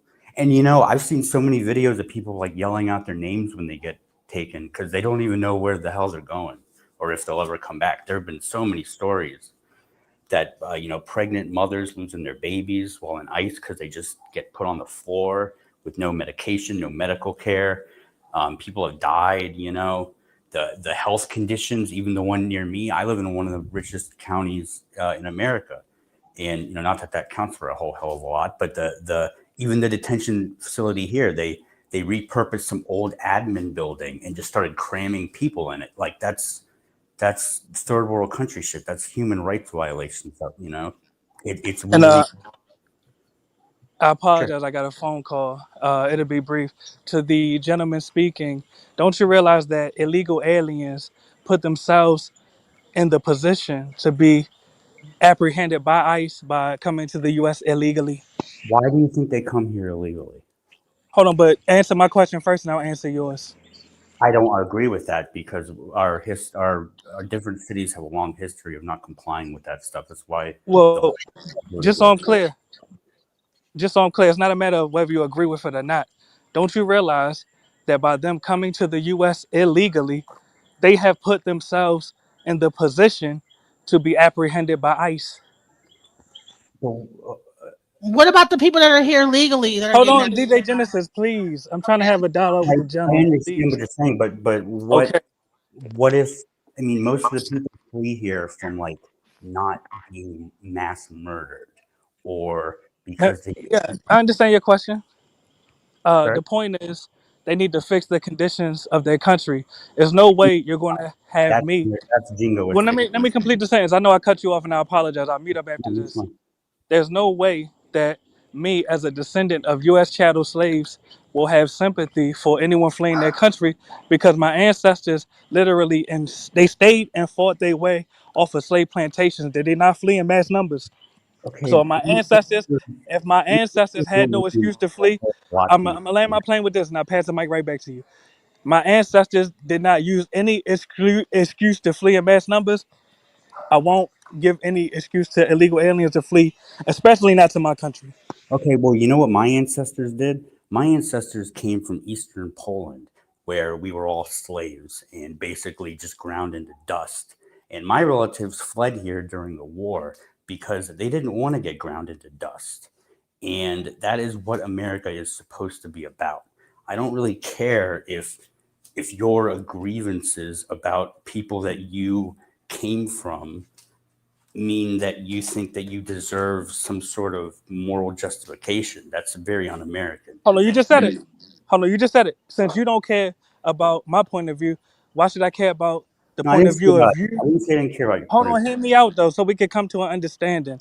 And I appreciate you for being blatantly You're dismissive. doing the thing of picking up the ladder behind you. No, but hear me out though, so you can understand what I'm saying. And I appreciate you being blatantly dismissive of the Sure. trials and tribulations that Black Americans went through. That's my point. Since you all, hold on, but let me complete the sentence so you can understand me. Since you all, that is people of immigrant stock, have no sympathy for us, how can you come to us and ask us to have sympathy for you all? Go fix your own problems. Go fix your own country. I'm American. No, you are of immigrant stock. You're a U.S. No, citizen, but you're I'm not not. ethnically American. You're not No. Okay, ethnically okay, hold on, American. hold on. There We is do no have a new another guest, and I would like Hey to guys. welcome you. Welcome to the panel, Tajay Murray. What is your first before you? I like say this. I want to say this. Is it fair to the United States to the nation dump a whole bunch of migrants from other countries into the United States and expect them to get services and benefits that American citizens don't even have? Sorry, Was the are you No, asking that was a statement that someone made. oh, are You they don't saying have to that answer that. That's just like me. Just there's people that are talking in the audience, and I just want to like let them know that I am seeing their comments, and I'm Well, you know, okay. as Hey a guys, I'm Yeah. Tajay Murray. I am an activist out of Mississippi. I currently do work in Atlanta, Georgia. Um I am more of an independent. I would say I am a left-leaning independent. Obviously, I don't like titles. However, as I was sitting here listening to you guys, I didn't want to interrupt. That's why I let you guys talk it out. But as I'm sitting here listening to you guys talk about immigration in America, it's just so ironic. You know what I'm saying? I am of native descent, uh, as well as immigrant descent. You feel me? And the idea of what the American government versus what the native people was here to do are two different ideologies. Of course, even then, we knew that we needed a strong immigration, even if it wasn't going to be slave. Even if even if America was not a slave nation, it still was going to be heavily driven by immigration. We have all of this fertile land that it wasn't enough people actually here to do what the other countries was sending these companies here to do, to produce sugarcane, to produce cotton, to produce soybean and this and that and the third. It wasn't enough people here to actually do that. So it was still going to be immigrants no matter what. You feel me? At the same time, as we go to today's immigration, it's ironic to me how conservatives now back away from supporting strong immigration. And I don't even know why I'm saying it's surprising. There's no such thing as old conservatism. It has been overtaken by whatever Trump says.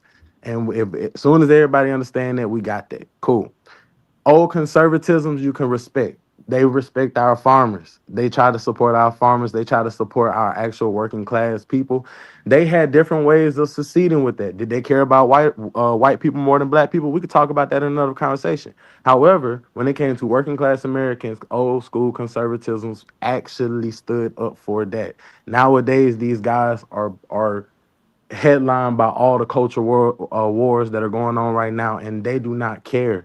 Hey, let's talk about how Trump literally is suing his own Justice Department, full of his old lawyers, for $230 million. That number sounds so familiar when it cost the same amount for the new ballroom he claimed that was going to be privately funded. Nobody's talking about it. Let's talk about Pam Bondi and a $132 million jet, one of two, by the way, that she didn't really need. We could talk about that too. Anyway, let's talk It about may how not all this Air Force One that they got from Iran or whatever, Iraq or whatever. from Qatar. Yes, let's talk about the new. Yes, and I'm not even going to play it out in the sense of they building a base or this and that and the third. That is not what's going on. Qatar is not building a base here. However, we are training Qatari pilots how to use the F-15s and the F-16s that they bought or whatnot. However, it does not look good when you also have your son-in-law all in the Middle East making billions of dollars for your family's company, and you're also signing off for the government. Mind you, when people say here in America, "Oh, America is about to do this, America is about to do that," we understand that that's our government, that's not us. However, in them countries, when their government is their people, their government is their kingdom. Those are kingdoms. Those are actual kingdomships that them people are actually running as a government to the international stage. But through and through, those are kings and queens that are running them lands and whatnot. So they can make them decisions. They can do whatever they want. Now, as far as the immigration here, I'm gonna get back on topic, guys. As far as the immigration goes here in America, we are a country of immigrants. We need a strong immigrant population at all times. It helps with our agriculture, it helps with jobs that Americans, yes, us entitled Americans, as much people want to call us, that we do not want to fill. Period, point blank. We're not. If you're telling me as an American it costs $300,000 for me to get a 2-bedroom or 3-bedroom, 2-bathroom house anywhere, and I have to go get a decent job that requires me to go to school and get in debt and this and that and the third, like, come on now, what are y'all talking about? Now y'all want us to go work jobs that nobody paying anything for. The government only require these states to pay us $7.25 an hour. It was only immigrants who was willing to take that payment. It's always only going to be immigrants who are willing to take that payment because they're coming from something that we as Americans cannot imagine. I agree. You feel me? And as a black American, because I'm 25, guys, not that old. I tell people all the time, there's no better time in America to be black than now. As sad as that, yeah. You feel me? And at the same time, yeah, when people be like, "Oh, we need to make America great again," please tell me when. Please tell me when. I knew the most prosperous time, and mind you, I was young, but I still felt it. And I see it, and you can actually research this because it's crazy that it correlates. But the most prosperous time in Black America was the Obama years. The second most, the Biden years. The most prosperous time for farmers in America, the Biden years. The Brother, can I Obama ask you a years. question? Mm-hmm. Wait, It'll be before you do brief. that, I want to also just say that the earlier video, someone just gave me a super chat. Shouts out. Thank you for the super chats. Normally I play a song for this, but you know what? This conversation is too deep. Super chat. Super chat. Yeah. Right. Gotta give him a little thanks. Appreciate it. Yes. Thanks. And also thanks to Uncommon Sense and V Love for their super chats. Thank you so much because listen, this keeps this channel going. Nick Shirley was the creator that I featured that I was showing his information. So shouts out to his information because he's on the ground. We get to see it right up in front and center.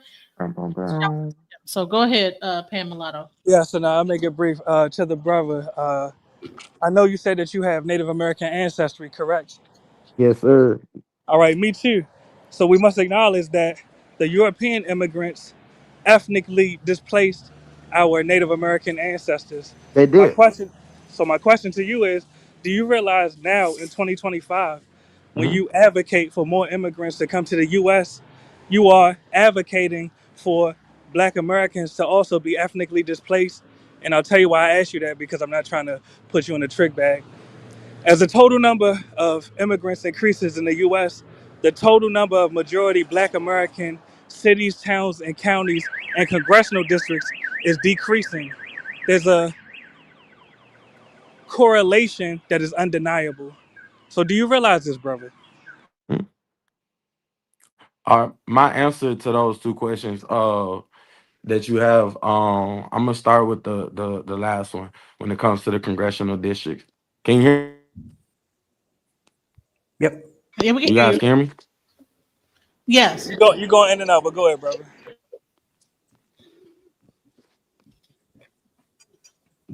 Go ahead. Are you talking? You're on you mute. You're on mute. Unmute yourself. Okay, I Yep. think. But also, like, what are people even so afraid about? Like, Hold on, but let the brother answer that, because you cannot gaslight us, because you are of immigrant stock yourself. No, So of no, no. course it benefits you. Hello? Okay, let's dude, I stop. was born here. My apologies, my apologies. You're of immigrant stock, but go ahead, brother.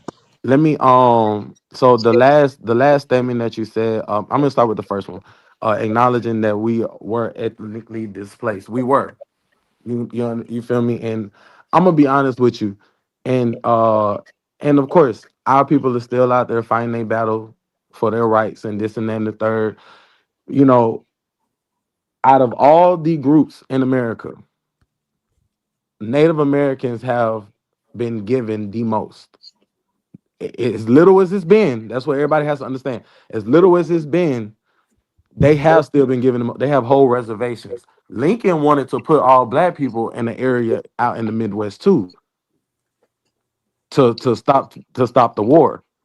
Instead, he just went for signing a proclamation. And I also want everybody to understand, Lincoln did not end slavery. The proclamation is the same thing they do when they pardon the turkey. It ain't is literally nothing. It was just the effect of the people actually accepting that, you know what, he right, we're gonna do this, we're gonna do that, or whatever. You know what I'm saying? But besides that point, it's many tribes and many native people around the world, not just here in America, that have been displaced by their current governments or the forms of what their current governments were. You know what I'm saying? I don't want to, dismiss that at all. And matter of fact, that do needs to be talked about a lot more. But one thing I do acknowledge, and this is why I like the second part of what you said, is this is a game. It's not a game because it's people's lives, but the government is basically like, think of it as a game. And you got rules and you have regulations that these people have made. They have set rules. And the decision of black people, when they said, okay, we're going to start playing by your rules, we just need y'all to make them fair. And we have the laws. We do. You know what I'm saying? As much as they trying to get rid of them now, But we brother, have the laws do you on remember the the books. question? I apologize for cutting you off. Do you Mhm. remember the question? I'm finna hit your second part. You said how when more immigrants come into the nation that it disproportionately affects more black people by It driving us to equates smaller districts. it equates to less majority Black American cities, towns, counties, and congressional districts. But I'm Yes. I'm gonna be I'm gonna be 100% honest with you. That's because, and I'm gonna make a lot of black people mad when I say this. That's because black people decided that we was gonna be good white people, and we was gonna do what white people do. When other people come from their nations and they keep their actual culture, mind you, we have actual culture. When they keep their culture and they invest their dollars into themselves, their communities grow. And we as black people cannot sit here and be sour about that because we still want to go spend our money at Kroger's and Walmart's instead of investing in our own grocery stores. Because at the Yeah. same time, yes, it is hard Yeah. to do these things. Yes, it's hard to make our own this, our own that, and then invest into it, but it's not impossible. If we're seeing other other immigrants and other nationalities coming here and doing that. So at the Well, same brother, you time, just said no, it. I Yeah, don't go ahead. feel no type of bad about that. What I No, do no, I feel didn't ask bad you if you about, felt bad about it. No, just so we on the same page. No, I'm saying I will tangibly, also physically. say it Go wouldn't ahead. necessarily be happening. I'm gonna be real. Sitting here in Atlanta, and I'm gonna be honest with y'all. Y'all really thought that Texas was ever gonna be a black Mecca? No, That but was you know, former Mexico. majority's not Atlanta's not majority Black American anymore. That's my point, actually. Literally, the same communities that used to be majority Black American, the same cities that used to be majority Black American, are no longer majority Black American, partially due to mass immigration. So when Hold you on one advocate, second, well, because I gotta. I'll complete the sentence. I'll complete the sentence. I'll Yeah. pass the mic right back to you. So when you advocate for more immigrants to come to the U.S., inevitably, pardon me, inevitably, this will lead to less majority Black American cities, towns, and counties. You have to at least acknowledge that But do you realize mathematically. you're just arguing great replacement? Hold on. Yeah, that's what I'm honestly sitting here like, yeah, he's arguing great replacement because I'm gonna be honest with you. Atlanta Exactly. still, yes, may not be as what more people might think. The current demographic of Atlanta is 46% black, Exactly. and the white population is 39%. Exactly. So if it's 49% black and No, 39%. 44. Well, actually, it's 44, not 46. It's 44. But Go ahead. aren't like Hispanics considered white? Aren't they? No, Exactly. no, So, Yes, they are. Yes, they are. On the that's the census, they thing are. too. Hispanic people will go. Well, Hispanic people will literally put white on their Exactly. things You because just they said it. know that it gets them. It gets them what they can't get them. But So, brother, y'all are misrepresenting all of the type of immigrants that come to America. You feel no, me? it's not It's just a the whites, brother. You have Asians, you have Africans, you have yes, Hispanics, and then etc. y'all are also misrepresenting the type of immigrants that come to America or the classification that they stand under. Some of these people who are here, you feel me? They're not on the citizenry. They only visiting. They temporary. You know what I'm saying? It just Exactly. depends. Exactly. But But at the hold on, same brother, and that's time, yeah, there's well. Give people bro, me that I'm give gonna come me be here to 20 real. seconds, and I'll to go go to next. college and leave, and they don't have the same voting rights as a true American citizen. Fundi fee, No, but hold on, what? Fundi. Why we tout our Why do we tout? Why? Excuse me. Why do we tout our voting rights when only 60% of us even participate? Exactly. And here's the No, thing. that's So a good point. But can we go point at a time? Because a lot of times, and I'm Yes. accusing myself of this. A lot of times, even me, I have ADHD on these And to bring panels. you The point is, yeah, to your please let's point get to of that. the immigration, to bring you back to the point of the Yes. immigration, I honestly do not necessarily feel that being threatened to the black American people because at the No, I same didn't say time anything about a threat, brother. we have majority black American cities still. And That's they're not decreasing in affecting number, us. brother. That's why I'm asking you about Oh, mathematics. okay, but I'm just now talking to you about math right so now. no. Hold on, wait, because you Yes. passed the mic already. You're arguing the same thing like bro just said. You're arguing replacement theory. Exactly. Are we not being replaced in cities where we used to What do be a you mean? Are majority? we being replaced? I'm gonna be In 1K cities, real with you. Did you want us still working on farms, sharecroppers and if it stuff? paid a livable wage, yes. It's better than being Hey, unemployed. hey, it's not It's hey, paying better a than being. livable Well, wage can we though. go one mic at a hey. time, though? The federal government minimum wage is $7.25.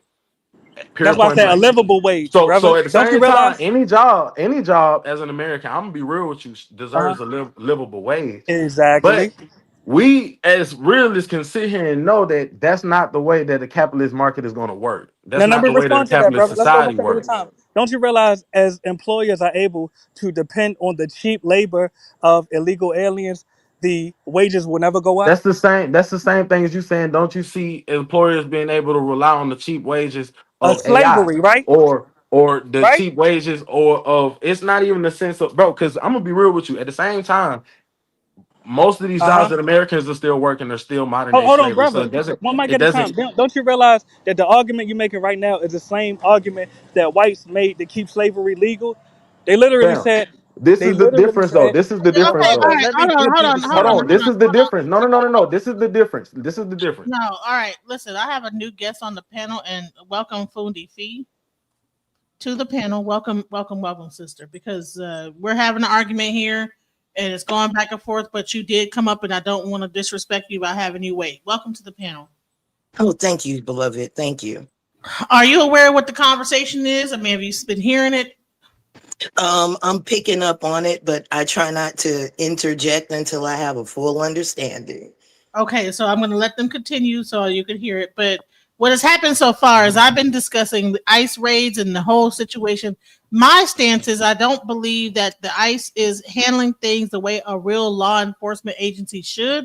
Me being a veteran of the Air Force, I am against the way that they're handling things, right? Because I'm like, that's not.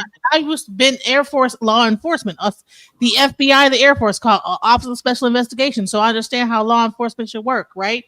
In the military, in the Air Force, I worked for law enforcement, so I understand law enforcement as a certain thing. There's strategies, there's law, there's like things that you have to do. You can't just like go willy nilly. ICE has been just kind of running around here just doing things, whatever, like they're bounty hunters, right? And but they work for the Department of Homeland Security. So Pam Milano's argument is why are you capping so hard for the immigrants? They're getting rid of the immigrants. All immigrants should go to create more opportunity for Black Americans. The immigrants that are coming into this country are taking everything away from us, and we need to get rid of all immigrants so that we can be able to have like a stance within America that is and everything and the opportunities we're allowing them into our communities. The Black Americans are allowing immigrants into our communities, and we should not be caring about immigrants and immigration. Hey, you left one I part out. wanted to finish addressing Bro Man's point. But then Tajay is saying, okay, so then now we've gotten into, so now this is where we are. So we had people come up, they've made their statements, so this is where we are. Now Tajay and Pam Milano. Yeah, I'm sorry. I wanted to finish that statement though. I'm saying that there's no fear of is you're comparing slavery of people being forced over here for hundreds of years to the sense of people desiring to come here for the better opportunity or to willingly come. If at the same time, if I'm saying, hey, I got this job for $7.25 an hour, who want it? If nobody is saying they want it, nobody wants it. Cool. I need to raise my prices. But if I do have cheaper labor for a job that nobody wants, I'm just saying it's not a sense of saying like, oh, it's just we just gonna slave them out. They're getting paid something. They're getting paid whatever they need. We needed a better system to begin with. But to say that we don't need no immigration, period, point blank, there will be none of us here. And actually, I'm not a descendant of immigrants for now, right? And also, let me say this, and it'll be brief. You may not have heard my response to what you said. My point earlier was, as long as these employers are able to rely on the cheap labor of illegal aliens, the wages will never increase. Which Additionally, employers? hold on, I did not interrupt you, brother. Respectfully. Which Let's have some employers, bro? decorum. Let's have some decorum. Additionally, the point that you cannot get around and you refuse to acknowledge it, but the listeners heard me. The point is, as the total number of immigrants increases in the United States, the total number of majority Black American cities, towns, counties, and congressional districts decreases. The Black Caucus already acknowledged this. So when Black Americans So advocate, immigrants are able to hold vote? on, brother, let me complete my sentence. Don't be emotional, brother. The point is this. The point is this. When Black Americans advocate for more immigrants to come to the U.S.,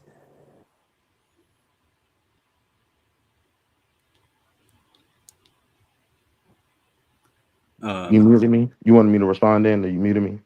no, that was the host that muted me. Oh, no, I was Yeah, waiting. I was just the waiting. host muted me. Yes. I don't Finish even your know the question, last thing bro. y'all heard me say, but the point is this. When Black Americans, and I'll wrap it up in 10 seconds.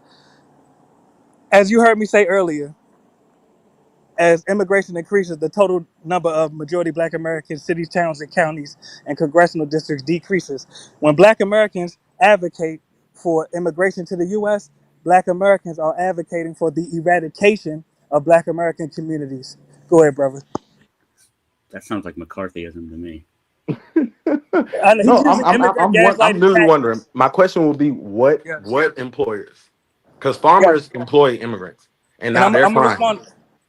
Then my other question will be is my other statement to the cities or representation being lacking. They're not gaining voting representation, guys. Immigrants still cannot vote in the vast majority of communities across America. Immigrants cannot vote.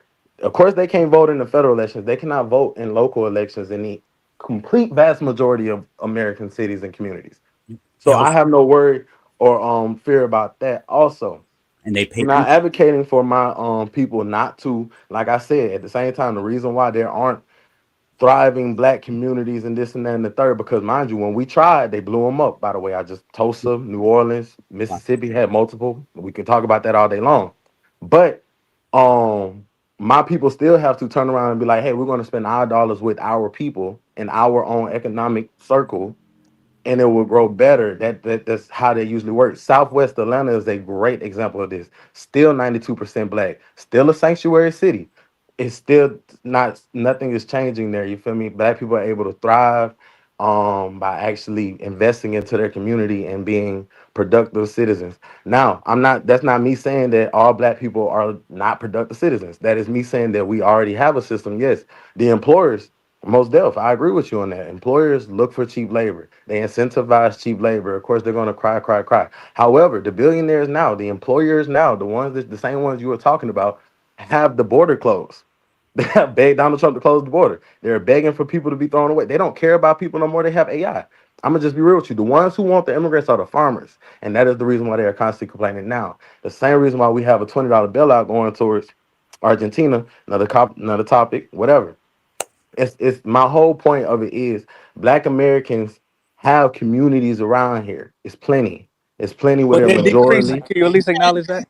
Okay, hold on, I'm not acknowledging. I'm gonna acknowledge the fact that it is having an effect, just the same way it has an effect on white communities, or just the same way it has an effect on. It's like, what are you arguing that it's hurting us or helping us? Or you know what No, I'm I saying? My said it's biggest thing is decreasing our communities, brother. you're telling me something that's happening. I'm not as a Exactly. black American. I don't think that we should be just like, oh, well, keep them all out. That doesn't make But sense. Well, are you gonna go where's do your these instinct of jobs? self-preservation? You know who's going to get those jobs if they deport all the illegal immigrants from the farmland. You know who's going to get those jobs? We can Prisoners. speculate. We can They're speculate. gonna put prisoners. They're gonna do prison And guess labor. what? Guess how much prisoners get paid? Oh yeah, 25 cents come on now. to $4 or Let's talk about how many. I'm sorry, $25 to $2 per hour.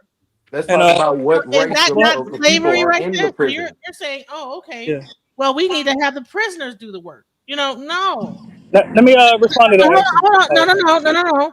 Because Samuel Steady, he been trying to get in here too. Let him say what he had to So I say. just want to My bad, bro. One, we live in America. We shouldn't have gulags, and that's what that would be if we just made prisoners do shit like that. Two, immigrants don't take benefits, and that is a weird myth that a lot of people Thank say. you. They pay income tax, they pay sales tax. Thank you. If you're here illegally, you usually have to set up basically like a fake social security and do all this crazy shit.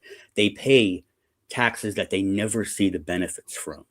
They don't increase crime. The only group of immigrants that has been shown to increase crime at all is, I think, second or third generation, and it's a very small uptick. They don't take jobs. The only job that I remember that was decreased with immigration was low-level, entry-level work, which actually bounced back because when more people come into the country, they contribute to the economy more because humans need to buy shit. So it's not just some drain, and like where I live, we took in like 100,000, or I don't remember how many, Afghanistan refugees after the pullout and all that crazy shit happened. And I was proud of that because that seems like a good thing to do. And now Trump just is reversing all that and basically treating them like illegal aliens too. And a lot of the people around here do the same thing. They hit a switch in their brain that might as well just be turning to racism or xenophobia and saying you don't belong here, when anyone who says that in America does not belong in America, as far as I'm concerned. Can I also bring this point up real quick too? Is that we always focus on the immigrants that are coming over here to do like the agricultural work. But here's the thing. What about the immigrants that come over here to do our tech work? Don't you think that when you have the majority of immigrants that are coming over to university, funding them, paying for their college education, right? And then working in Silicon Valley in the tech world. This is the advancement of AI. This is why we're able to be advanced in all these different things that we're using. Chat GPT. The majority of people that's working on these things are immigrants, are people from other countries, India, Asia. So as much as we only They want to say they focus best on and brightest. the Mexicans and that are doing like the farm work, we're not asking ICE to run up through Google and get all them people up out of there. Thank you. Thank you. Well, actually, I called ICE on Google. I called ICE on Google. Good job. Well, did ICE do anything about it? Still out. Still out. I used to Definitely, work at Google. definitely. So ICE, Actually, when did ICE ran up into the Google and grab some people up out of there?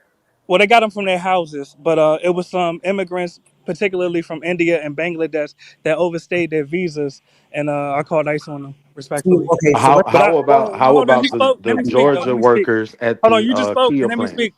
Hold on, y'all skipped me though. We're going in a circle. but So like, the point is why this. is it You getting overstaying? emotional, bro. Well, allow me to articulate myself. You all spoke. I did not interrupt you.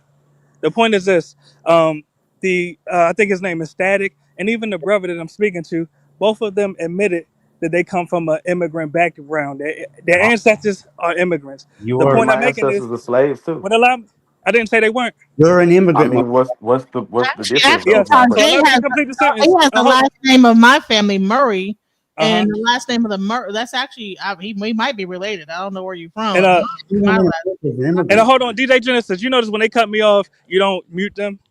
So allow me to articulate myself. It'd be so brief. The Go ahead. point is this. Oh, go ahead.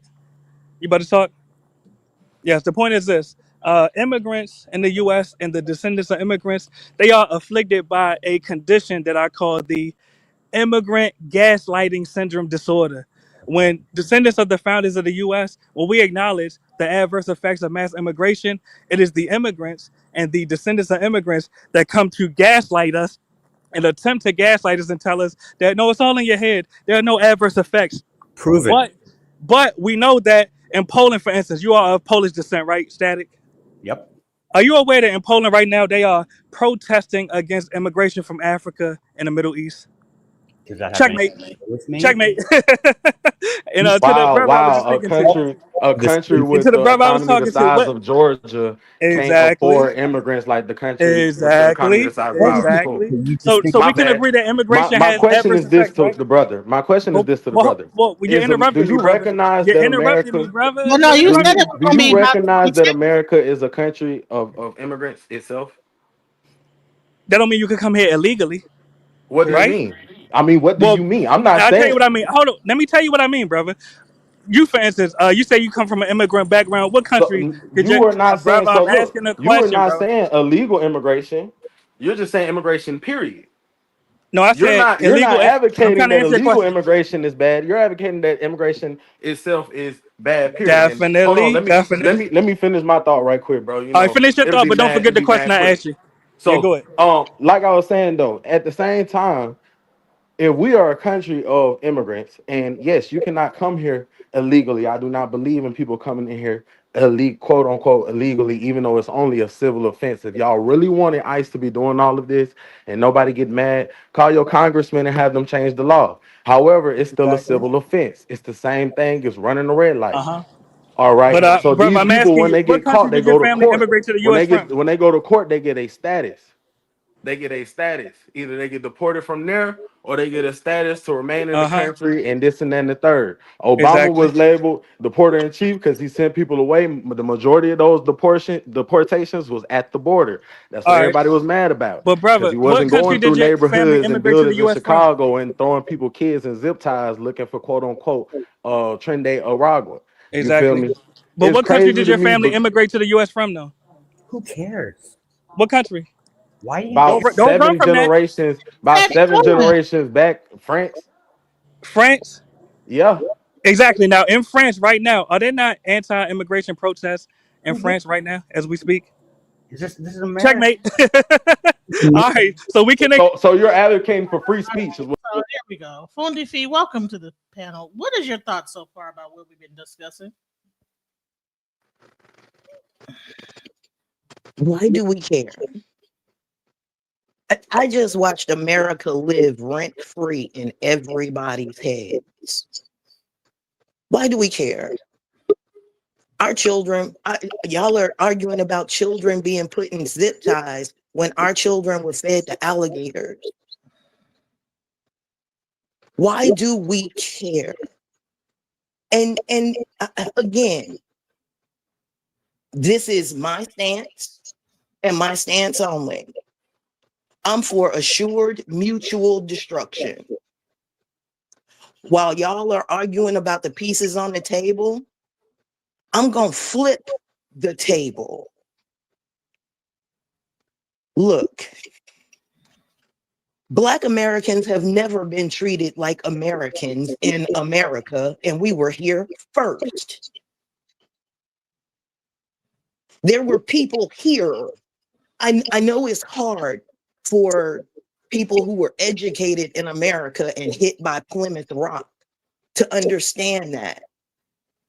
We were bred with the immigrants of Africans by the immigrants that landed on our land and told us we weren't people. We can sit here and argue about immigrants, sure, but there's enough prison population to make up for any immigrant. And the prison population would pay less. And there's a prison system in every state, every city.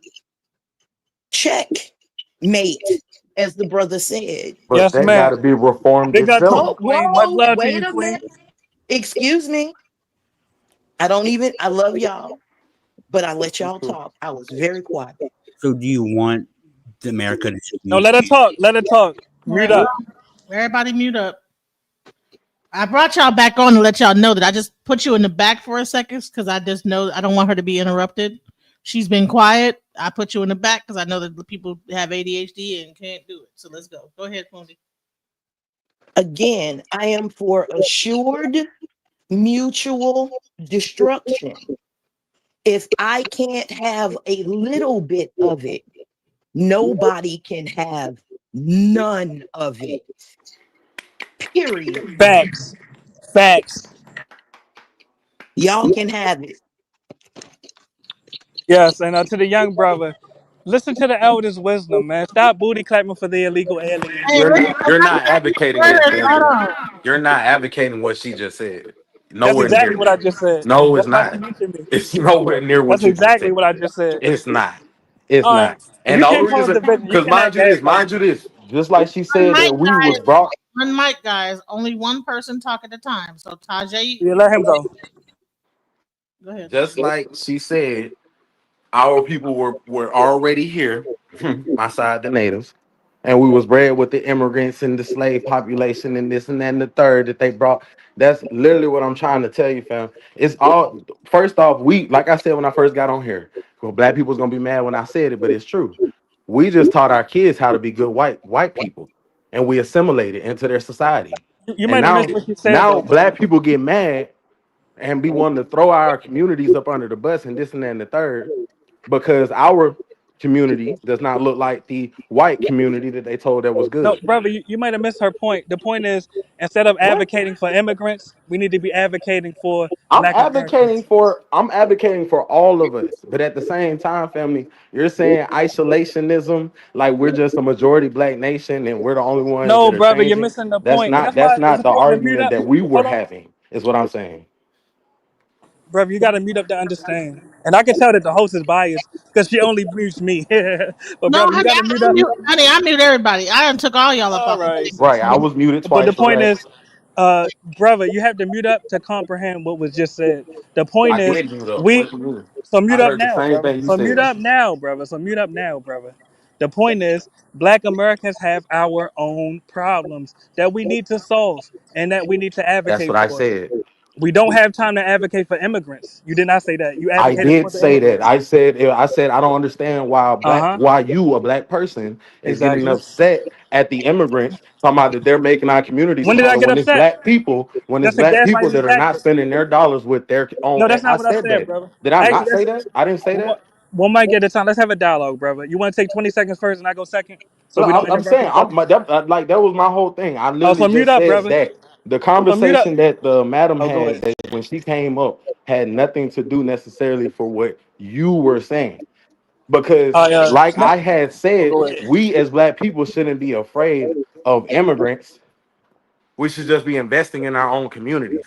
And But let me because we respond. don't do that, we have the same fears that white people have. Now, brother, you got to That's really that's my understand, whole brother. All right, now listen.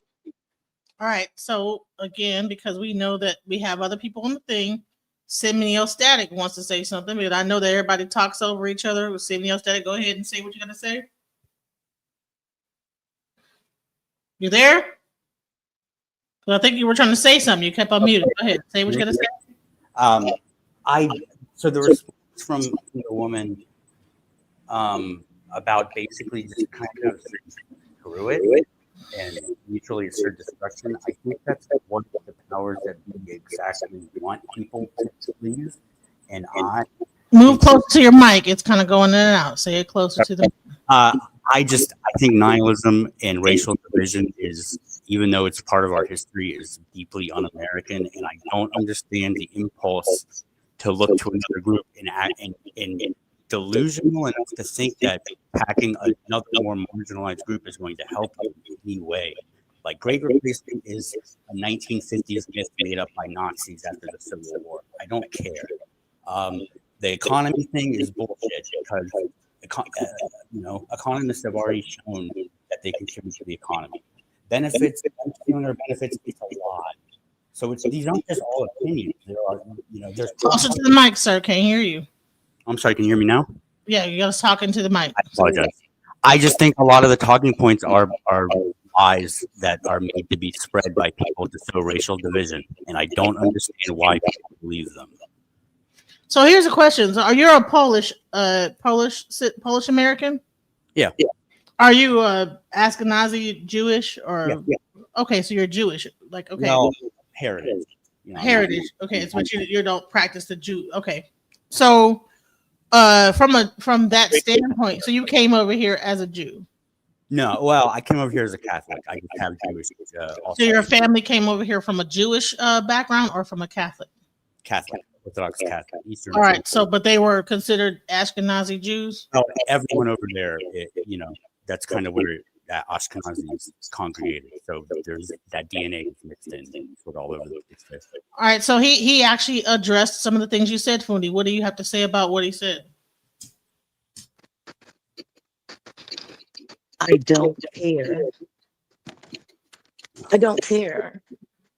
Okay. There is not a group on the planet Earth that has come to successfully help the so-called Black American in America in real time, except Gaddafi. Gaddafi? So. Sorry, did you say that, sir? I'm answering your question. Right, in that idea that Black people in America have never been able to count on any group to back us up after our blood, sweat, and tears have been soaked into the earth, and y'all watched and did nothing. And did nothing to this point. I'm sorry, sir. In the Isles of War, it's fuck you. We don't care. It is chaos. And that's the only thing Black people have not done. We've never brought y'all chaos. We have only brought you docilism, get along-ism, let us keep our place boss-ism, and y'all were okay with that, and you have been okay with that. Through the election of 2025, it's over.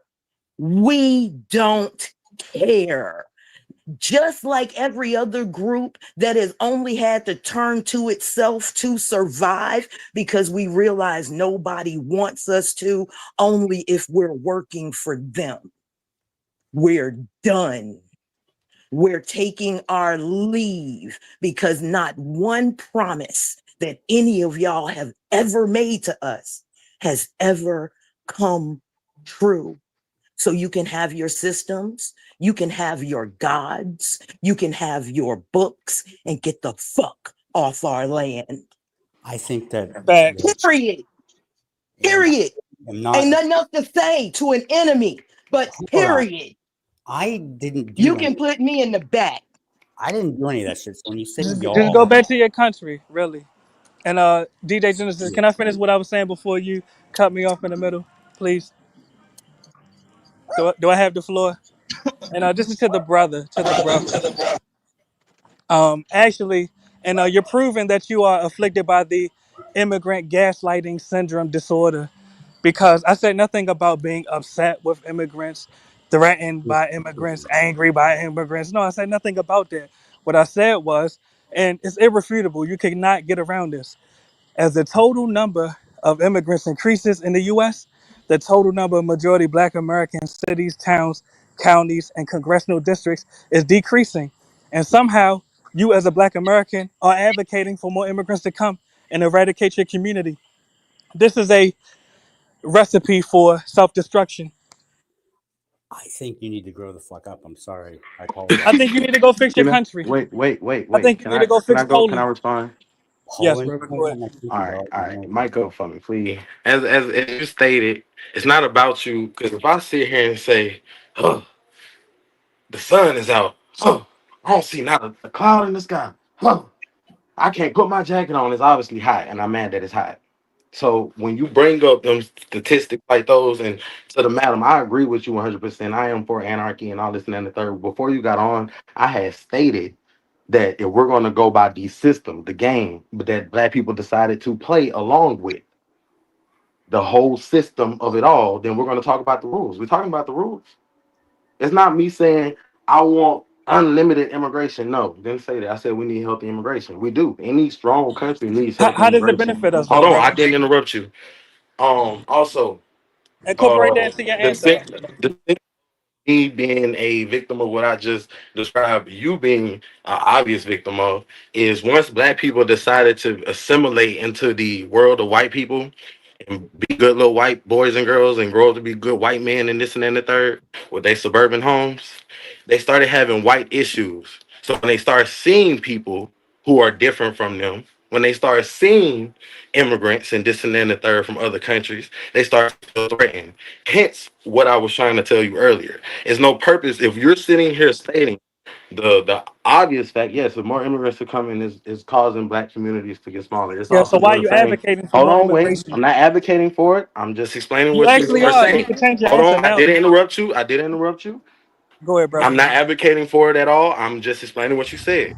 You It's were. You just happening. said we I'm need not more saying it's immigrants. not. I'm not saying it's not, but it's also happening to every other community in America. So at the same time, That I'm is like, advocating. why should we just be like, oh my God, they're taking our job? They're not taking no job from me.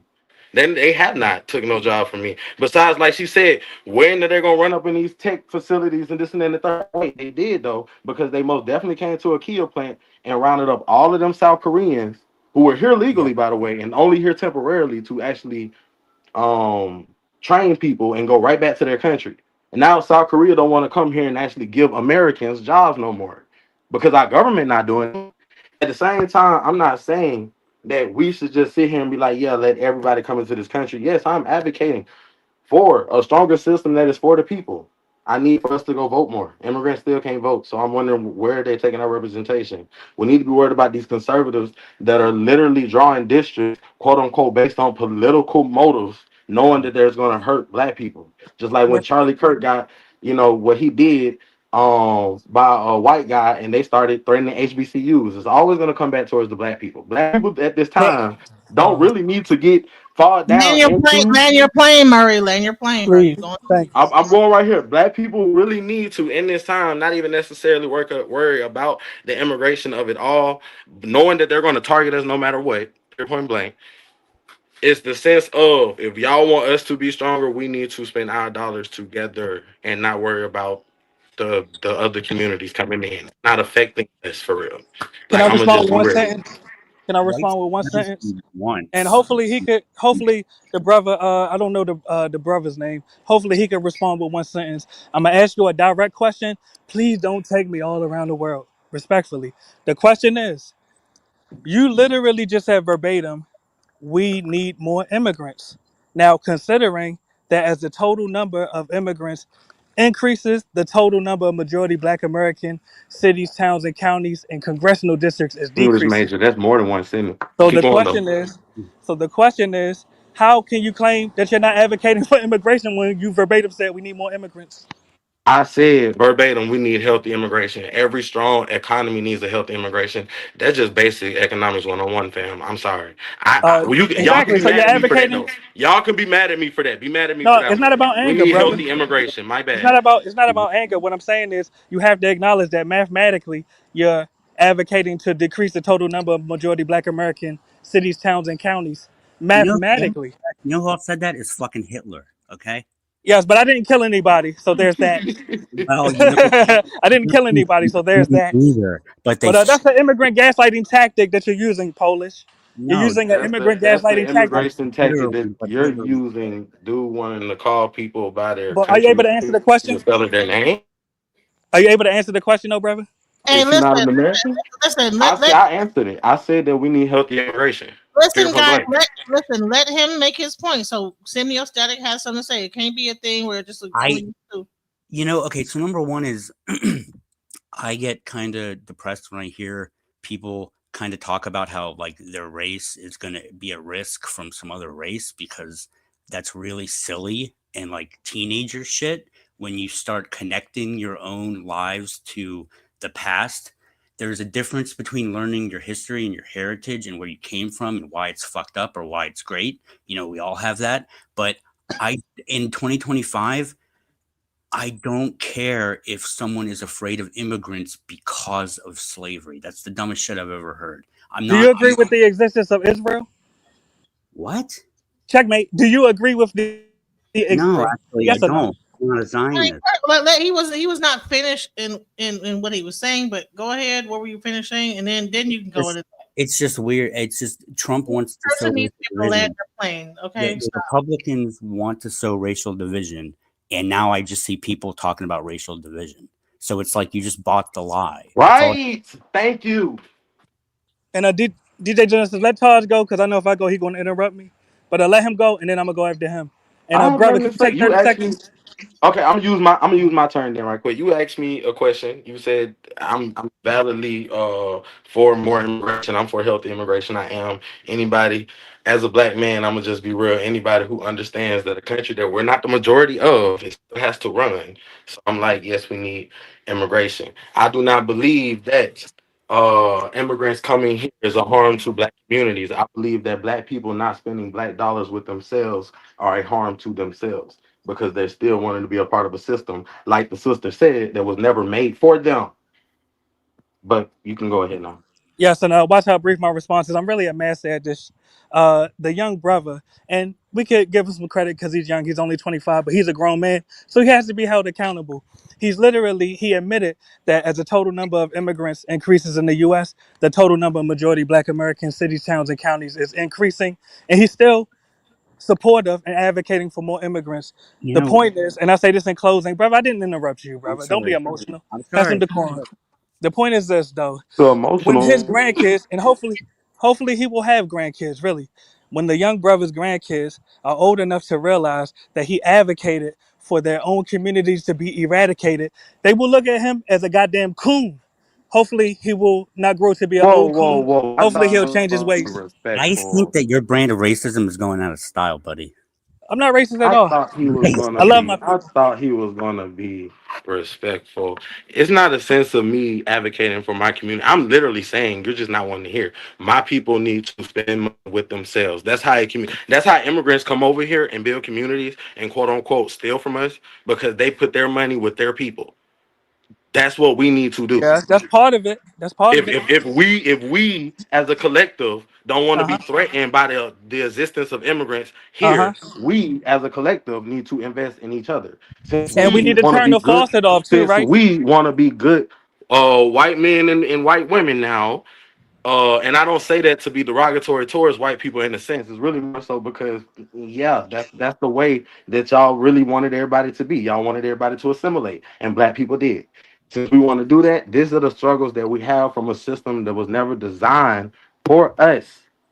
And brother, don't you realize if we don't turn the faucet off, we won't have any more What communities? And faucet? The faucet is the the faucet immigrants. is mass So the immigration, brother. faucet is not. So the faucet is not The the faucet is corporations that you mass blamed in the immigration. beginning. The So the faucet. faucet is not from the corporation that you blamed in the beginning. So the No, faucet is I not didn't. from the Hold on, same brother. Let's 80-year-olds not that's talk been in past each Washington. other. Let's What not do you talk mean? past each What other, do you brother. mean? I'm not. Let's come to an I'm walking understanding. past nonsense. Because what are you talking about? Yeah. Well, What if you would mute up, faucet? you will You understand. think the immigrants are? Once again, here we are. Is that people cannot like let each other talk. So I'm sorry. I apologize. two people that are able to like hold themselves together, we're gonna let them talk. All right. So semiostatic, say what your piece is, and then Undi, I'm sure that you've got a lot to say about this.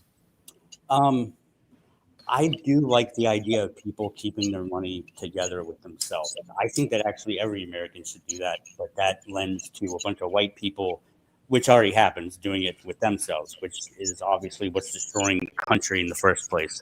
But I think locally everybody should do that. I mean, it's basically BDS writ large, right? Right. Fundi, thoughts?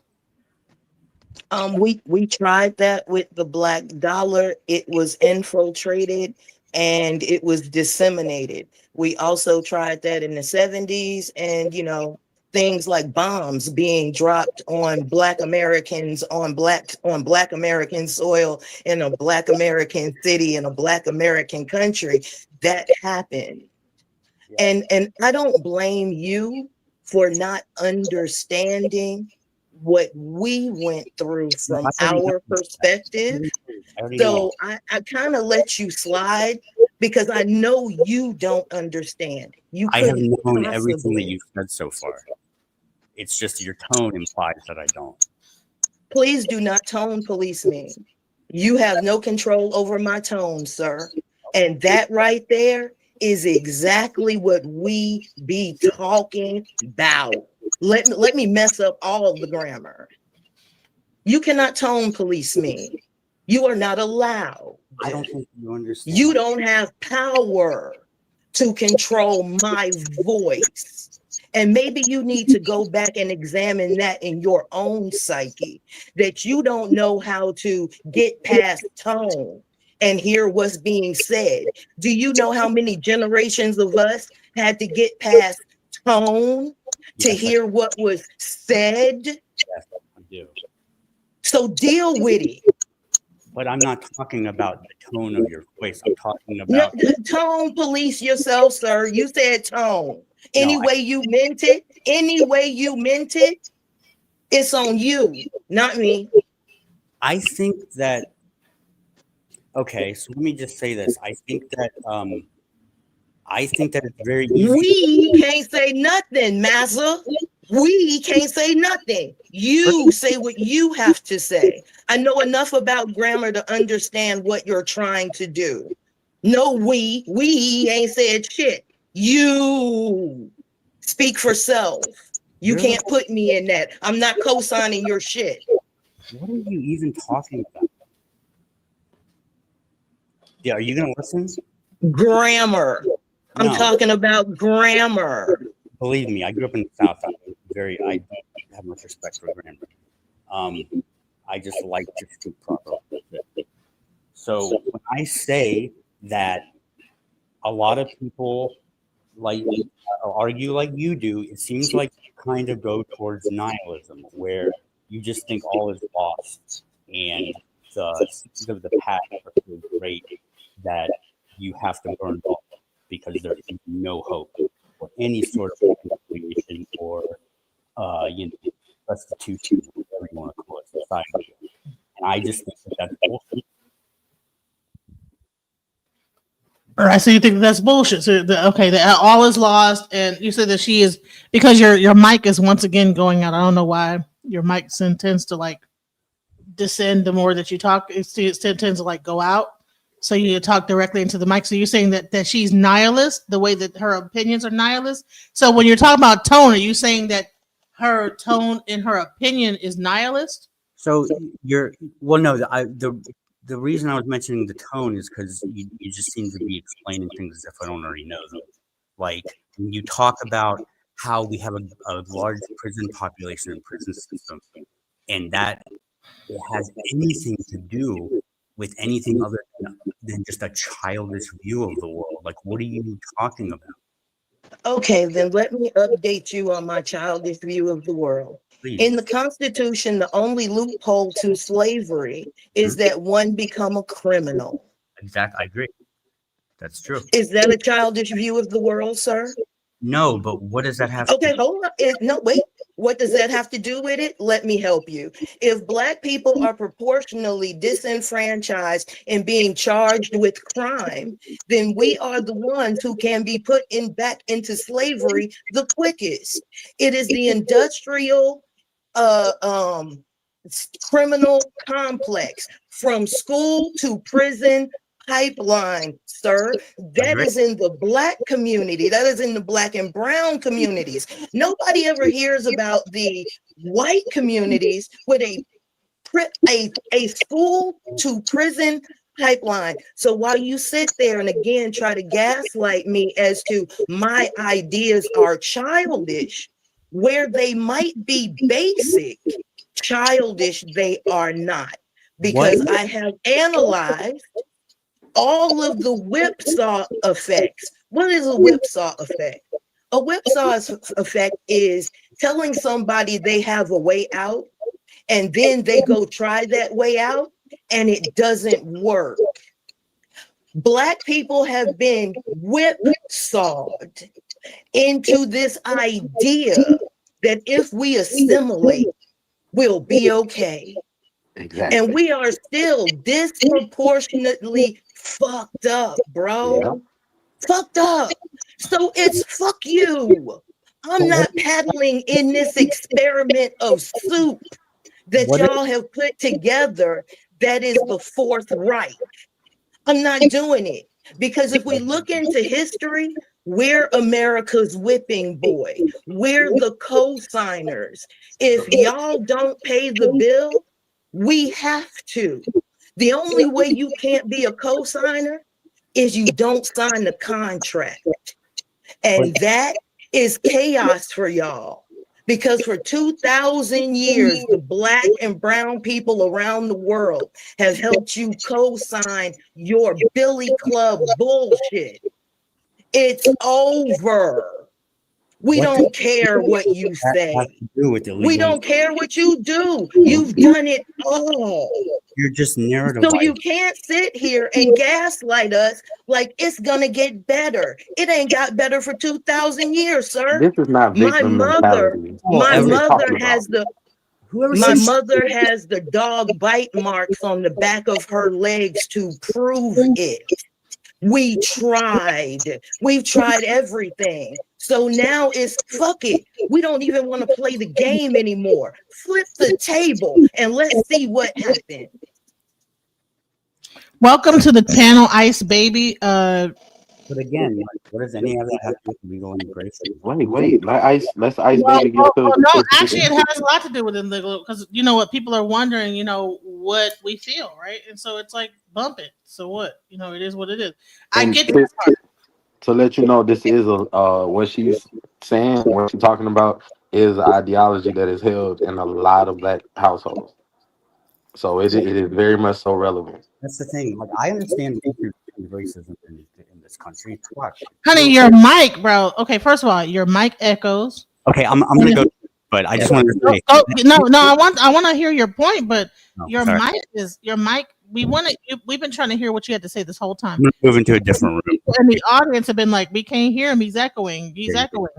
So yeah, we want to hear you, but you gotta like I something playing in the background or like check your computer and make sure it's not like maybe playing the YouTube and playing this at the same time, and then also put your mouth up to the mic so we can hear you. Thank you. How about now? Yes, gentlemen, is the view that I gave childish, or is it strategic to the policy that we have been up against since we got here?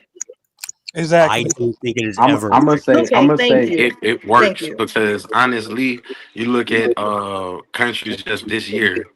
that have overthrown their governments and this and that and the third because they're asking for more.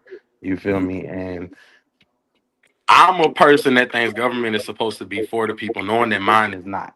It's supposed to be for the people, made of the people, this and that and the third. The idea is cute, but it wasn't for everybody. You know what I'm saying? But it should be.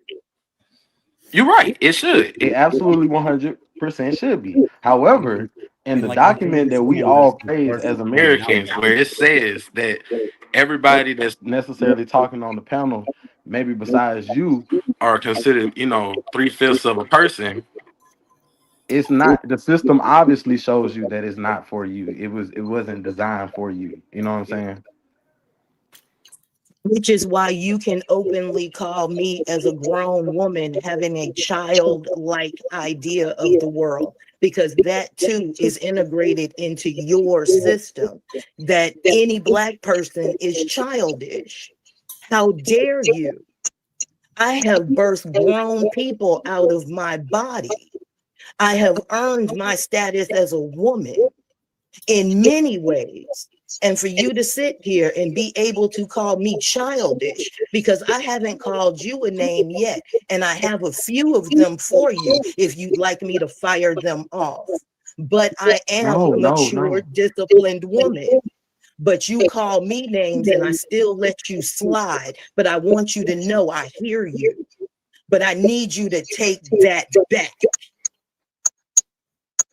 We lost him. I don't know if he's coming back, but yeah, we lost him. Scared him. Welcome to the Ice Baby. Are you Ice Baby? What do you have to say about this?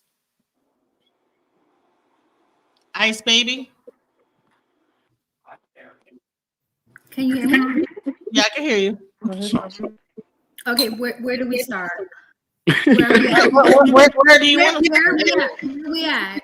Start at your beginning, baby. Start at your beginning.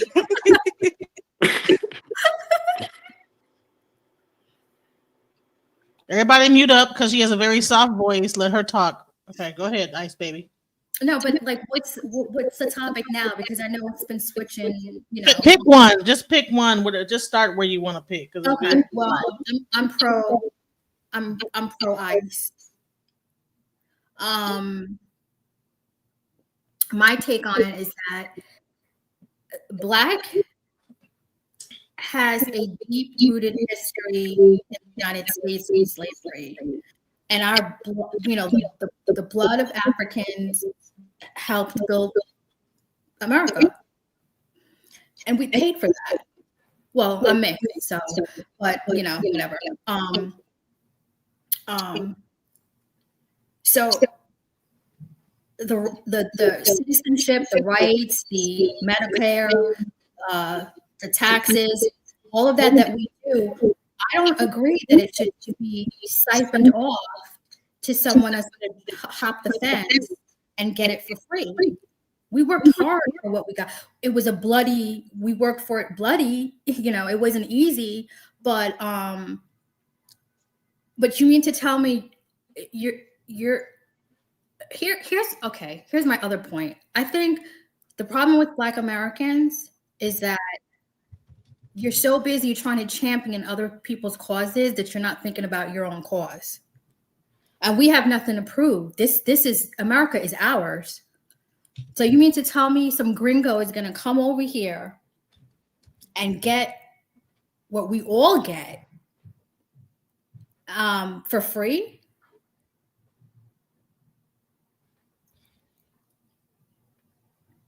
I guess I'll start off by the majority of immigrants that are here do not qualify for any of our social programs. Also, the social programs that were created were not created for Black people.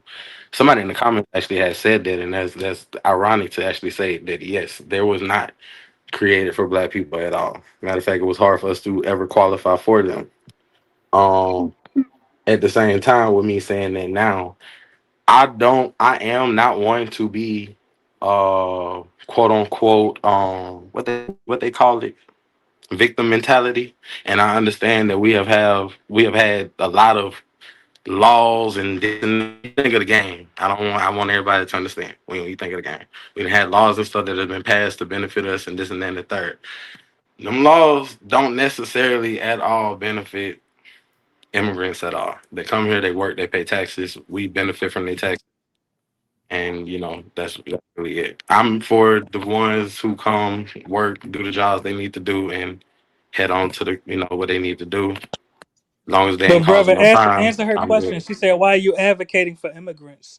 Champion your own cause as a Black She American." said that immigrants are taking benefits and food and all that from what happening. That's what I said. You might not have heard what she said. She I said did. part of our well, let's not argue, brother. I'm Part of not. our problem is that we champion the cause of other people, and your response was to attempt to champion the cause of immigrants. I'm not championing the cause of immigrants. I literally just Exactly. said So that mute what up, she brother. So just said. mute up, brother.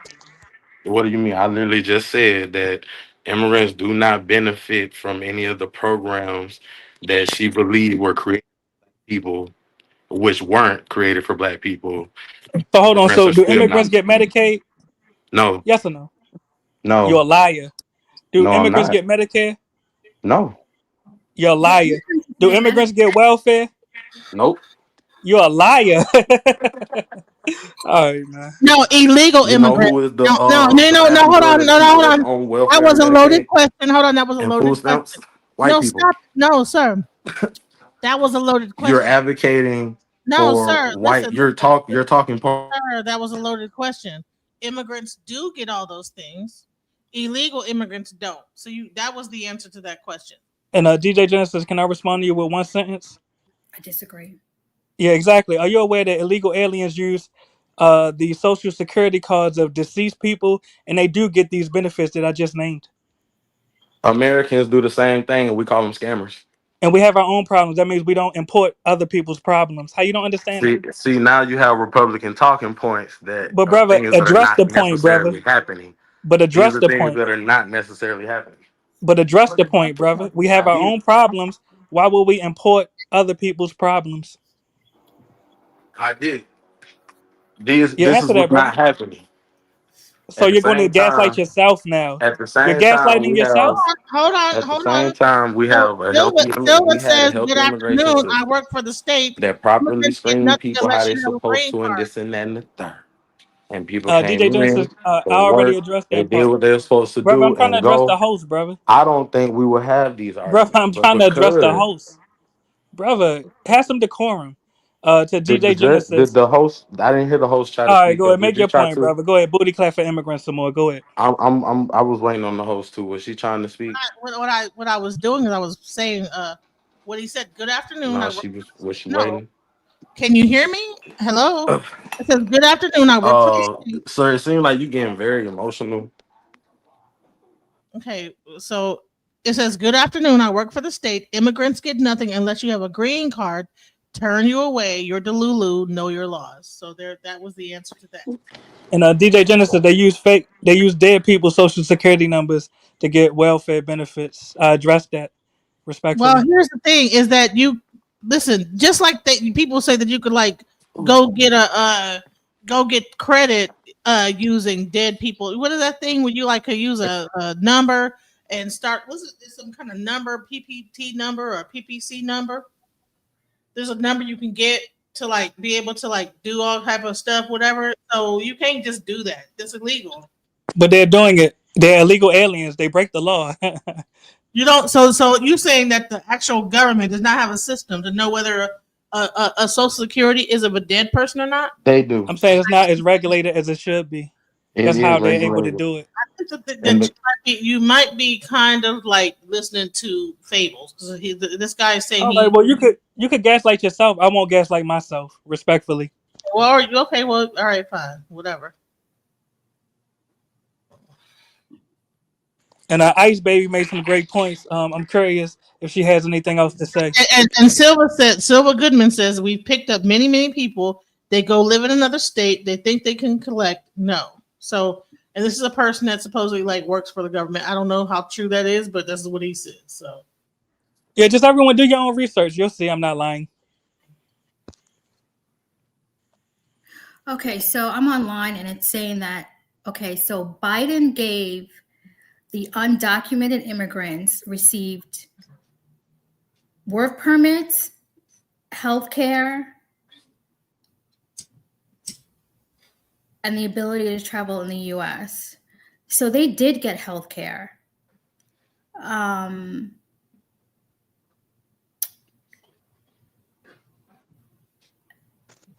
If I may say so. Yes. Historically, nothing has changed because every immigrant that has touched this land in, I'm gonna say, the last 2,000 years has came for healthcare, goods, and people. I'm just saying, this what this system has been built on. I mean, do we need to? Let's just go back with how Thanksgiving really came to be. Let's take all of the shine and polish all of it off of it and really talk about that as an example. Because when the pilgrims got here and they found out their stupid crops from over there wouldn't work over here because one, the ground is different and so is the climate, they began to go hungry because those ships weren't coming back. And just like any people who face starvation, you do desperate things. And if you go to Virginia, you can find the plaques in the places where these things have historically happened. So you don't forget. They began to dig up corpses of the recently deceased Indians, quote unquote, and was eating the bodies. And according to those Indian lores, if the body was not intact, then the spirit could not be settled. So to stop this from happening, the so-called Indians took provisions over to the pilgrims and asked them to please stop eating their ancestors and take this. And we will bring you provisions through the winter until we can teach you how to do this so you can stop eating our people. And somehow it got polished that they were just giving. For what reason? None of this has changed. They've been eating us since they got here in every form and every fashion. This ain't new. Exactly.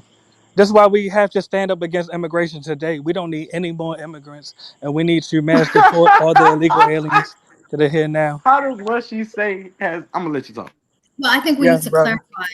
We need immigrants, but we don't need any more illegal. I mean, do it the proper way. There's people that's been on, I don't know,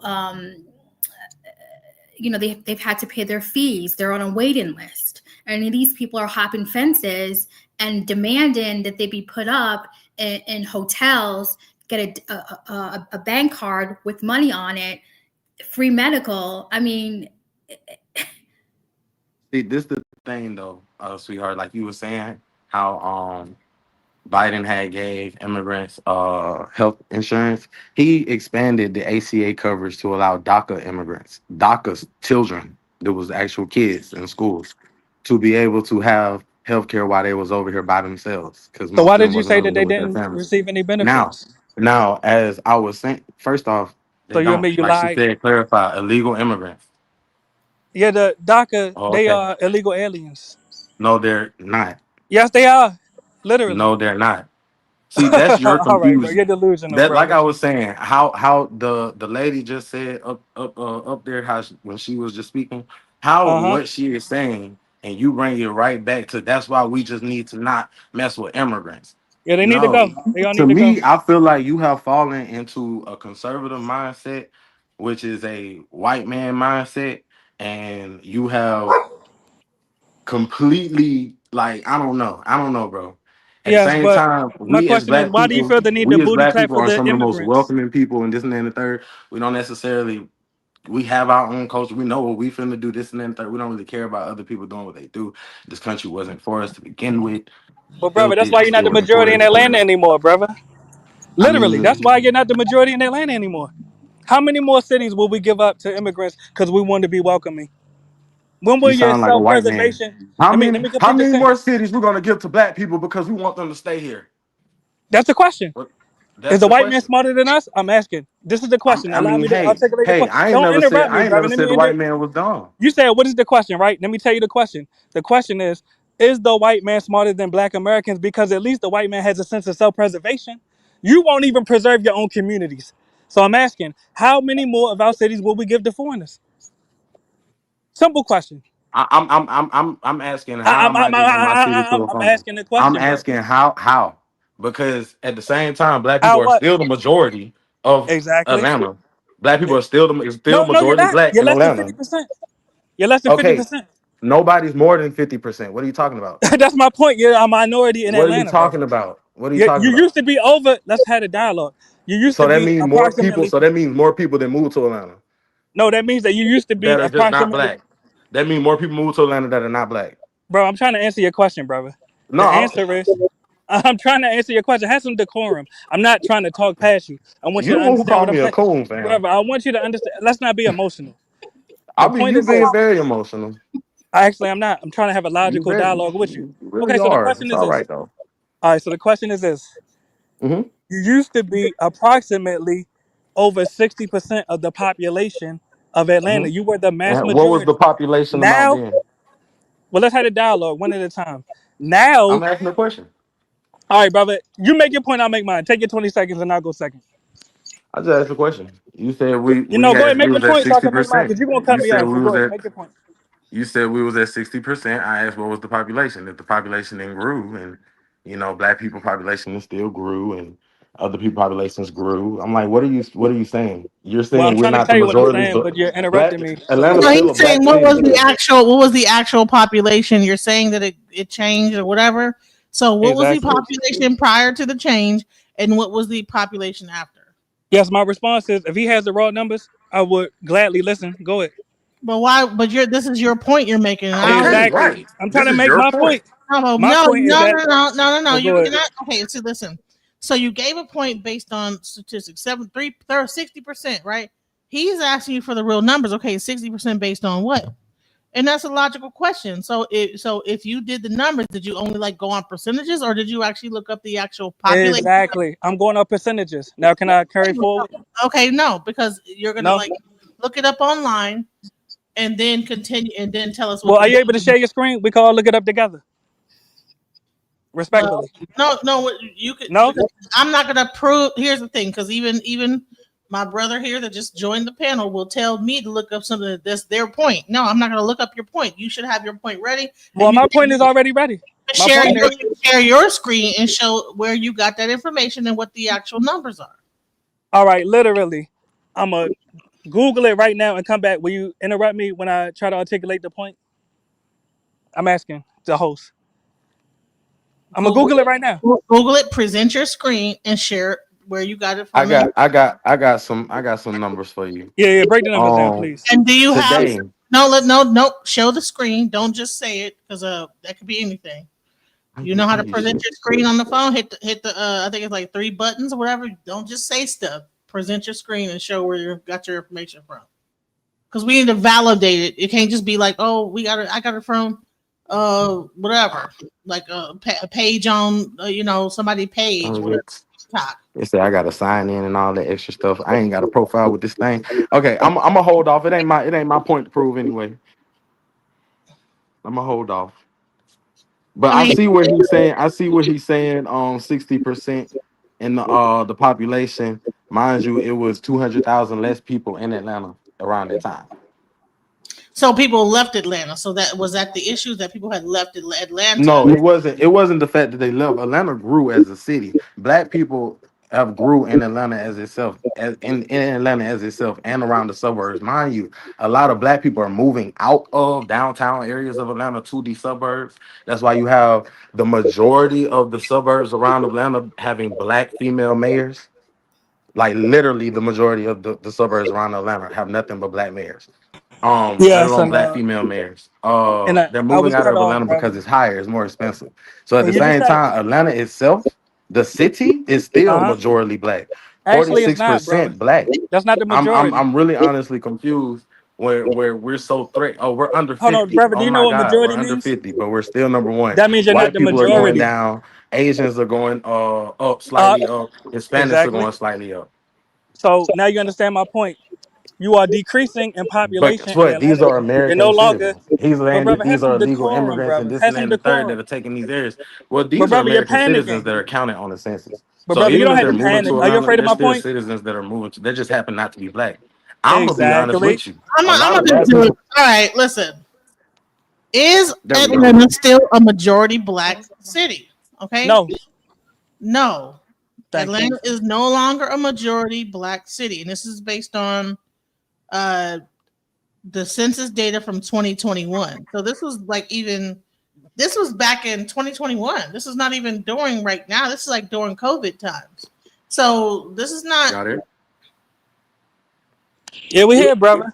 So, Listen to what the host is this saying. was 2021, Atlanta no longer a majority black city. And that's from August 2021. As of 2020, the black population dropped below 50%, and in 2023, it was around 46%. This shift is due to factors like gentrification and the growth of a new diverse population in the city.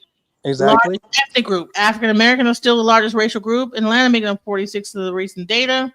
The city was a black majority city for many years, but 2020 census marked the point where it changed.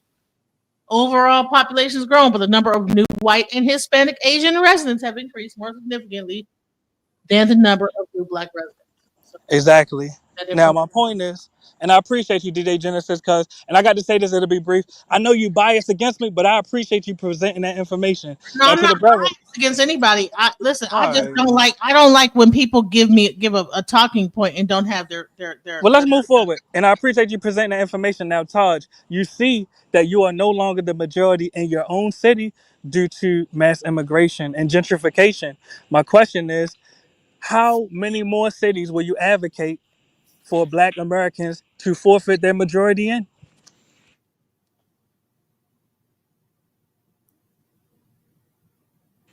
Yeah, he had to run from that. He don't like this medicine, really. And this is to all Black Americans I'm listening. sorry. You know what? I'm bad. I thought he was in the back. So go My ahead. bad. Yeah, let So him talk. the point I was making was like you have to still come up with three different racial groups to equivalate how many black people are in Atlanta, and we should be afraid. I don't understand that No, I said concept. nothing We about are, fear. as black people in Atlanta, are still just moving to the suburbs because it's cheaper. Atlanta itself is hot, and that's the cause of gentrification, which is a whole nother topic. But we're supposed to And be talking about DJ immigrants. We Genesis, supposed did now I we're say anything? afraid of our city because of the immigrants. It's crazy. It did Did- say about gentrification. It did say gentrification. It says the shift is due to factors like Let me just bring it back up again. It says the shift is due to factors like gentrification and the growth of new diverse populations in the city. So it's a Do you combination. mind if Exactly. I do hate to have the host actually search up things, but do you mind searching up how many female black mayors are in Metro Atlanta? Or how many black mayors are in Metro Atlanta? Yeah, please search that We out. And still that's a have deflection. majority black cities, guys. They're everywhere. But They're Atlanta is not everywhere. one of Please them. do not be driven by fear of You somebody smoke. that does not look like you. Well, This is just so I'm clear, why hold I on, said brother. earlier in my very beginning point when I very, very first started that Well, black people there's have. only one. There's only one black mayor of Atlanta. His name is Andre Dickens. No, I'm talking about Checkmate. like the suburb cities The surrounding it because towns. We talking Atlanta about small itself, like even in towns. Fulton County, we call Small all of this towns, right? Atlanta, but it's not. Atlanta in itself only has 500,000 people, but the Atlanta metro population is 6 million. You feel me? And all of those cities have a good amount of So, female black so all mayors. that is showing me is that the black people are being pushed out the same way they got pushed out of Thank you. Detroit. From Exactly. gentrification. So in Detroit, people were there, and then something happened, and then they had to move about, and then the white That's people all came. it is. But we're Exactly. gonna So, and the white people want us to hold blame on, it on brother the Todd. immigrants because they don't Brother like Todd. immigrants. Hold on, brother Todd. Did you ever hear me? So Did you I'm ever just hear me say the like, word? what? Did you ever hear me say the word This fear? don't I'm make asking. sense. And to Did my you ever? point with But did you ever hear me what's her say name, the Ice word fear? Baby? Um, Did you ever when hear she me say the was, word fear? I'm trust me, I support Did you law ever hear me enforcement. I say the want them word to be fear, able to do brother? their duty Yes, safely. sir. Stop it. Stop repeating yourself. Come on. Yeah, it has nothing to do with fear. He The But heard point you is, say. He heard how you say many it. more? Repeating it is not is Exactly. So the question is, how many more cities will we you talking sacrifice? about me? Yeah, brother. Did you ever hear me say the word fear or afraid? No, You right? talking about me? Brother, I know that you're not dyslexic. I'm talking to you, brother. Did you ever hear me say the word fear or afraid? I wonder. Okay, so the point is this. The point is this. How many more Y'all of hear him? I can't hear him. all right, well, mute up then. Fuck it. The point is this. How many more Black American cities will we sacrifice to other races and immigrants? 0. Yes, sir. Common That's sense is that's back. the correct answer. That's the Common correct sense answer. is back. It's back. It's here. Deal with it. Okay, so before we get into, I want to hear Fundi go into all this. Let's hear what Fundi has to say. London Bridge is falling down. Hey, falling down. Falling. I don't care. Look, I'm Again, fascinated by the anarchist mindset because honestly, it's the only thing that actually changes the society. A revolutionary mindset. Ice, No, ice, baby. but I asked for Fundi's opinion, and y'all been going back and forth this whole time. Y'all, the men. I want to hear from the women on the panel I'm because sorry. Yeah. Y'all ladies. the men dominate the whole thing and go back and forth. I want to hear what the women have to say for change. And they've been very nice. They've been very calm and not saying nothing, not interrupting. I want to hear what they got to say. So Make sure y'all like and share. yeah, there please. is the philosophy. There is the philosophy of Atlas. This man who is damned to carry the whole world on his shoulders up a hill, and no matter what, it's going to roll back down because that's the jig. That's the get it. He has to run down, pick it up. Atlas shrugged. Atlas shrugged.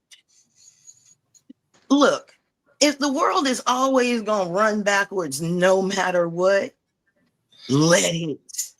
Let it. We don't even have to pick this up. As a matter of fact, we can sit back, eat popcorn, drink Kool-Aid, get some water. If you alkaline, get some alkaline and watch Yeah. it. If we can't affect it, and that's the whole thing. Can we affect this? We haven't been able to, no matter what. And they use all the elements against us: fire, water, wind, policy, which is paper, which is wood, metal, which is the wars. Okay, cool. Now I know the change is not to co-sign nothing you do and tell you exactly what you're doing when you're doing it. The philosophy of, if you're in a room and you're starving and somebody asks you if you want food or if you want freedom, somebody once said, do you really have a choice? And I say, yes. I ask for my freedom because when you open the door, I might eat you and I get both. It's the only thing I haven't tried. Facts. And we need to normalize labeling Black Americans that advocate for immigrants as coons, just like we label Black Americans that advocate for whites as coons. They are both coons. We gotta cut that out. We gotta cut all that bullshit out. All right, Ice baby, what you gotta say? Then next is Man in High Castle because he's been calm. Pam Mulatto and Tajay, take this. Just take this. Go drink some water. Let other people talk on the panel. Go ahead. Making tacos. Ice baby, Yeah. go ahead. Well, I disagree. I think we can make a change. I mean, look at it with advertisement and marketing and clothes and shoes. We set the trend. And when we all come together, we're unstoppable.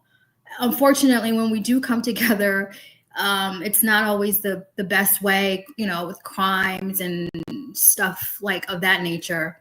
But there's one thing that I think we have that immigrants, I think illegal immigrants have. I don't necessarily, some white people have, but I think we have grit, which is if we don't like something, we will literally burn a building down. And unfortunately, I think it may come to that because, and I don't want to go off topic, but like in the UK, they're fighting digital ID. Are we gonna allow that as a whole? I mean, I think when we don't like something, the whole planet knows it because you see it. You see a burning building. I'm not saying that that's the right way to do things, but you can't have these polite rallies because it's not going to move the needle. I mean, I think it will, but I mean, to what degree? You know, being savage is what's going to win. And I don't. But that's a different topic. But yeah, I mean, I think if you're an illegal, I don't think you have any right to citizen benefits of any kind. You just don't. And also it's just not sustainable. When these, I mean, and I'm gonna try to say this as politely as I can, these illegal immigrants are popping out babies like it's nobody's business. And so when I die or when you die, where are we going to get buried? It's just not sustainable. We got all these people here. Where are we going to bury them all? Are we going to be cremated? Like what's going to happen there? So it's not like for me, speaking for myself, it's not that I don't want them to come here, but do it the right way. And even then, it can only be a certain amount. Unfortunately, we're not living in 1882 where we have like all this land, undeveloped buildings. I mean, we're practically sitting on top of ourselves with each other. Like, how much more can we do?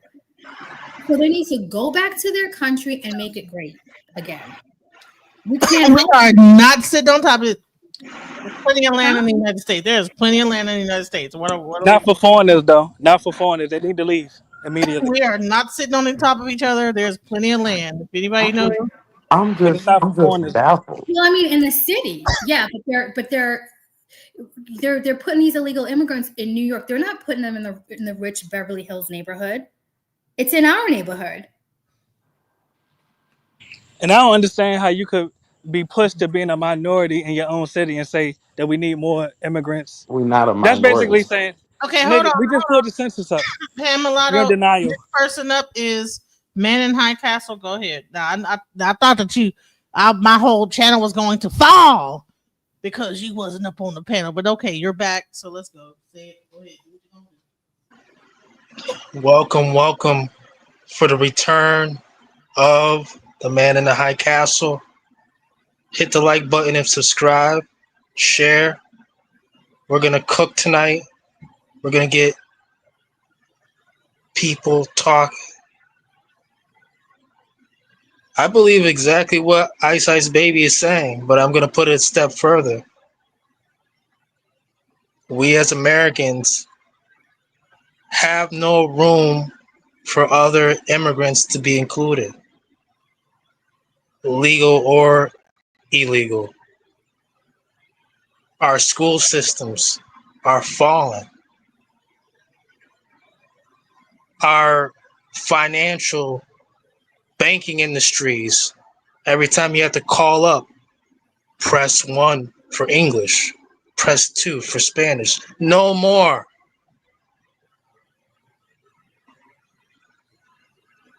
It's done with.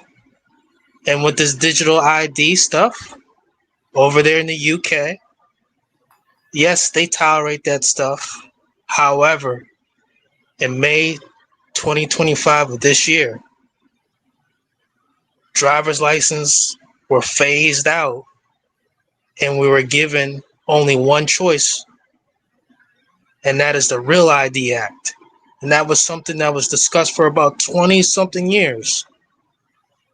So when that phases out, what do you think's happening? We're already there in the digital ID. We don't put down our cell phones enough. Our cell phones are more important than our purses and wallets. It's in our hands. That is the mark of the beast. What you gonna do about it? They're watching you. Does that stop crime? No.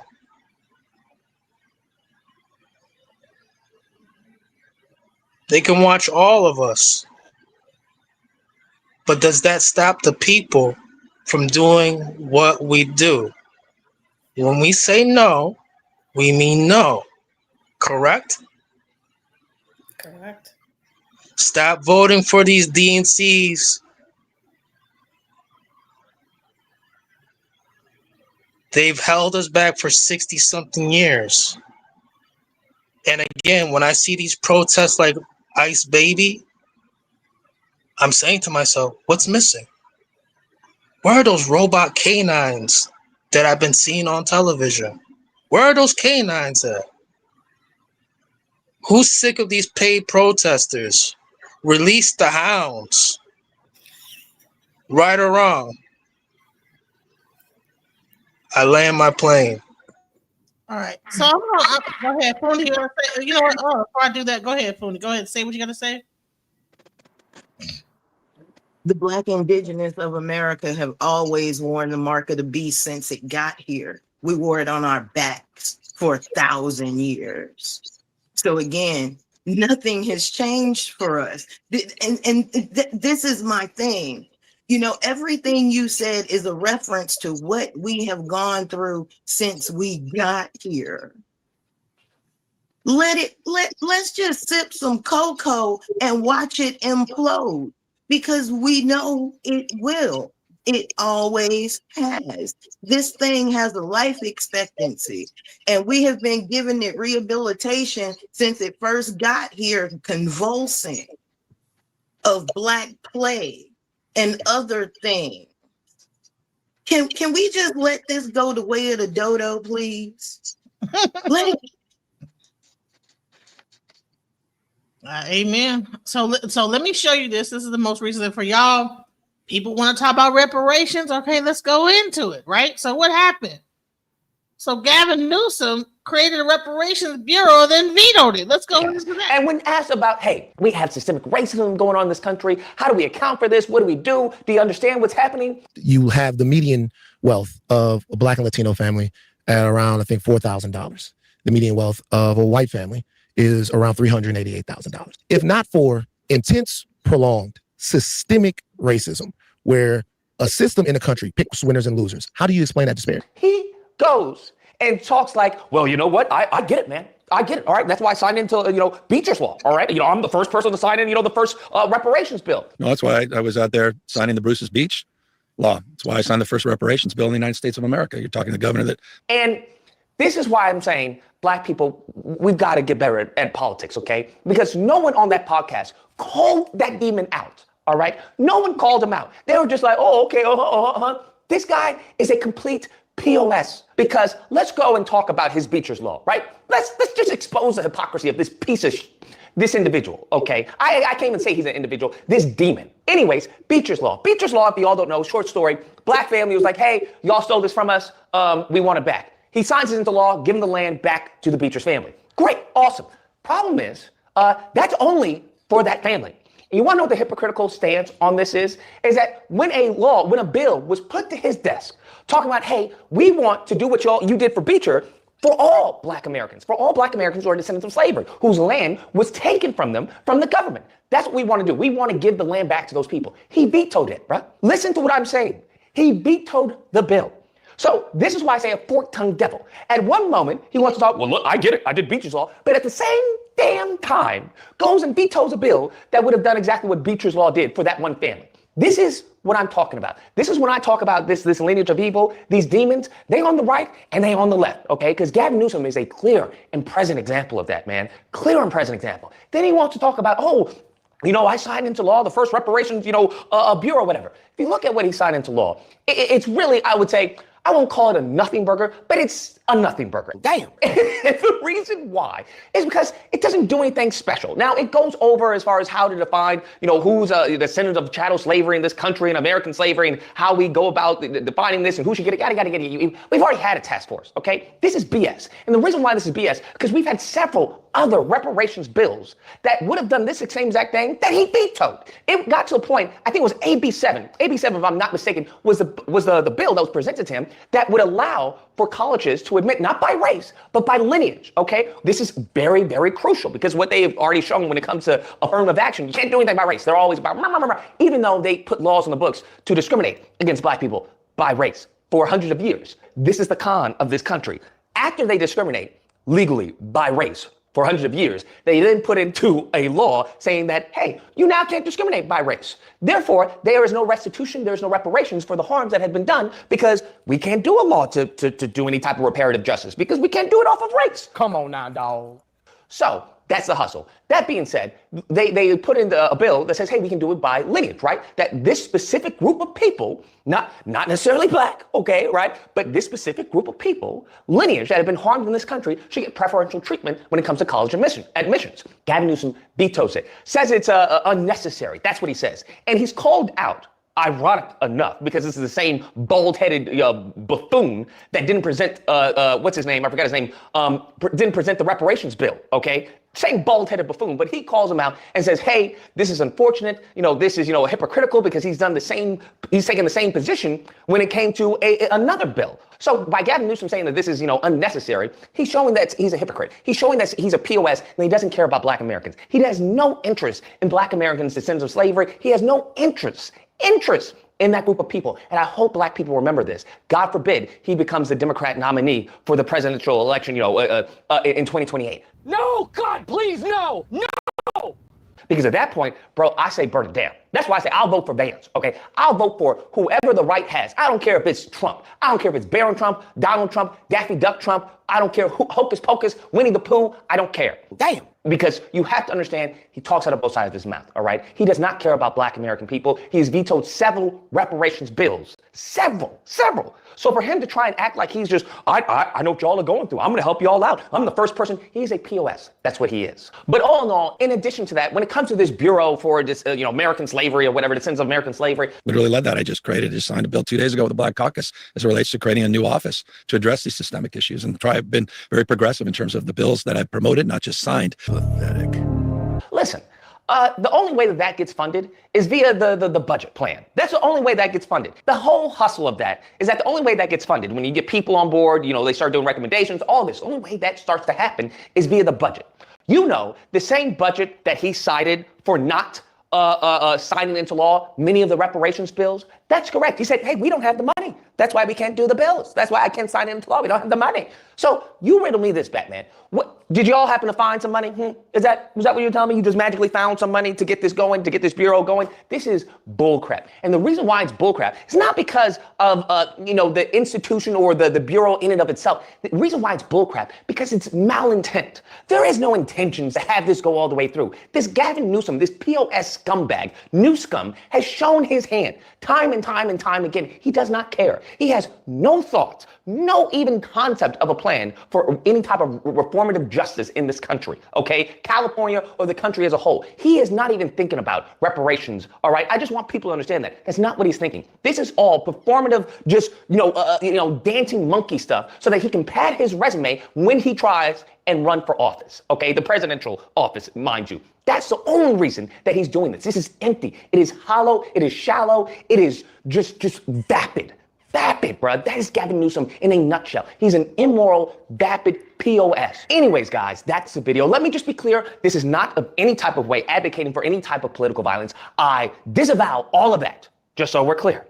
But if you happen to disagree and you're like, Lucas, I like Gavin. He's a good guy. Okay. He's a good guy. Got a nice little white family. I love the dude. I don't, what do you mean? Why don't you like him? Or if you don't believe, I just explained to you why I don't like him. He's a POS, bro. He's a POS lineage of evil, fam. All right. That's what he is. Even during COVID lockdown, where he had all of us locked down and he was shutting down businesses while his little piece of, his trash self was sitting down with his family and his friends while everyone else was told, hey, you can't do anything. He opened the winery of his friends or whatever while all the others were closed.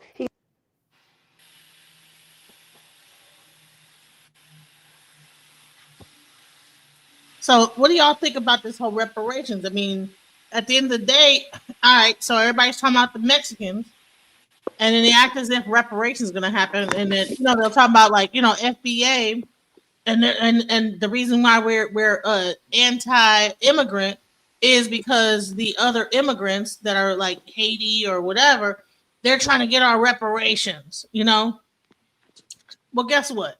Ain't no reparations fixing to happen. So, like, what are we? So, what are we so against each other for, right? So, what do you think about the whole thing about the Pan African movement and how it Wrong. affects reparations I mean, I'm sorry, the Pan African and immigration? Do you think that bumped them too, like Caribbean people?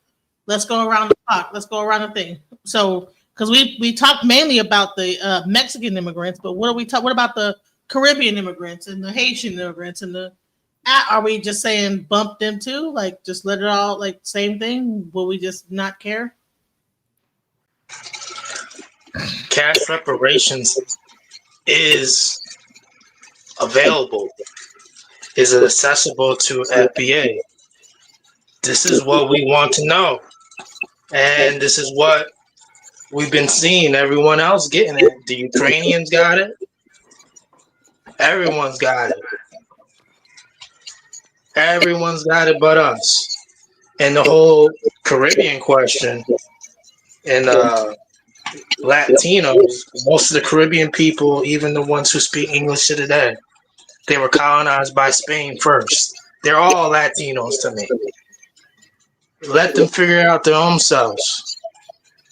Let them figure out their own issues. But away from the United States of America, take it up with Spain, take it up with England, take it up with France. Our thing is different. This is FBA land. Deal with it. Thoughts? Anyone else? What's your thought? Bondi?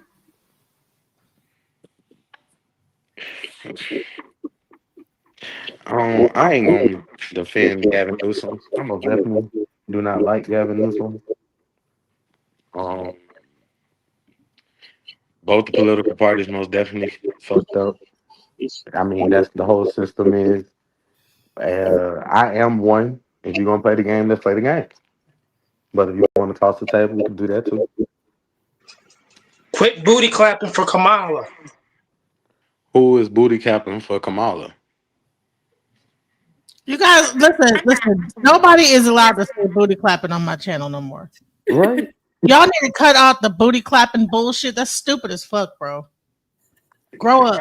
All I that, didn't even. that's stupid. That's I stupid. didn't even say her name. He brought her name up. Right. Like, what are you saying, bro? You know what I'm saying? I just said I don't like Gavin. AT2, I'll just drop the link. Can you come up here and give some information? And can I clear something up that it is on me to clear up? What's up, sweetie? May that brother's prodigy and legacy be blessed. I can't sit back and see somebody curse another man's legacy like that. Callously. That carries weight. Brother, blessings on your head that whatever veils shall be lifted are, because some things come with age. So take your time, bless your legacy, and may that curse be completely demolished on your head and your legacy. That was horrible. And I will not let that stand in my presence.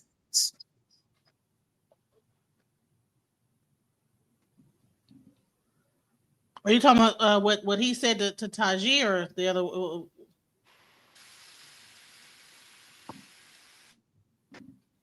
When that brother brought that man's legacy in here and made his legacy see whatever, that's not, no. Maybe in some places, but that has been a sticky note right here for me for a minute to lift that. Not in my presence, maybe somewhere else, but not in my presence. Newsom's legacy? Whose legacy?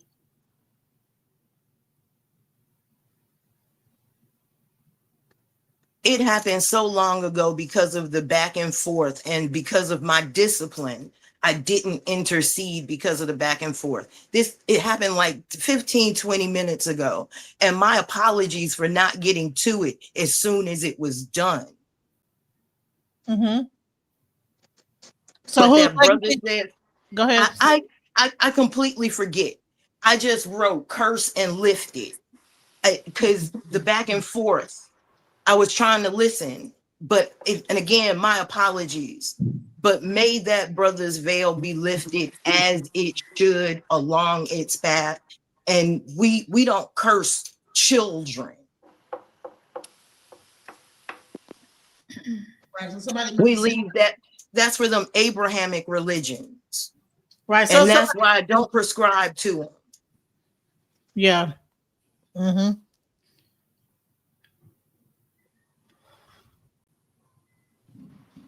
So at the end of the day, the bottom line is that we have like this whole thing when we talk about immigration.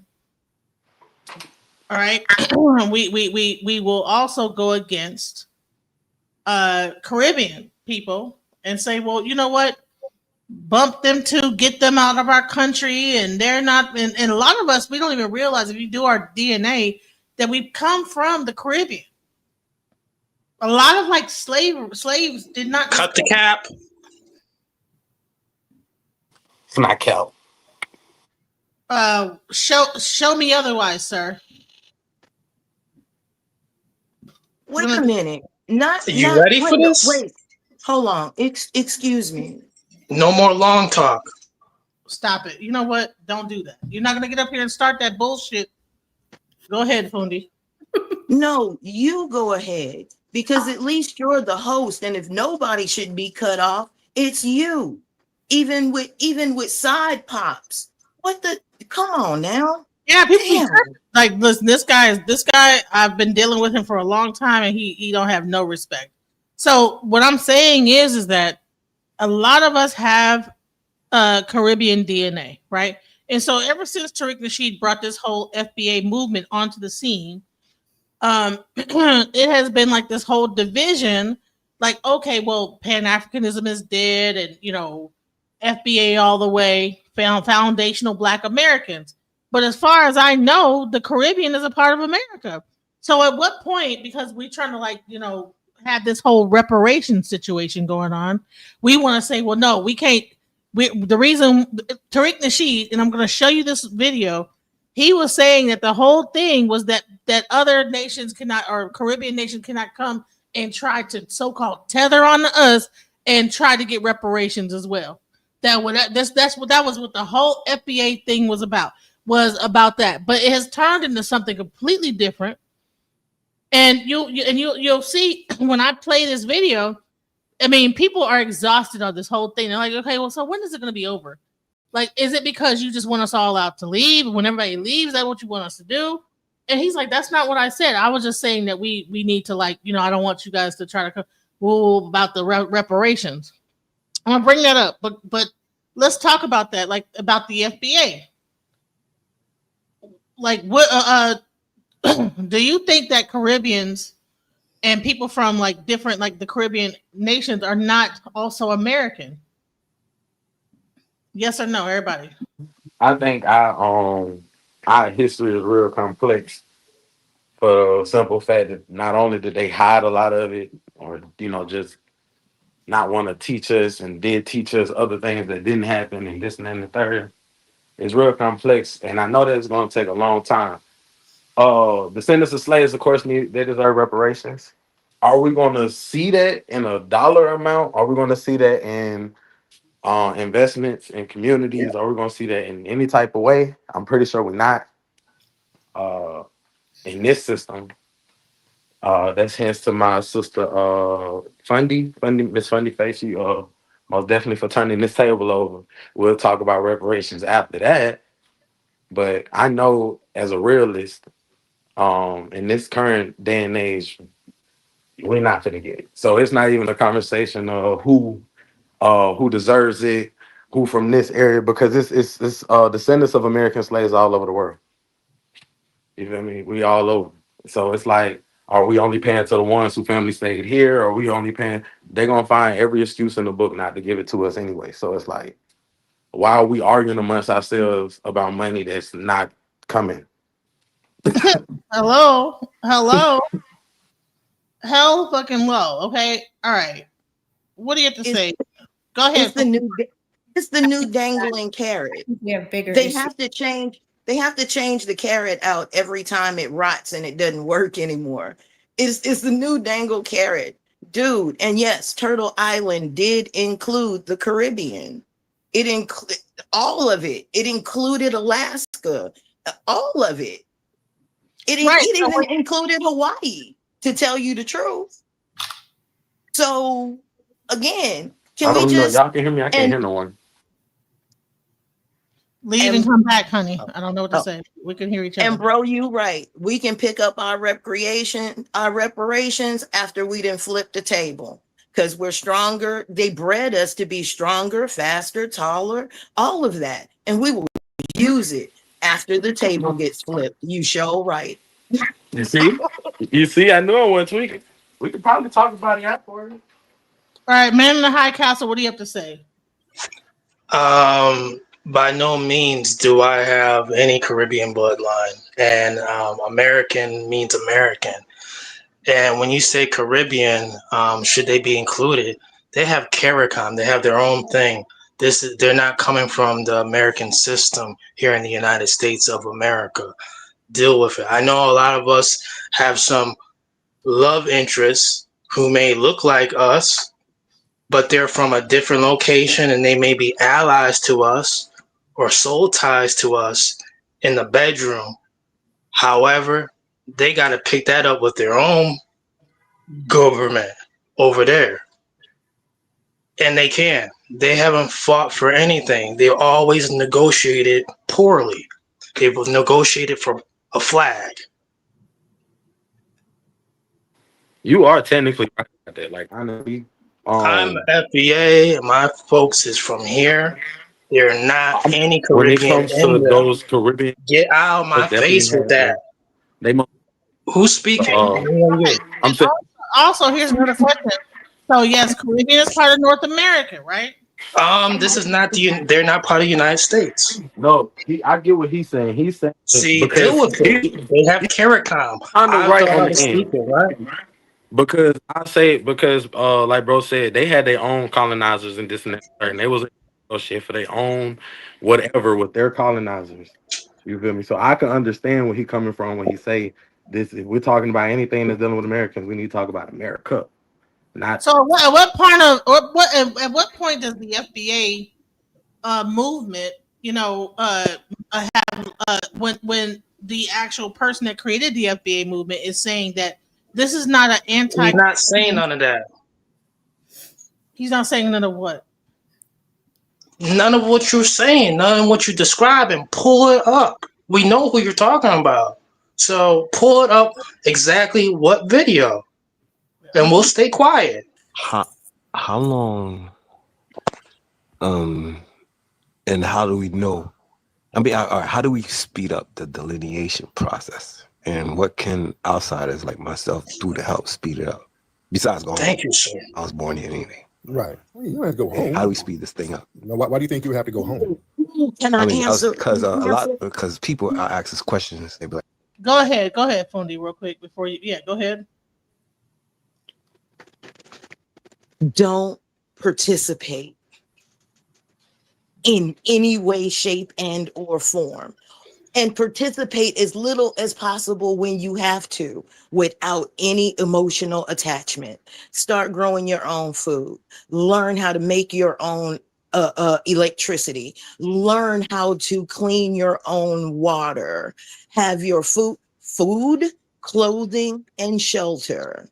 And if you can have and control your own food, clothing, and shelter, you can sit in a place of, and excuse my expression, fuck you.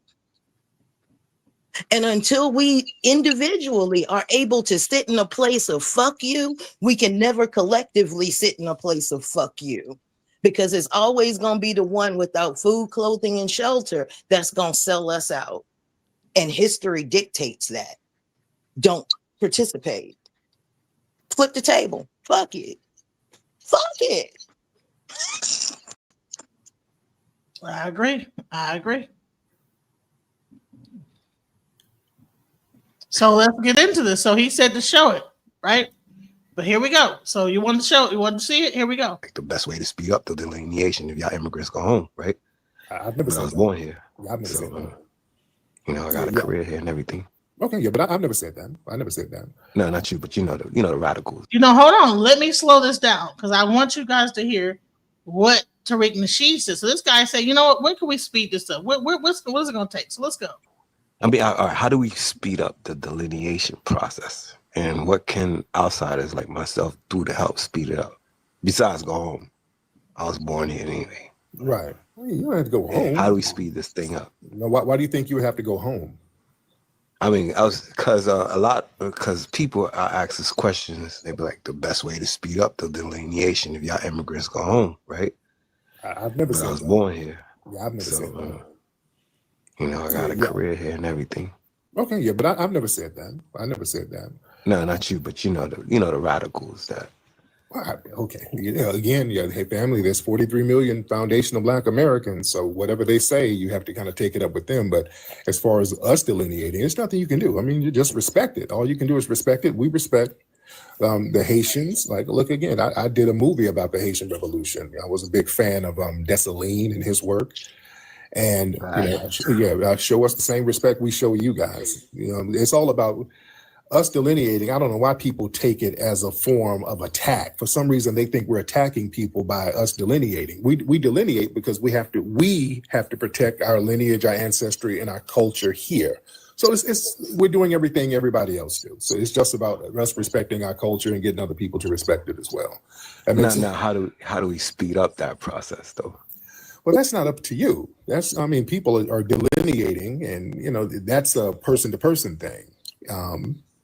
And can we get the word out more or something like? But even if they don't, the thing is, man, it's already us understanding what our lineage is here. That's already in the lexicon, so nobody really has to do anything. There's no speed up. You even if you don't do anything, you're still going to have a lineage here or a lineage somewhere else. If you're gonna. And I always use the coma thing. If somebody fell into a coma, there's still going to be a foundational Black American in that coma. They don't have to do anything. So I don't know what you mean. So to speed up the process, why do you want the process sped up?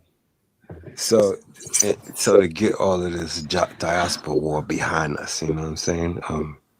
Everybody's delineated, everybody's in their respective places, and all these airport announcements, because we go back to normal, regular. You know what I mean? And to you, what would be normal and regular to you? Pre-pandemic, before the pandemic. Because here's the thing: a lot of this is kind of a new norm. It's not going to go back to that. It's not going to go back to the Obama era where you have non-FBAs representing us. Those days are over. Those are completely over. That's done. Because we can't go to Haiti and represent Haiti as foreigners. So people are not going to be able to come over here and say, we're your Black representatives, but we're from a foreign land and we have dual allegiances with our land and you, and we're going to look out for our land first. So we're just not doing deals like that no more. It hasn't worked. We tried it, and we're seeing that it just doesn't work for us, with respect. So there's just the new norm right now. We're going to pretty much represent ourselves as much as we can for our own political issues. And I'm just speaking from, my conjecture. And I think a lot of people share the consensus. So, but it's still love and it's still respect. All right. Facts. Yes, sir. My man. Thank you so much, brother. I appreciate it. All right. So it's still love and it's still respect. However, you see a lot of the people that are following Tariq Nasheed have a whole different mentality according to what they think that he means with this whole thing. And I'm going to show you the type of rhetoric that happens with people that are doing this whole FBA thing. U.S. citizen Warren King in Chicago releases him after verification. Let's read it, man. Let's read it. On October 14th, 2025, ICE agents detained 19-year-old U.S. citizen. Notice they keep saying U.S. citizen. Let's keep reading.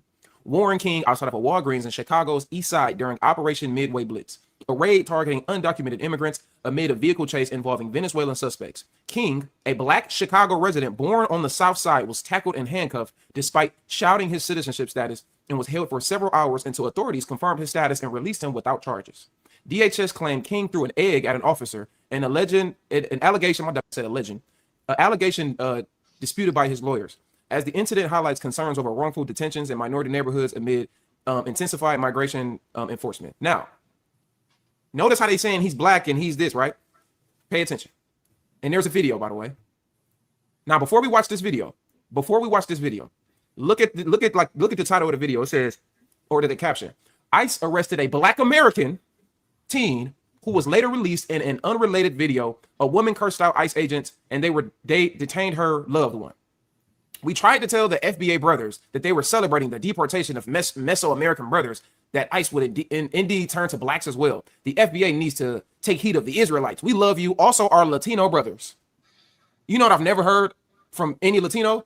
Calling black people their black brothers and then being a part of the Hebrew Israelites. And then us being over there in their country. And then giving us leeway to exist and do right in their country. Nah, they over here in America. Anyway, the Israelites are the one group that can help our people out of this nightmare. Put your pride down. All you have to do is repent, accept your true heritage, and most importantly, believe in Christ, and this nightmare will be over with. Christ is coming soon for our salvation. So here we go with these Hebrew Israelites. And all you Hebrew Israelites that's probably in here listening, you can eat it. I don't give a fuck about what the fuck you talking about. So let's watch this video, right? Now notice they're classifying this person as a black American. Just watch the video. He's a citizen! This is the moment federal agents held a 19-year-old man to the ground. First of all, I must say that they did not say that he was a black American. They just said he's a citizen. But the people that are into the FBA are so like hardcore that it's like they actually translate he's a citizen to he's a black American. They did not say that. They said he's a citizen. Found outside a Chicago convenience store. I'm telling them I'm a U.S. citizen. I'm here. I'm legal. I'm born here. So they didn't try to hear none of that though. Jimenez and King say he was taken into custody, but released later that day. I just graduated high school, so they could come from literally anybody, and that's not right. Hey, Genesis.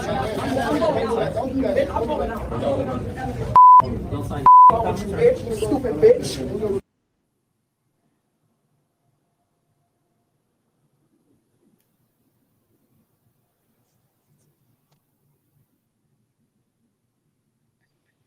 I'm steady talking. Y'all can't hear me. They say he's a citizen. He translates that in he's FBA. This is the thing I'm having an issue with, is that we have, now that we've created this FBA thing, it's become its own gang, you know, and it's gotten away from the true thing. Even what Tariq is saying, you know what? That's not what I said. What's your thoughts? Welcome to the panel, 82. Hey, Genesis, real quick, because I'm cooking right now, so I don't have a lot of time, but I just wanted to kind of make this point. As far as when it comes to FBA, right? I'm cool with, okay, we gonna make sure that we hold politicians responsible, blah, blah, blah. I'm cool with that, right? But like, what's the next move? Like, is there anybody who's FBA in government right now? Or does anybody plan on running? Because the people who are black there right now, nobody likes them and they don't do anything, blah, blah, blah, blah, blah, right? However, is anybody going to run who is FBA, who is for the people? Because really, it just sounds like internet talking. Like, it don't sound like, okay, there's actually a plan. Just like the same with those the Palestinian movement. Like, there's no plan. Like, okay, you protest, but what's the plan? Like, what's next? There is no next, or there is no plan in motion to actually get stuff going. Is there an FBA PAC? You know how there's APAC for the Jewish people? You know, it might not be a whole bunch of Jewish people in office. However, they got a PAC and they put money behind their people who they want. Like, is there an FBA PAC to put behind candidates? Because honestly, to tell you the truth, it just sounds like a whole bunch of internet BS, you know? It sure does. And then what it is that you have a bunch of people on the, okay, Tariq Nasheed getting on the internet every night, like spreading the whole FBA like moniker. But then, okay, well, are you going to run for office, Tariq Nasheed? Like, what are you going to do? You know, where are you going to take this of this whole thing? Where are you going to go with it? Are we just going to keep talking on the internet about it, or are we going to actually enact something, or find someone within your organization to come up and do something? Like, that makes a lot of sense. Right. I like that, Genesis. All right, but I'm gonna go ahead and leave the panel. Thank y'all for having me up. I appreciate y'all, and just keep it respectful. Genesis is the host. Treat her like the host. Don't treat her like she ain't nothing. Treat her like the host, and stop hating on Kamala Harris. Y'all jealous because she got good coochie. All right, bye. Stop it. Smell like curry. Smell like curry. That man said she got it. Ain't no way. Let's get back to this video, because I think that this video, okay, you're gonna see. Okay, so you have what Tariq Nasheed said. We're not saying that, but then you'll see like the YNs, right? This is the young generation and how they're taking this whole FBA movement. Listen to this. Watch this. That's why y'all He's a not bunch of YN. I wish you would. I wish the would. Yes, the hit something. Y'all a bunch of big don't tell me to calm down. We don't like none of you. You okay? No, how can I be okay? You okay? Oh, you okay? I look like I'm okay? Don't come up in my face here because I hit hard. Wrong with y'all? Try it. I wish you would. You try me and see what the happened. We angry. All of us angry out here. So don't think it's y'all alone. You who you telling get out of here? Why you telling me get out of here? You asked me a question and I'm answering you. Wrong with you? Oh, stupid ass bitch. That's why you gotta hide your face. You told me my mother can tell you anything. You wanna go to with you? You wanna hit me? Hit me, bitch. You ain't got me. Nobody's scaring you. You're ass. Come. I got rings on, bitch. Yeah, you go fight you, bitch. You a bitch. That's why your kids that don't like you and your wife is on you. That's why you gotta hide your face. My face ain't hidden, bitch. I'm American, you stupid bitch. No, you're not. Child, you can take me too high. I'm Charlotte the Zodiac first. You know what to do? No. She said, I'm American. Well, she is North American. He says, no, you're not. No, Okay. she's You want me? That's it, around. Nobody want to kiss the one. Nobody help me. Wrong with y'all? All of you. Put that on the news. Let Trump see it. Bumbleclad! You're going to take my bushmeat and dip me in you bumbleclad. Bitch, you're not American. You're not American. That's number one. Second of all, you a woman. You can't do nothing to nobody. You a woman. Somebody would grab you up and put you up on a wall like it was in a fucking cartoon. Your legs would be shaking and flittering in the air. You're a woman. You can't beat up a man. You're a woman. They would fucking destroy you. You would get squished. You're a woman. You can't fight nobody. Hence, why you have one man holding you back. If you was just as big and bad and wanted to fight so bad and as strong as you think you are, you wouldn't have to have a man really barely holding you back because he's not doing nothing. You got a purse on. Look at this. First of all, your phenotype is not a black American. That's number one. Your phenotype is not a black American woman. Clearly, you can tell. Look at this head shape. Yep. Facts. Look at her symmetry. That's number one. So our head, no disrespect, but our head shapes are. That's not our head shapes. So even this one, look at this one. We don't look like that. Our women don't look like that. Our black American women do not look like that. We got some booger whoops. I love black American women, but we got some booger whoops. But on average, the booger whoops don't even look, like that sometimes. Sometimes they do. Oh my God. I can't even listen to this shit no more. It's so fucked up. I'm like, bro, really? What is your thoughts about that? I mean, Fundi first, because I know I'm gonna hear enough. Everybody gonna be like agreeing with this bullshit. But Fundi, what is your thoughts? Let the chaos begin. The chaos is not organized. Chaos is just all over the freaking place. Let it be. I'm not participating, because even that is participating. Food, clothing, and shelter, and sit in a place of fuck you.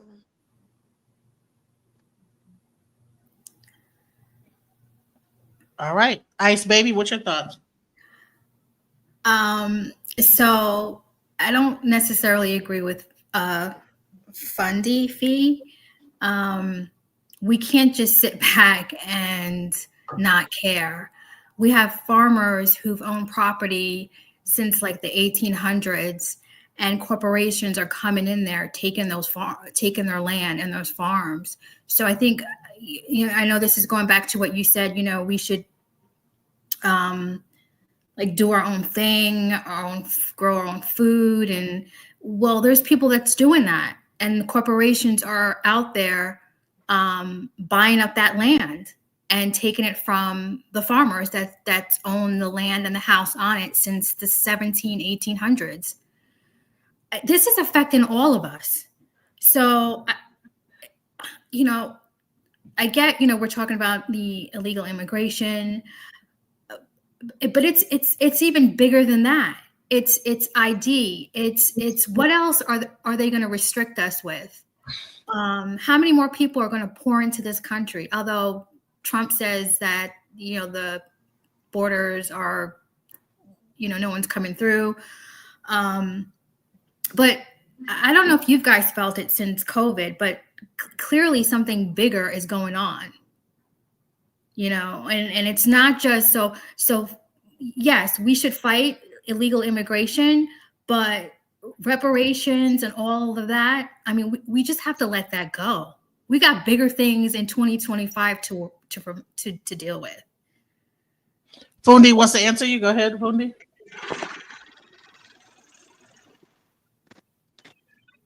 If we cared, we would have cared when this started. You care because it's just affecting you now. The Black farmer has been driven out of farming since that date that you just stated about the other farmers. How do you think they got their land? Their land was our land. This land is your land. And they passed the deed on to somebody else and aided that somebody else after taking our farmland. And you want me to care now? No, you care because it didn't affect you back in the 1800s. But because that went through, and now it has trickled down. This is a cause and effect world. And now that it affects you, you want it to be my problem. And I'm saying that as an individual, not as a collective. I'm only speaking for me. And I can speak for me because I have half a cow in my deep freezer. I have food growing in my backyard and 3 other wild places and places that I can go and get other food. I know how to get my water clean. I know how to make fire. I know how to use smoke. And I can be right here at my residence and a few other lands. And still, individually, I don't care. Because as much as we have all sounded the alarm, nobody listened. So get spanked the same way we have been whipped in America. Because when y'all have a cold, we have been dealing with walking pneumonia made to work. So have fun with the pneumonia. You haven't had walking pneumonia yet. When you get there, let us know. We don't care. Could I ask a question to Ice Baby? Okay. Ice Baby, where are your people from, Sugar?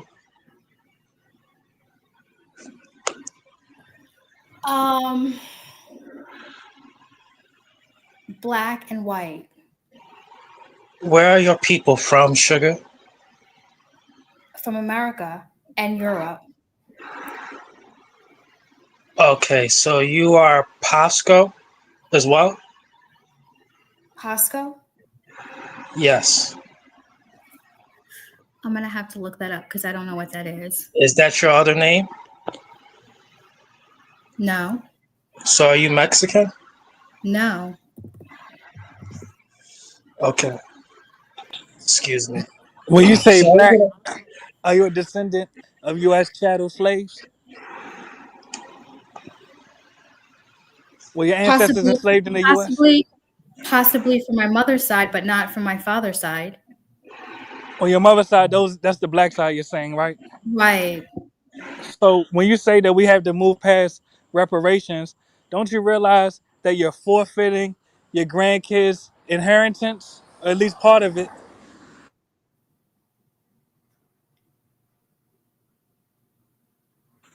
Do you realize that? I'm not I trying to I put you in a. Go ahead.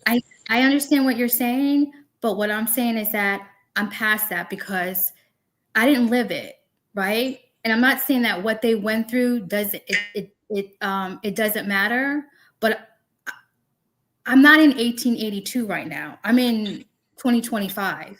But I didn't ask you that respectfully, And and I'm just let's have a peaceful dialogue. Whether you lived it or not, it was an inheritance that was taken away from your family. Don't you realize you have an obligation to fight for your future generations' inheritance? Don't you realize that? no. All right. No, because it's not. Who's to say that it was my land? Because I mean, the argument is that Native Americans were here first, right? Well, I Black. wasn't even just talking about land. Even the No, I know that. monetary. But if you're talking about land, who was on this land? Who was on the land first? Well, let me answer that. And I wasn't just talking about land. Okay. Even the monetary inheritance that was stripped away from your family, the money that was extracted from your ancestors, the free labor that your ancestors were forced to endure, that inheritance was stripped away from your family, meaning you could not pass it to your kids or your grandkids. You have an obligation to fight for it. But if you won't fight for it, that's your obligation. That's your decision. Really, I can't convince you. If you won't fight for it, that's your choice. But who's to say when my lineage even? So you're just talking about the black lineage, right? But who's to say that my lineage didn't start in 1940 and not 1888? So if it started in 1940, do I still have rights to reparation? Well, that's why I asked you specific. We all have to go back as to how far back my lineage would go. I'm trying to answer your question, and Got that's a why I said let's have cosplayer. a. Exactly. That's what I believe. I believe you're cosplaying because I asked a particular question. I asked, are you a descendant of U.S. chattel slaves? Were your family enslaved in the U.S.? You said possibly on your mother's side, right? Yeah, because I don't know. I'm So truthful. you don't. I don't know if As her most Black Americans also really just don't No, know. sit down, sit down. Like, bro, you gotta learn how to respect for real. Yeah, but Taj, you want a booty clap for You just gonna have to immigrants? learn how Listen, to we're not respect. gonna say. Listen, somebody say booty clap again and getting removed indefinitely. You just gonna have to learn how to Do not learn say real booty respect. clap again. Brother Taj, I just want to say something. I Oh no, respect. no. I know Most people don't know. I know it's difficult at times being under the blanket with your thumb in your mouth, ass up, face down, booty clapping. I told your ass. Thank you. Say it again, you're gonna get kicked off. If you don't know how DJ to Genesis. have a conversation without using like childish terms, this is not a childish discussion. Y'all can hear me? You cannot like actually say something without saying booty clapping and come on now. You know what I'm saying? We're adults here. DJ Genesis, we're literally just characterizing the traits of a traitor. Really, it should not trigger you. Yeah, And no, I no, bet. no, Well, it go does ahead. trigger me because that's you're trying to make him out to be a homosexual. What And happened? that's not no. You're saying he's booty clapping. You're bringing like homosexuality into it. Because his argument is flawed. That's No, what people do when they can't debate. argument is flawed means one thing, but booty clapping and bringing in people. That's why he doing it. Because his argument is flawed. Well, one mic at a time. Let's not. If you cannot make your argument without doing ad hominem attacks, saying someone's a coon, booty clapping, all that really weird stuff, and whatever you're childish and you'll be removed. Make But your let's not get lost though. Let's not get lost. no, don't you get lost. Don't do Well, it. I'm trying to get back on the topic. Can I? And I don't need you to interrupt me to get back on the topic. I'm All right, going go to ahead. the rules of my panel. I don't need you to tell me when I need to get on topic because y'all been saying that bullshit the whole time. I just came back on the panel literally 3 minutes ago. No, you're the one who started with this booty clapping bullshit, saying that. Well, I characterize the traits of a traitor. I don't really care about what you characterize. I said don't say that. Period. All right, I heard you. Could we move on, please? No. Open up your own. Hey, learn. See what I mean? Say all this shit all you want to, bro. All right. Can If we you move? Can we get no, back to the no, discussion? if you can't control yourself, you're gonna tell me what I need to like move on to the. No, I'm gonna move it on when I feel like it. I think some of you guys like are into like domination. Like you want me to like dominate over you and put you into the back and show my domination over you. Like, what is this bullshit? You want to interrupt me so I can say, bad boy, sit down, sit in the back seats. Ooh, you know what I'm saying? That's like you want me to like dominate over you. And that's like, bro, you should be able to control yourself. You call yourself a man, right? You should be able to control your mouth and shut the fuck up until I'm done talking. And that's as a man having self-control, bro. When I say don't say something, you should just not say that shit, period. You should have enough self-control not to fucking do that shit. But somehow people still want to keep saying it. They want to test my gangster. Like, I'm not going to kick you up off this bitch. So try me, say that shit so I can kick you off. Now, I'm going to bring you back up, and I'm not going to argue. We're not going to have a fucking argument about what you think about me. You're going to make your statement, and that's what it's going to be. All right, let's go. Yes, and back to the topic. My point is very simple. The brother Taj, I notice he has the reflex that when we criticize the negative impact that immigrants have on our community, for some reason he likes to get on his knees and twerk for the immigrants. Respectfully, the point is, see, we're still saying stupid shit because he don't have a point. Let me finish my point to the young lady. I wasn't actually defending immigrants at all. I want to figure out. Okay, I'm gonna ask the woman here before you get to your point. Women here that are on this, but why do you think that these men want to use these homosexual terms on another man to make their point? Why do you think that's so important to really say that? Why? What is wrong with it? What I'm a do you man, think and I know why. psychologically going on where these guys they cannot control themselves? Like, okay, booty clapper. So let me just find another way to say the same fucking thing. What's wrong with, like, okay, let's go around. I want to hear from the women. I don't want to hear from the men anymore because right now, I just want to hear some. Look, I'll take a break. Let's go. Let's start off with Ice Baby. Why do you think these men need to like use terms like booty clapping or getting on their knees and bending over and all kind of weird ass like homosexual terms to demean another man? What do you think that's about? That's just how they are. I don't even know. Okay, Fundi, what do you think? What do you think there's a psychology behind that? That's something like weird psychology. I think there's something to that. Because during war, the greatest psychological impact on your enemy is to sexually dominate them. That's in any all civil and primal war. So amongst men, when it comes to their perceived enemy, for some men, it directly goes to the psychological sexual domination of any man in the room. That's just war. I'm not at war. I didn't sat down and I'm sipping tea. Y'all can have it. Honey, I'm chilling too. I'm like chilling. Like, you don't need to fucking, we're having a conversation. It don't have to be like, you don't hear me telling you, well, honey, you pussy licking or some wild shit. Like, what the fuck? You carpet munching or something. You rubber, bush rubbing, or what is this bullshit? And why can't people be grown enough to like restrain themselves in that shit? Like, for real? Like, what? I mean, hey, I can win an argument with you without like going into some weird like shit like that. So I don't want that on my panel. I don't want that discussing fucking shit because I already said that half these niggas is gay any goddamn way, and all y'all doing is think that y'all motherfuckers is gay more than I've already thought. So let's stop saying that shit. Let's stop it. I'm gonna add you to the stage. Control yourself. Make your point and make it plain. You gonna add him back? yes, bro. You have blonde dreads. Control yourself.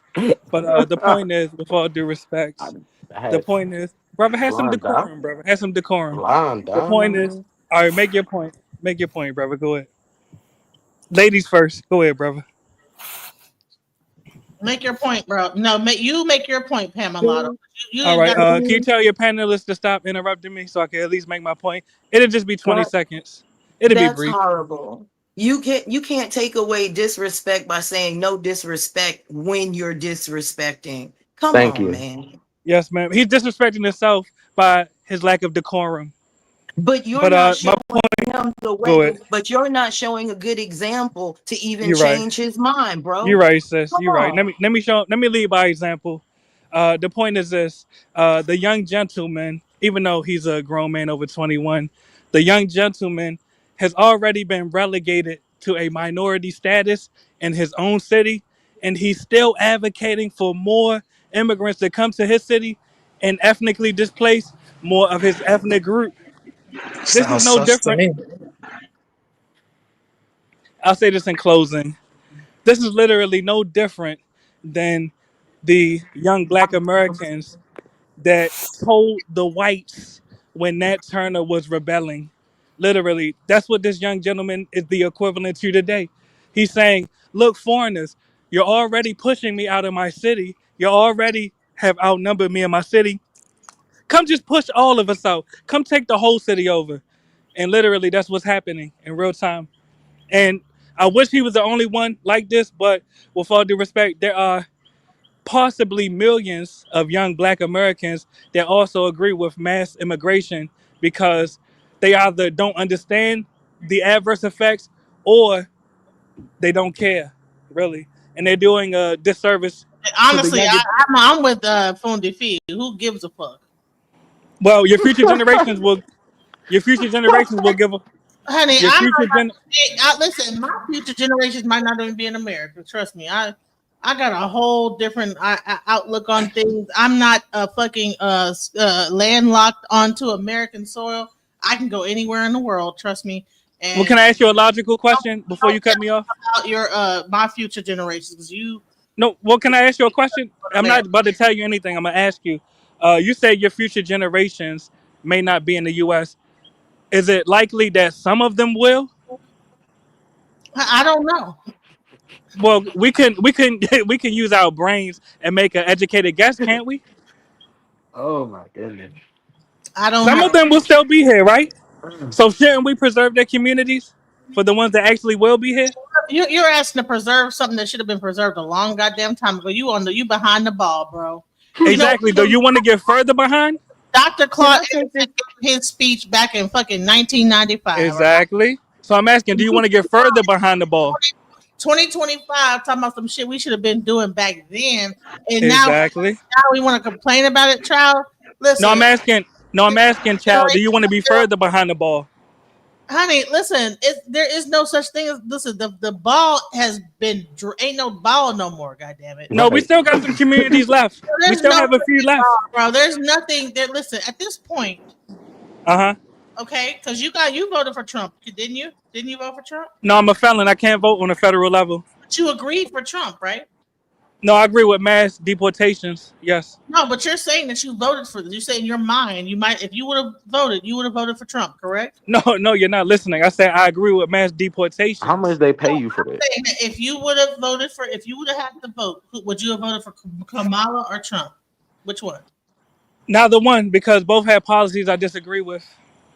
Okay, But but well, I'm trying to answer your question.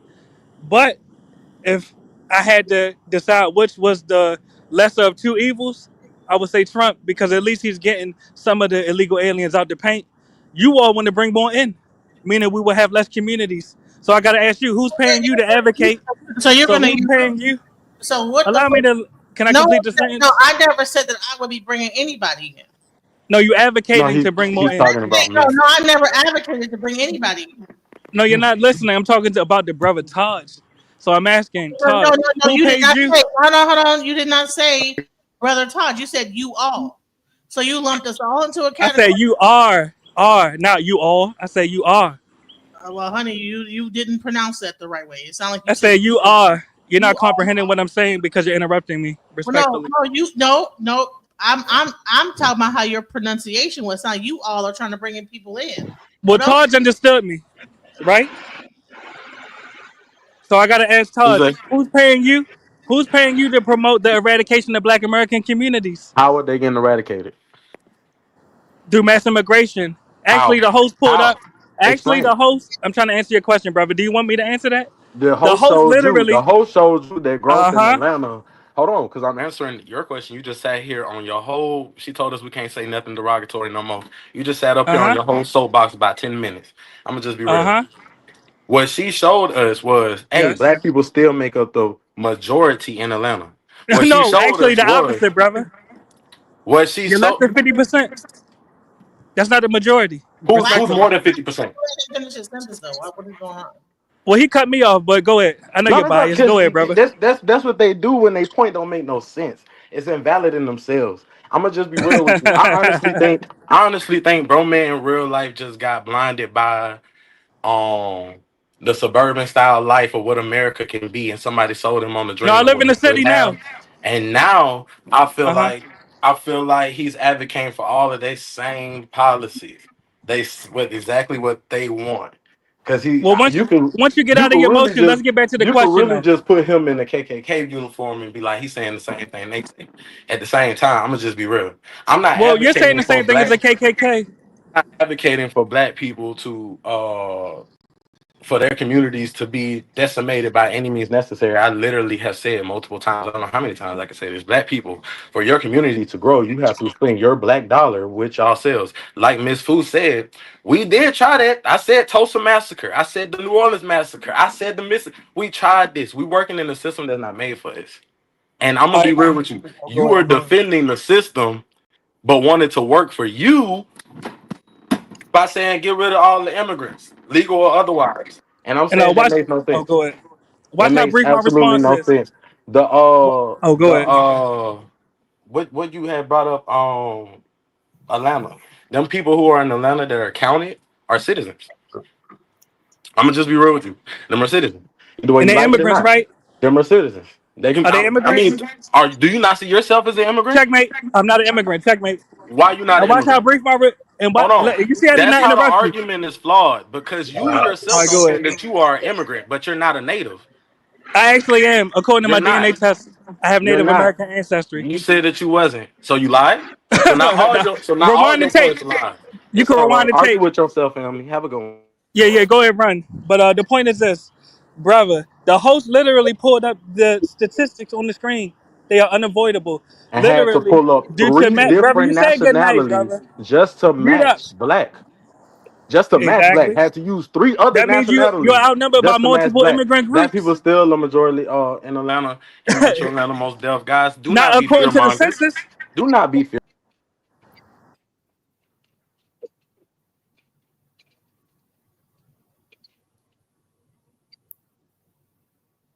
So there was there's a whole demeasuring contest going on. Food, any thoughts about what's going on?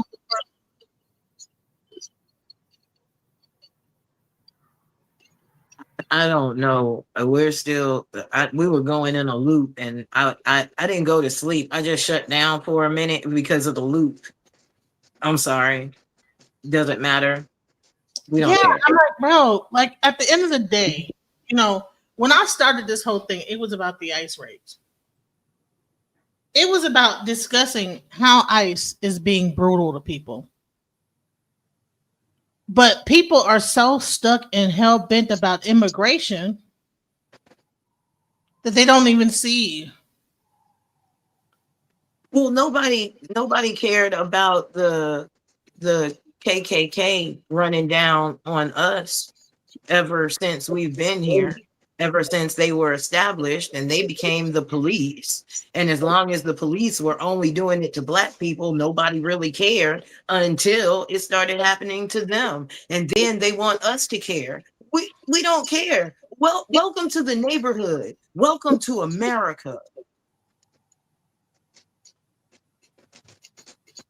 I think that we get just so hung up on immigration and they're taking away something from us. It's like, bro, there's nothing to take. No one can take anything away from you unless you give it to them.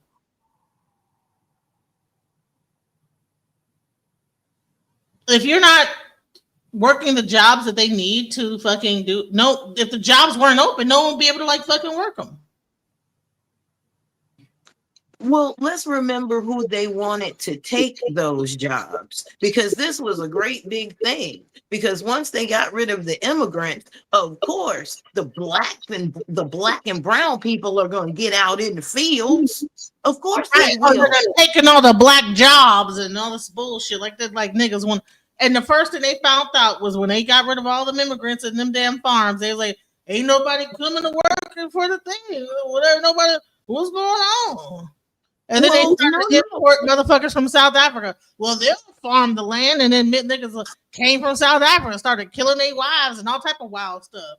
Remember they had all them like South African farmers that came over here, they was rich, came over here. Trump tried to do that bullshit. But they weren't farmers. They were in IT. But you know, again, why do we care? Why do we care? Why do we care? Exactly. Why do we care? As a matter of fact, we should just be sitting down enjoying the chaos, because at least at this point, we're not helping put it out. Y'all have fun. And there's nothing that ICE is doing to them that the police haven't done to us. And nobody said anything except, well, maybe you should just comply. So let us tell them what they've been telling us. Maybe you should just comply. You know, a good point. You know what? Exactly, Fundi. Now, your way of explaining it makes way more sense than anything else I've heard on this panel all day long. And I've been here for damn near 6 hours. Atlanta used to be an all black city. Honey, do you know how many all black? You know what DC used to be called Chocolate City? You know, cities was all black. Wilmington, North Carolina used to be an all black city. I mean, how many all black cities we used to have? You know what I'm saying? Okay, a lot of like cities in America used to be all black cities. You know what I'm saying? The government has consistently like came into those cities and dismantled. Harlem used to be an all black city. Part of Manhattan, Lower Manhattan, Harlem, DC. I mean, just count the numbers. Now all of a sudden Atlanta's a big deal. Join the whole thing. You know what I'm saying? I mean, I don't get Oakland was all black city, right? And didn't they come gentrify that? Like, so, it's because the illegals. No, it's because the government. Okay? Period. The government wants to do that. We're going to blame people that are fleeing their country, and the government is doing this and saying, oh, okay, well, go here. You know what I'm saying? They're not saying go to the white neighborhood suburbs. They're saying, okay, well, you know what? I think we have some room in Oakland. We have some room in fucking lower Atlanta, whatever, or the hood in Atlanta. We got some in the whatever in Wilmington, whatever, the black Charlotte, wherever the niggas. Okay, we got some room in Detroit. Go ahead over to Chicago, South Side. Go ahead. We got some room there. Oh, well, we're allowing it to happen in our community. Well, you know, we should call ICE on every time we have immigrants in there. Oh, okay. Well, honey, when you have a flood, like, I mean, how many million immigrants came through the border? I think I showed a picture of it last time. I was like, bro, what can you do against it? You know what I'm saying? What can you really do? What can you really do against this? Well, I called ICE on about 10 people that's in the neighborhood right now. I called ICE on some big. I'm making a difference. The fuck? You making a difference on what? Out of all these motherfuckers, this probably was one day of people trying to get it just coming into the border.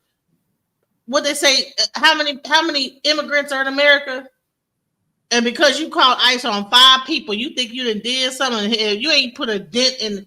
Listen, if it was a piece of steel, you didn't put a dent in it, bro. I'd have more respect for you if you had called all of the nail salons and done something like that.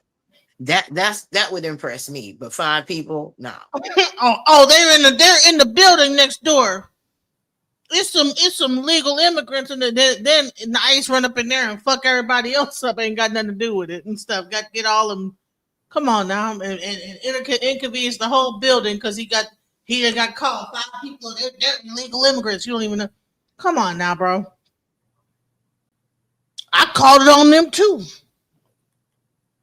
I called ICE on Google and Yahoo and Facebook and Amazon and meanwhile it's a whole Hyundai plant that brought their whole fucking country over here to build Hyundais.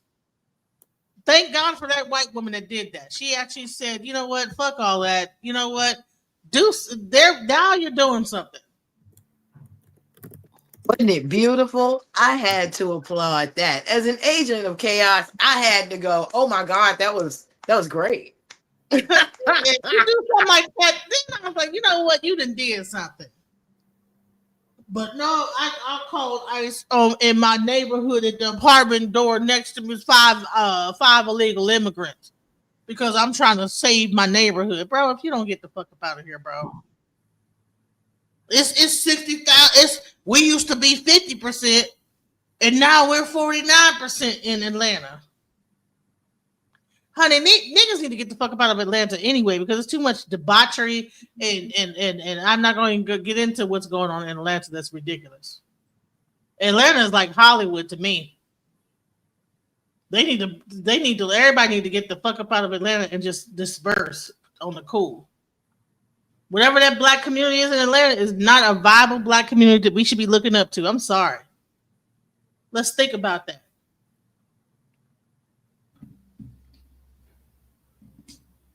Should we really be like trying to preserve Atlanta as it is as we speak? The actual what's going on in Atlanta right now? Really?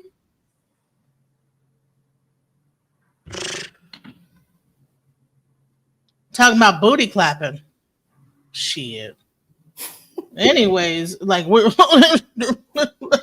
people in Atlanta now. Honey, they need to disperse that whole thing because people, come on now. It's too much going on. Why do men talk like that? Honey, Atlanta ain't going nowhere. I already know. But come on now. Yeah, that booty clap, that's like kind of like homoerotic. Because you gotta like think of that. When you hear that word, your mind is like picturing a male booty clap. Like you're talking to another dude, and then you're saying, stop booty clapping for this. And so my mind immediately images of this guy's booty shaking and clapping. Like, why am I being subjected to this? Like, what are we doing here? I don't want my mind going there. Like, what are we saying here? You know? Not me. They've been waiting patiently in the back. Listen, we want to let everybody say something. We want to wrap this whole thing up.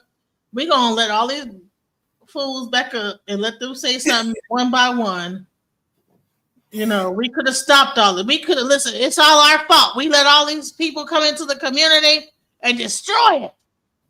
We should have did something. We should have like all lined up at the border and held hands. And all right, let's go. Let's start with no Foodie. Foodie gonna be last. We'll let Foodie say the last word because we're gonna start with. I'm gonna do. All right, Pam Mulatto, then Reverend Green, then Tajay Murray, and then Ice Baby, and then we're gonna end with Foodie. We're gonna end this whole thing because we've been here. I've been here too long. Let's go. You got about a minute to say what you got to say. Let's go. Yes, and thanks for allowing me on the panel and to go first. Conversations like these make me thank God every day that I'm a mulatto because I know in the future the U.S. will have a mulatto majority, but you blacks, you're fucked. I'm gonna be honest. You have no sense of self-preservation. You will allow foreigners to take over everything and make excuses as to why you should forfeit your communities to them. To the Black Americans that have a little bit of sense and a sense of self-preservation, call ICE on all immigrants. Get them out their paint. If you don't, you won't have any communities left. This panel is an example of Black Americans that are willing to forfeit their communities to foreigners. Much love, DJ Genesis. Thanks for having me up. All right, peace. All right, next, Reverend Green. Good evening, everybody. Salutations to all the American citizens who are proud to be in America, breathing in this American air, drinking this American water, on this American soil, like our ancestors who built this country from the ground up and are never immigrants. We are indigenous to this land, 100%. I like to say, take in regard for the children of the future. Hold on, I'm sorry. You know what? I hate to interrupt you, but Kylie, whichever has had the greatest album of all time, and you know what? I have to do this for my $10 super chat. Thank you for the. I am blessed to make money, money making money, money making money, money making money, money making money, manifest making money, money making money, money making money, money making money. I ain't stressed, making money, money making money, money making money, money making money. Gratitude is my attitude. Drop it like it's hot. Jewelry in the safe, piggy bank on food. Get it, get it. And I'm living life abundant. I'm making Pop money it, pop it. fast. I'm a money making magnet, making cold hard cash. I'm making money. Oh, I am blessed. All right, you can continue now. Thank you, Salia Ben Yah, for the $10 super chat. Thank you, thank you, thank you. Reverend Green, you can continue. And for the children of the future, understand this is 2025. So I've been told, well, on Social Security Administration.org, you can find that around 2034, in the year 2034, Social Security will be insolvent. Thank God for President Trump for giving us a grace period. We're cleaning things up like that. I believe my only issue with President Trump's administration is it's not moving fast enough. We have to move the immigrants out, the illegals out, so we can have American pie for our children, for the future. This can be done. I like to give a shout out to DJ Genesis for having me on this platform. And I'd like to shout out to the ladies, Lady Ice Baby and Sister Fundi. I'd like to also shout out the brothers who are on the panel, Pam Mulatto, Tyree. And also my final word is, don't let the media blow smoke up your ass. That's what they want us to do. They want us outdoors. They're using Palantir on us, and it's tracking us each and every day. Pay attention to details. I'm not speaking in the boogeyman sense, but just pay close attention to details. War is here. It's just silent. And they're using quiet weapons. I land my plane.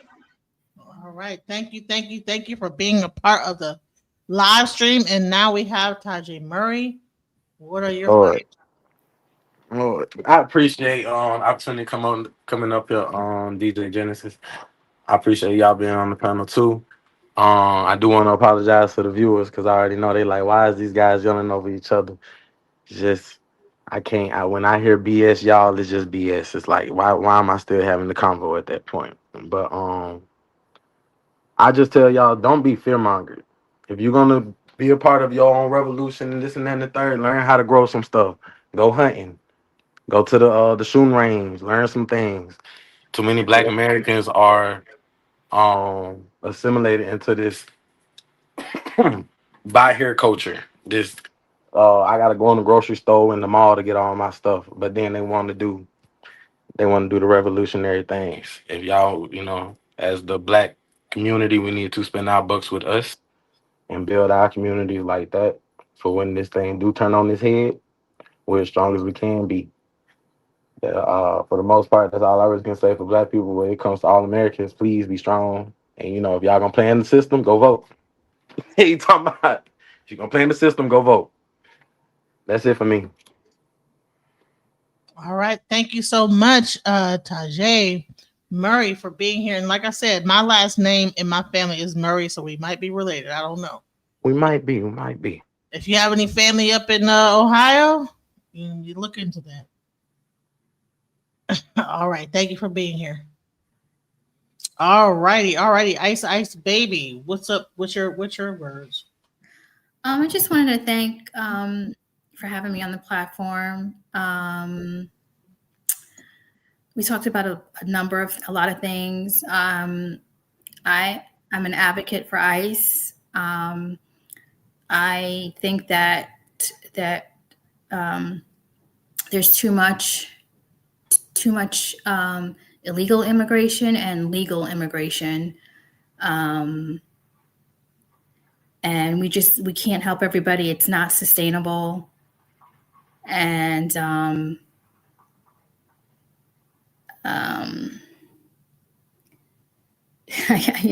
guess that's it for now. Are you going to have a next live? I do it every day. I need to set a time, but when I just join, make sure you guys subscribe, because I'm not really quick. I kind of do it on how I feel. So just make sure you subscribe, and I need to find a better schedule. I'll just go on how I feel. I'll come up at any time. So just, look for your notifications, and if you see me on, please come up and join. And I really appreciate your input. So definitely come up here and give your input, guys. Thanks for having me. Thank you, sister. Thank you. Thank you, sister Ice Baby. Thank you. That's what the AI says. Okay, thank you. Ice Baby. Dun, dun, dun, dun, dun, dun, dun. All right. Peace. All right, Fundi. Well, I think y'all know how I feel about this, but I can't say it better than a dialogue given by Joe Morton at Dinner in America. And the scene is called "The White Man is a Virus." I won't quote it here, but y'all go look that up. But in the spirit of that speech, for everything that this system has taken from us and everybody has stood to the side, as long as it wasn't them, and you said nothing and you were complicit, may something stronger than you come along and do to you what you allowed done to us. DJ such and such, but y'all know her as DJ Genesis. Can you take us the hell up out of here?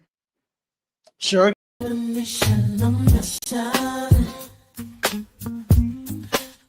to get it right. Transition, changing the way that I see life. Transition mind. I'm on a mission, trying to get it right. I'm transitioning my life. Making a transition. Ooh, making a transition. Ooh, ooh, ooh, ooh, ooh, ooh. Making a transition. Ooh, ooh, ooh, ooh, ooh, ooh. Making a transition.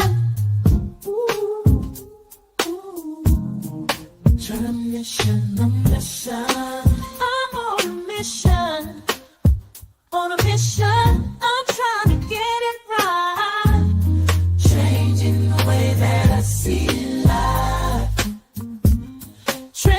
mission in my life.